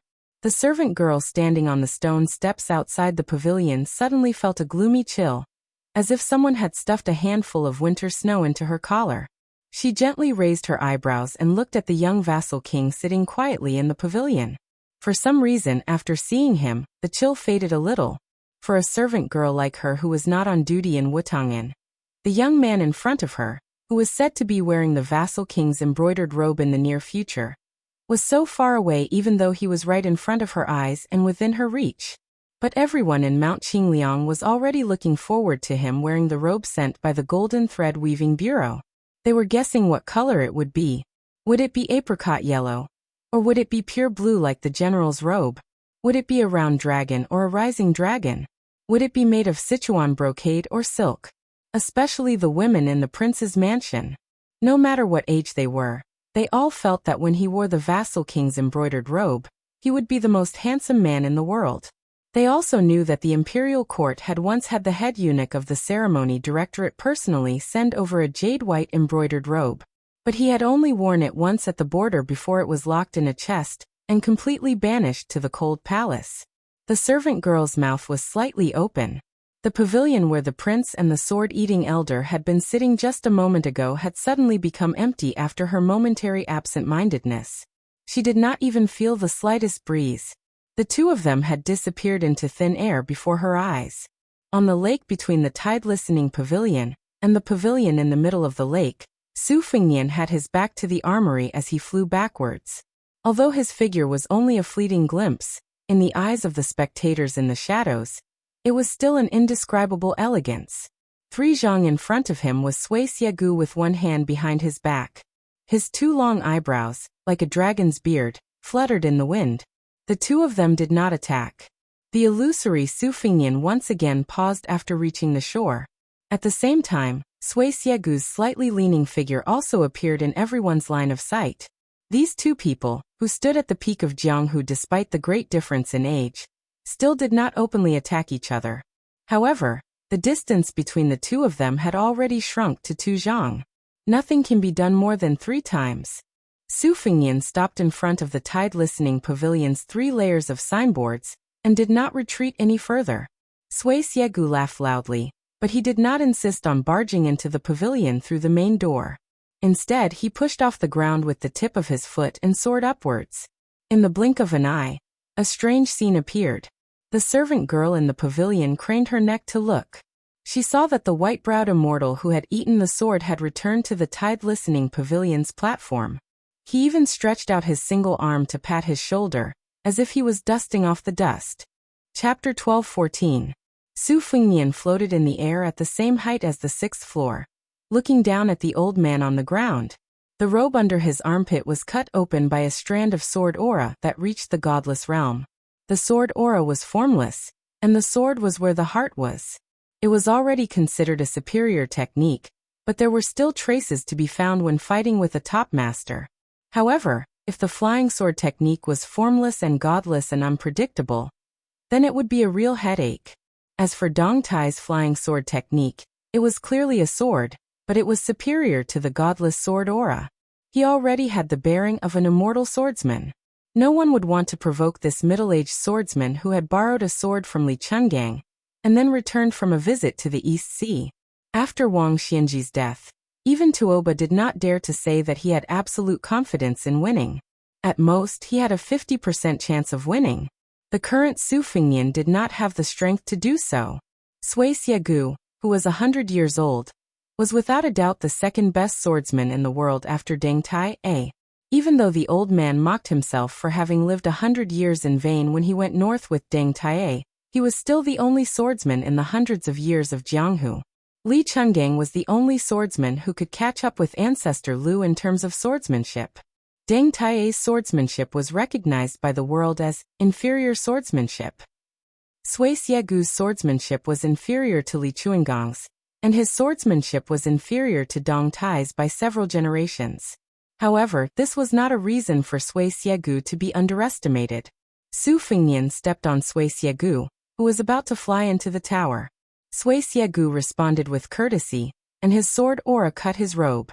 The atmosphere on the tide-listening pavilion's side was tense to the extreme. Su Weisheng, who was sitting in a wheelchair, appeared outside the steps. He said calmly, "Just give him the 2 worldly possessions." In her opinion, there was no need to anger the old swordsman with long eyebrows, whose name was not on the rankings, but whose strength was enough to enter the rankings, for 2 swords that she would never have the chance to unsheath. Su Fengnian shook his head and said, "If it's mine, I'll give it away."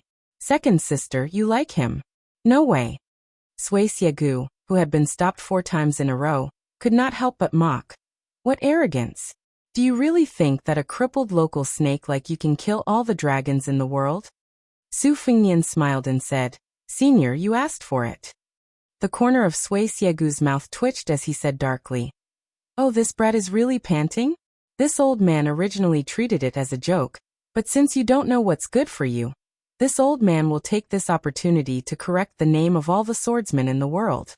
Without Wang Xianji, the number 1 in the world should belong to a swordsman. Su Fengnian said indifferently, "After the battle with Wang Xianji, I learned a little and comprehended 3 moves. If senior can withstand them, don't mention handing over Fuji and the way of Shudao. Even this armory will be yours." After saying this, Su Fengnian raised his hand, and the assassins of the prince's residence who were hiding in secret began to retreat rapidly. The dazed servant girl was taken away on the spot and thrown to the other side of Tidehark Lake. Sui Xiegu closed his eyes to rest and waited quietly. Su Weisheng did not move. He only supported his chin with one hand and tilted his head. He looked up at his high and mighty younger brother, and the corner of his mouth lifted slightly. It seemed that he really could not beat him up like before. The wind rises at the end of the green duckweed. There was a patch of reeds beside Tidehark Lake. The autumn reeds had already turned gray. Their stems slanted and the clumps of fluffy reeds gradually withered. The wind rose and the catkins flew. If one were to look closely, they would see that the hollow stems of the reeds that grew from the water began to break inch by inch in a disorderly manner. In this patch of reeds at the end of autumn, the catkins flew like flying snow. At the same time, the originally tranquil mirror of Tidehark Lake at the waist of Mount Qingliang began to shatter into fine fragments. It was as if countless hammers were tirelessly striking this mirror of water. The occasional koi fish that leapt out of the water were instantly pulverized into fine powder. Countless mottled cracks began to appear on the richly colored wooden pavilion at the center of the lake. The 2 rows of scholar willows on the path to the center of the lake began to emit waves of muffled cracking sounds. In the end, the shore at the foot of Tidehark Pavilion was also affected. From the edge of the water to the empty space beneath Su Fengnian's feet, the entire area was covered with fleeting patterns of air currents. But this undercurrent, intentionally or otherwise, circled around Sui Xiegu and Su Weisheng. However, the two were in different situations. Su Weisheng had circled around of his own accord, while the old man was like a rock in the middle of a river, forcefully breaking through the current. Su Fengnian sat cross-legged, looking down at the motionless Sui Xiegu. In terms of their understanding of the sword, whether it was sword moves or sword intent, they were the most outstanding figures in the world. Su Fengnian had also imitated Li Chuangong's sword attack on the peak of the Great Snow Plateau many times, borrowing 100 swords with great momentum. But Su Fengnian was well aware that this kind of large-scale sword attack was both pleasing to the eye and practical when used against ordinary martial artists. This was because each sword and each sword chi, even if distributed to a single person, the power would still be considerable. But when faced against an opponent like Sui Xiegu, who was on par with him, no one had ever squandered their essence, chi and spirit in such a manner. Just like when Li Chungang and Wang Xianji met again on the surface of the Eastern Sea in the martial emperor city after dozens of years, the old man's majestic sword flow seemed to be scattered as it smashed towards Wang Xianji. But in reality, it was one sword after another, and the sword chi was closely intertwined. Su Fengnian was doing the opposite at the Listening Tide Lake. Although he made the first move, he did not make the first move. Instead, he gave the initiative to Sui Xiegu. This was the attitude of a host welcoming a guest. I have brought out a table full of sumptuous food and wine. Whether you want to eat or not depends on whether your appetite is big enough. This move contained not only Li Chuangong's sword intent, but also Xue Songguan's random beat in the rainy alley. It also contained the essence of Deng Tai, Ace Thunderpool, and some of the Zen of the Dragon Tree Monk. As long as Sui Xiegu, who was trapped in a circle, made a move, it would affect everything. He would become the enemy of this small world. Whether Sui Xiegu wanted to prove his swordsmanship or the reputation of the world's swordsman, he had to first walk out of this small world of Buddhism's cage. Just as Sui Xiegu was about to make his move, Su Fengnian turned to look at Su Weisheng and smiled. Then he threw a chess piece high up in the air slowly and casually. Chapter 12:15. Sui Xiegu's brows were as long as a white dragon's beard. His tall and sturdy body remained as still as a mountain from the beginning to the end. This kind of action was a result of his 100 years of experience, and also because he dared to challenge Li Chungang and Wang Xianji. If he added Su Fengnian to the mix, the 3 champions of Jianghu in the past 100 years had all been challenged by him. When Li Chungang returned from the demon-slaying platform, his state of mind was damaged, but Sui Xiegu did not take advantage of the situation. He still asked about the strongest person, the 2-sleeved green snake that Li Chungang had mastered to the extreme. After that, Wang Xianji was at the peak of martial arts. No matter how they fought, he was always the strongest. Unfortunately, It was you groom who received the last half of the sword. This was because Wang Xianji wanted to give the final battle to Su Fengnian, who was far away in the northwest. However, from the conversation that Green Pao Air heard, Wang Xianji was definitely not someone that Sui Xiegu could defeat. This time, Sui Xiegu did not enter Beiliang to work for anyone. He wanted to charge and kill the enemy in the Battle of Liangmang. He wanted to compete with Su Fengnian, an old man who did not care about riches and fame. Sui Xiegu was sure that Su Fengnian's original reliance on Gao Shulu's physique had disappeared. Therefore, the only thing that could be done was to kill without spilling blood. This was similar to the old master of the Spring Invitation Cottage who was best at talking on paper. However, Sui Xiegu believed that in today's world, there were at most a handful of idiots like himself who dared to fight with Su Fengnian. Arriving at the right time was better than arriving early. Just as Su Fengnian was facing off against the old man, Wu Luding and Sui Hua led the Wu clan cavalry into Liangzhou City and arrived at Mount Qingliang. After entering the prince's estate, their path was unimpeded. The 100-some people abandoned their horses and walked to the other side of Tidehark Lake, where the two experts were facing off. These withered swordsmen with long swords on their backs stood in a line. Apart from the sloppy young sword crown and the calm female sword attendants, the chief flow of these 90-some people was affected. Their tranquil minds began to ripple to varying degrees. Even if the spectators did not comment on the game, they could not help but put themselves in the opponent's shoes.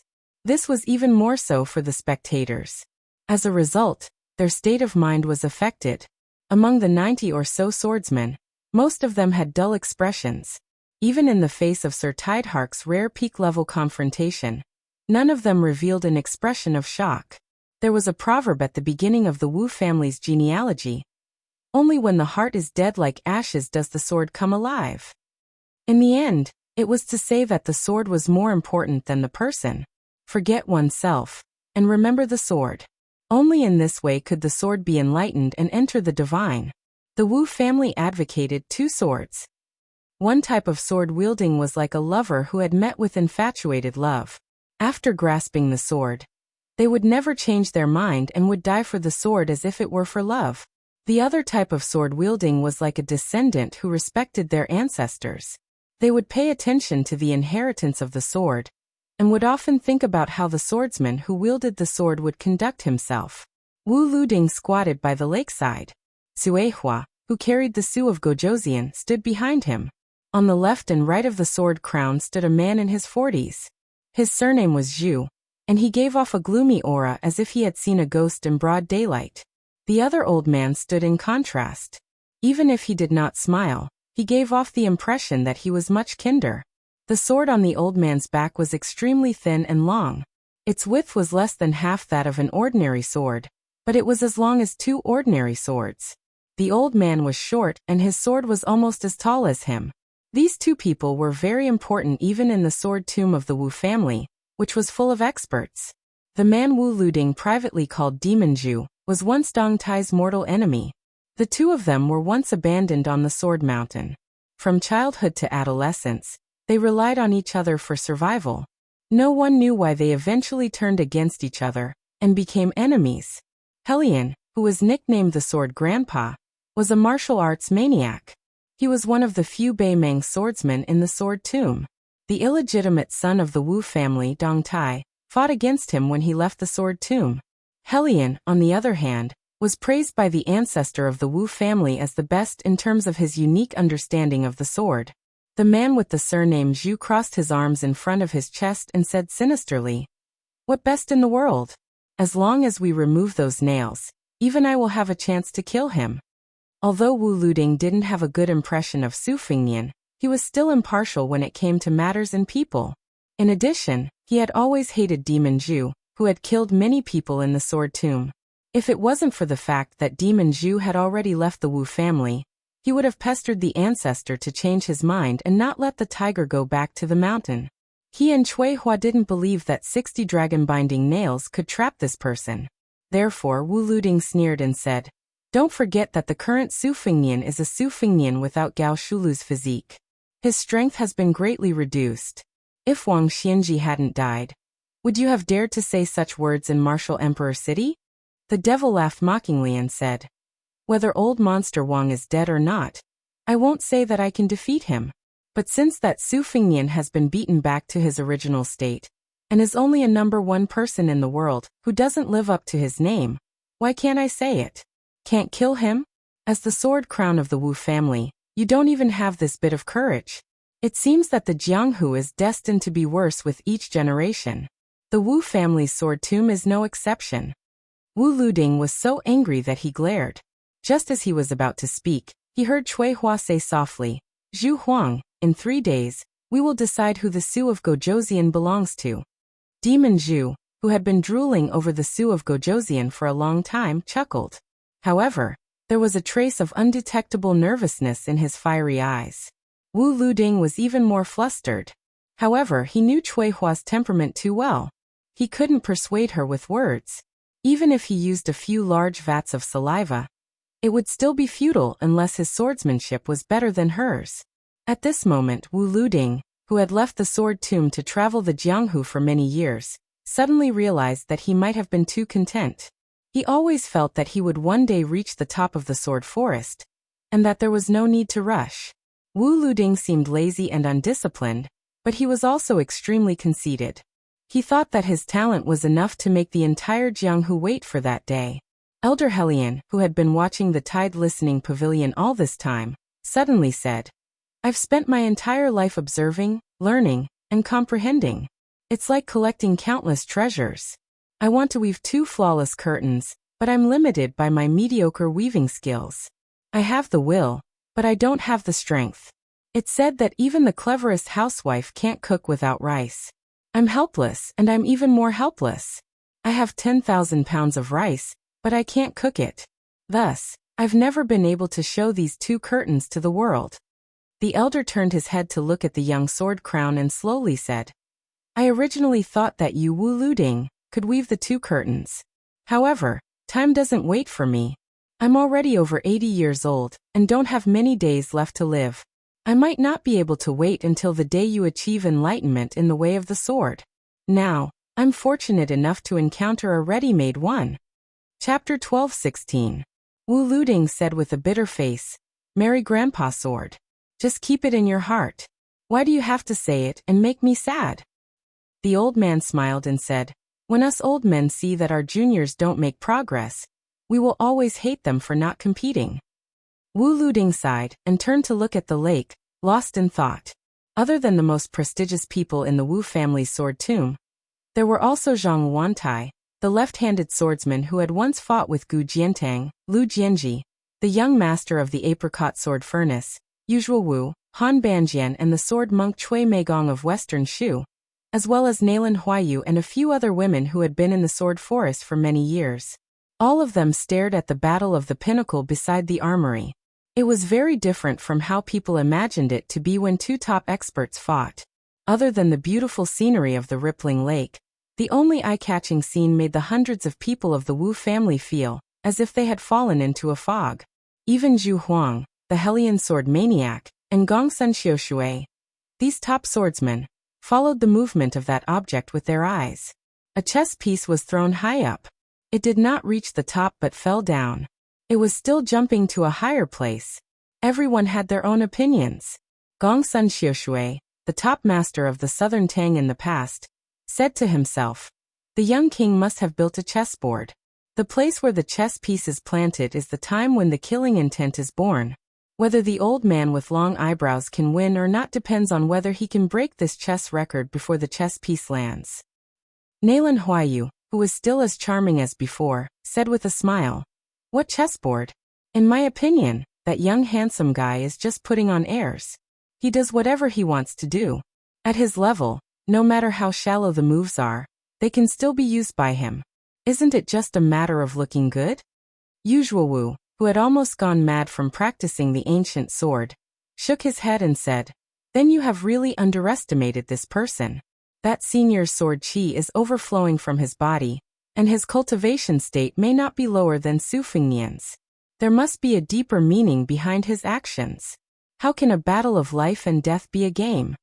The sword monk, who was often called Baldi Chui by Wu Luding, carried a wooden sword dragon subduing wood without a sheath on his back. He touched his head and sighed. The Zen atmosphere here is really strong. It reminds me of the time when I passed by the Dragon Tree Zen Master at the back mountain of the two Zen temples. The old monk was covered in mud. With a hoe in hand, he walked towards me and greeted me with a smile. I thought he was just an ordinary monk in the temple and missed him. Later on, when he thought about it, he realized that he was indeed a person who had attained the Tao of the glazed body. No wonder they say that the Su family of Bailiang has been devoutly worshipping Buddha for 20 years. Could it be karma? The chess pieces began to fall. Just when everyone thought that an earth-shattering battle was about to begin, the sword maniac Helion revealed a look of surprise and said coldly, "It's clear." Cui Hua closed her eyes again. Zhu Huang seemed to have sensed it at the same time. He curled his lips and had a complicated expression. It seemed to be admiration and disdain. Of the remaining 90 or so people, a few of them were obviously slower by half a beat. Most of them did not know what was going on, and were still waiting for the thunderous confrontation between the two sides. The chess piece gently landed on the white-browed elder's shoulder. The elder's feet began to sink into the ground. It was only when his knees touched the ground that he stopped falling. Sui Xiegu retracted his gaze from Su Weisheng and raised his hand to casually smash the chess piece.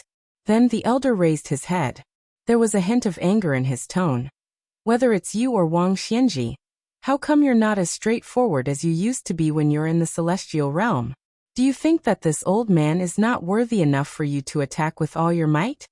Su Fengnian floated to the ground and said calmly, "It's hard to say what Wang Xianji thought of the sword that entered the city. If I could avoid fighting with my life on the line, I wouldn't." Sui Xiegu laughed coldly and asked, "If I attacked Su Weisheng's formation just now, would you be willing to fight with your life on the line?" Su Fengnian did not answer the question directly. He smiled and said, "Senior, you didn't attack, did you?" Sui Xiegu did not speak. However, Su Fengnian dashed forward and blocked in front of Su Weisheng. Sui Xiegu did not attack earlier. However, he purposely bore the full weight of this small kiliocosm. Otherwise, how could a chess piece cause his legs to sink into the ground? In Taoist records, there was once an immortal who used a reed to press down on Mount Buzhou. In the end, the entire mountain collapsed.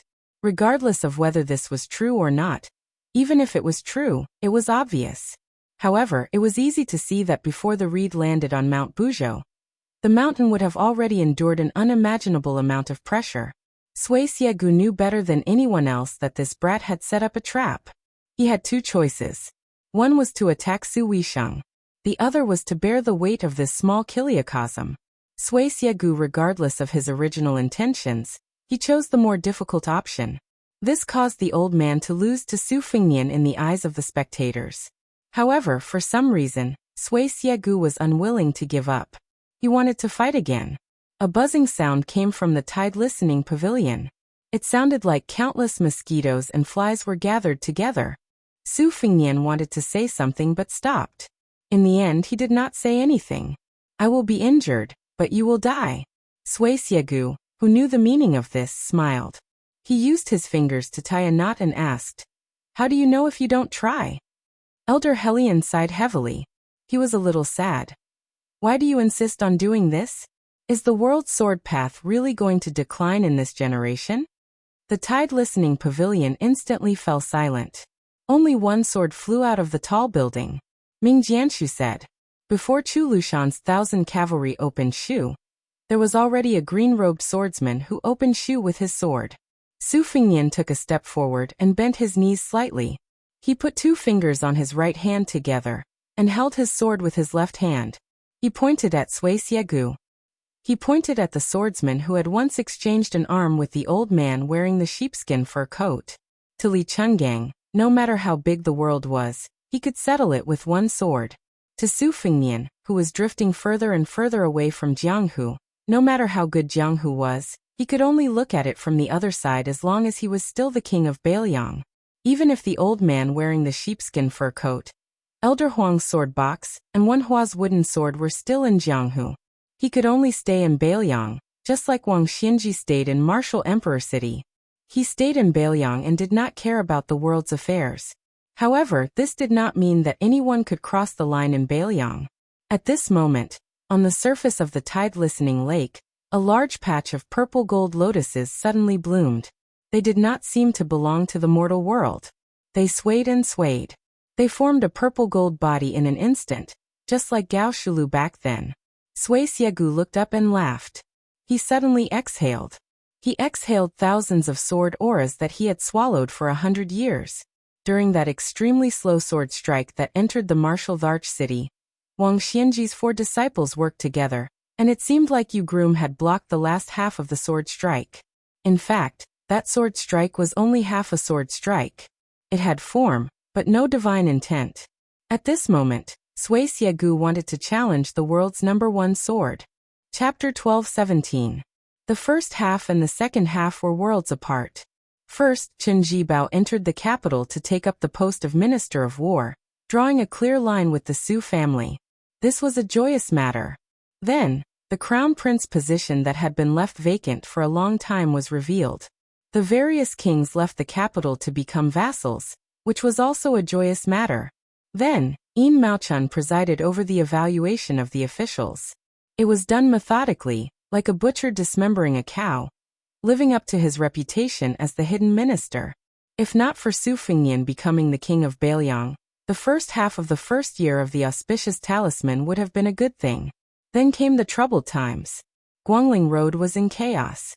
Lu Xingxiang, assistant minister of the Ministry of War, became the commander. The vassal King Jing was in trouble. Of the 2 old generals, one died in battle, and the other was still trapped. Hundreds of thousands of elite soldiers were lost just like that. When the frost fell and winter had not truly arrived, it was said that Bei Meng's million-strong army was going south to the Central Plains. If not for the northwest being their entry point, the Liang court would probably be in deep trouble. However, Lu Xingxiang's position as the commander-in-chief was undoubtedly in jeopardy. The Confucian sage Chao Zhangqing had also appeared on the eastern front of Guangling Road, and was confronting the prince of Guangling, Zhao Yi. At this time, on another even more magnificent eastern front, the great pillar state Gu Jiantang, who was in charge of the military and politics of the northern region, was still biding his time. Chen Jibao, the king of Shu, disappeared without a trace. Zhao Bing, the king of Yanqi, was watching from the sidelines. As the capital of the country, if not for the arrival of Qi Yanglong, who was in his twilight years, the people of Great Peace City would probably be in a state of panic. Every inch of land in Great Peace City was worth its weight in gold. Many officials who could attend court meetings every day worked for 20 years, and still could not afford to buy a house. The more they worked, the less they could afford to buy one. A few years ago, there was a tragedy. An official who lived far away drowned in a river in a rainstorm in the morning in order to make it in time for the morning meeting. The current emperor was said to have the country in his hands, but he was an almost stubborn and thrifty ruler. He was also very strict with his relatives in the imperial family. In the past, the relatives of the emperor would take over the property of the people. After the founding of the country, it would get worse in less than a generation. In this dynasty, it was extremely rare. This made it seem like the emperor was different from the other emperors. However, His Majesty the Emperor was never stingy with his generosity to those important officials. Other than that group of scholars who stood out in the spring of Yonghui, there were Chen Jibao, Liu Baijie, and Lu Xingxiang. These 3 high officials of the Ministry of War lived in the best Vermilion Gate mansions when they entered the capital, and were bestowed with countless rewards. However, these people still couldn't compare to Chancellor Qi. The previous owner of Qi Yanglong's residence was a county king who had been stripped of his hereditary title by the previous emperor. His eldest son had long been demoted to the rank of General Xinghua. This wasn't much. In order to take care of Qi Yanglong, who once called himself Yu Di Clear Gluttony, the emperor of Zhao family, who never played tricks in the imperial kitchen, specially set up an Yu Di kitchen in the Qi manor. He found 2 great masters who were proficient in cooking from the old Dongyue territory, just to cater to Chancellor Qi's taste. As a result, Qi Yanglong didn't even need to follow the customs of the local officials. The Qi manor was such a treasured land of feng shui, so it naturally made the city's high officials and nobles scramble like ducks. They all considered it an honor to be able to cross the Qi Manor's threshold. Regardless of their status and background, busybodies liked to judge by the time they entered the manor. For a time, the Qi Manor's main entrance became a dragon's gate. This was an unprecedented grand occasion that hadn't happened even when Zhang Jiulu was in charge of the Shangshu province. However, this was also related to Grand Secretary Zhang's unreasonable behavior. Chancellor Qi, on the other hand, was completely different. Qi Yanglong didn't reject the luxurious mansion and silk bestowed by the emperor, nor did he reject the elegant book collection bestowed by his colleagues. There were people who roughly estimated that in less than a month's time, the Qi Manor's Iron Sword Zither Guts building had received no less than 80 books, all of which were paid per page, 1 gold per page. The Great Feng Dynasty's books were publicly acknowledged to be exquisite in paper, simple in style, and excellent in engraving. It must be known that the few most famous private library buildings in the world today were the result of several generations of the family's perseverance and extravagance. Red lanterns were hung high everywhere in the Qi Manor. Qi Yanglong had just sent off the Cave Abyss Pavilion's great scholar Yin Jieshi. He sat across from him and drank 2 jars of aged wine. At this moment, the old man who had come to the library alone seemed to be glowing with health. He wore a thick fur coat.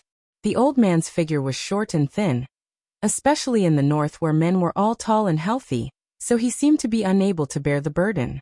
The old man arrived in front of the bookshelf. Along the way, he didn't take another look at those priceless books.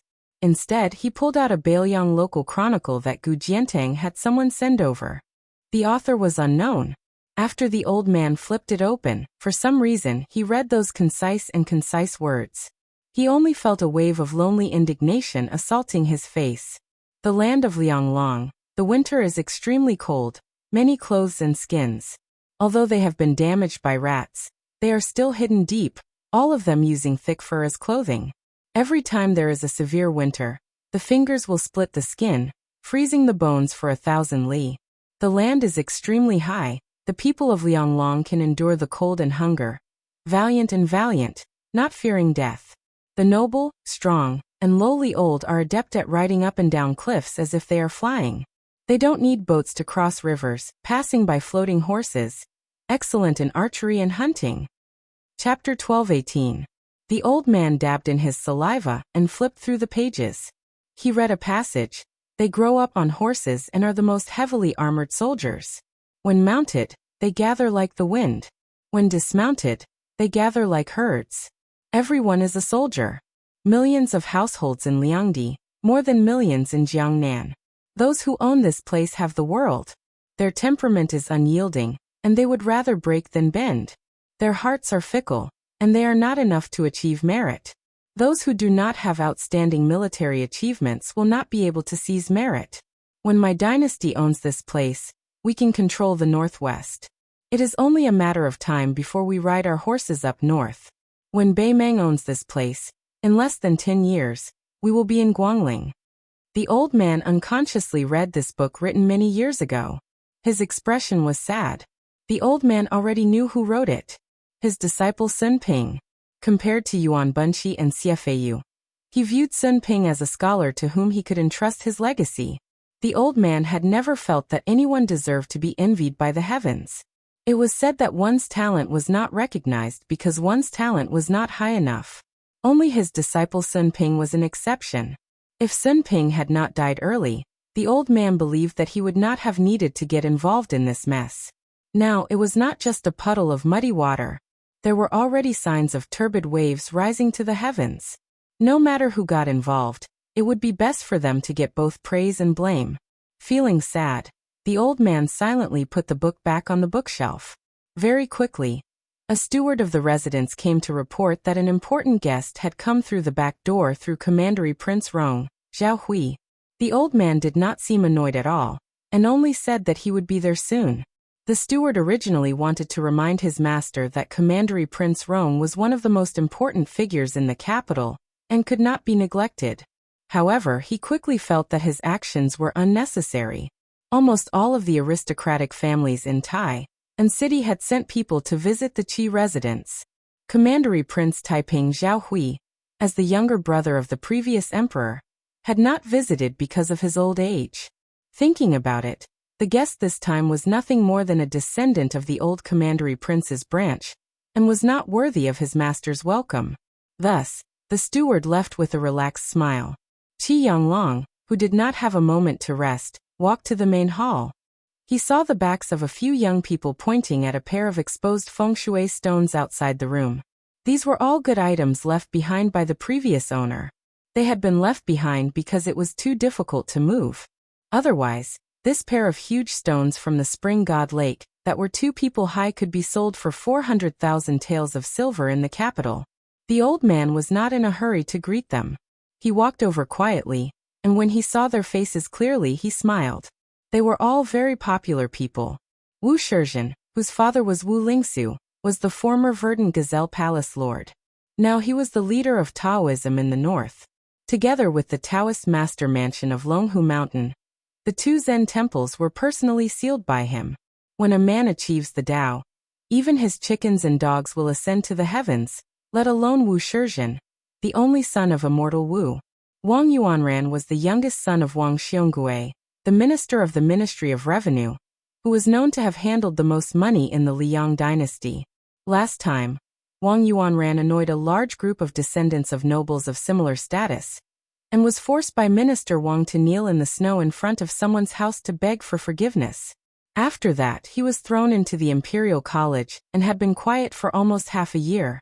Now he was probably considered to have made a comeback. Other than these 2 popular young people, there were also 2 grandsons who had made great contributions during the Spring and Autumn War. Following Yan Zhenchuan's death in battle and Yang Xinxing's loss of power, the Yan and Yang families' foundations in Great Peace City had been shaken, and their vitality had been greatly damaged. The other families of generals did not feel the same way. The ancestors of the latter, who had made great contributions during the Spring and Autumn War, had mostly died of old age and illness. They were originally far inferior to Yang Xinxing's Yang family, who was still alive. Yang Xinxing could do whatever he wanted in the west of the capital.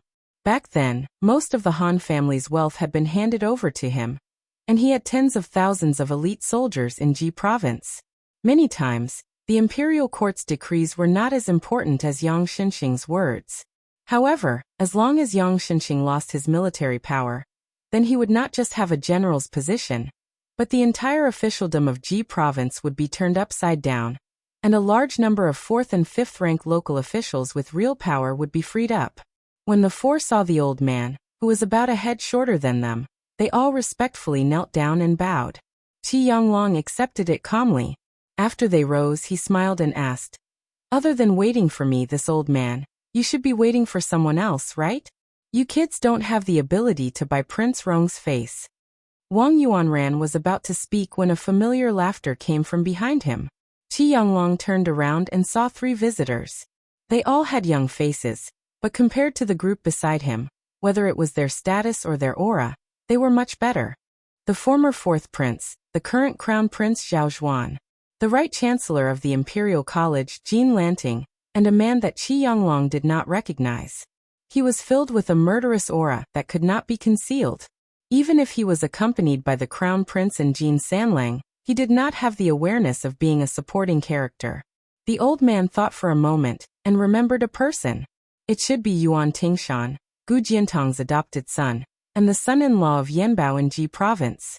The old Gu Lu of the Ministry of War once had a secret file that divided the upper and lower volumes according to age. Those who could be recorded in it, especially the lower volume, in the past 20 years, other than a few people who destroyed their own futures, most of them had reached the high position of a 4th-rank general at the very least. Yuan Tingshan was now in the top 3 of the lower volume. The 3 of them bowed together. Qi Yonglong told them to dispense with the formalities. He sighed and smiled. "It's good to be young."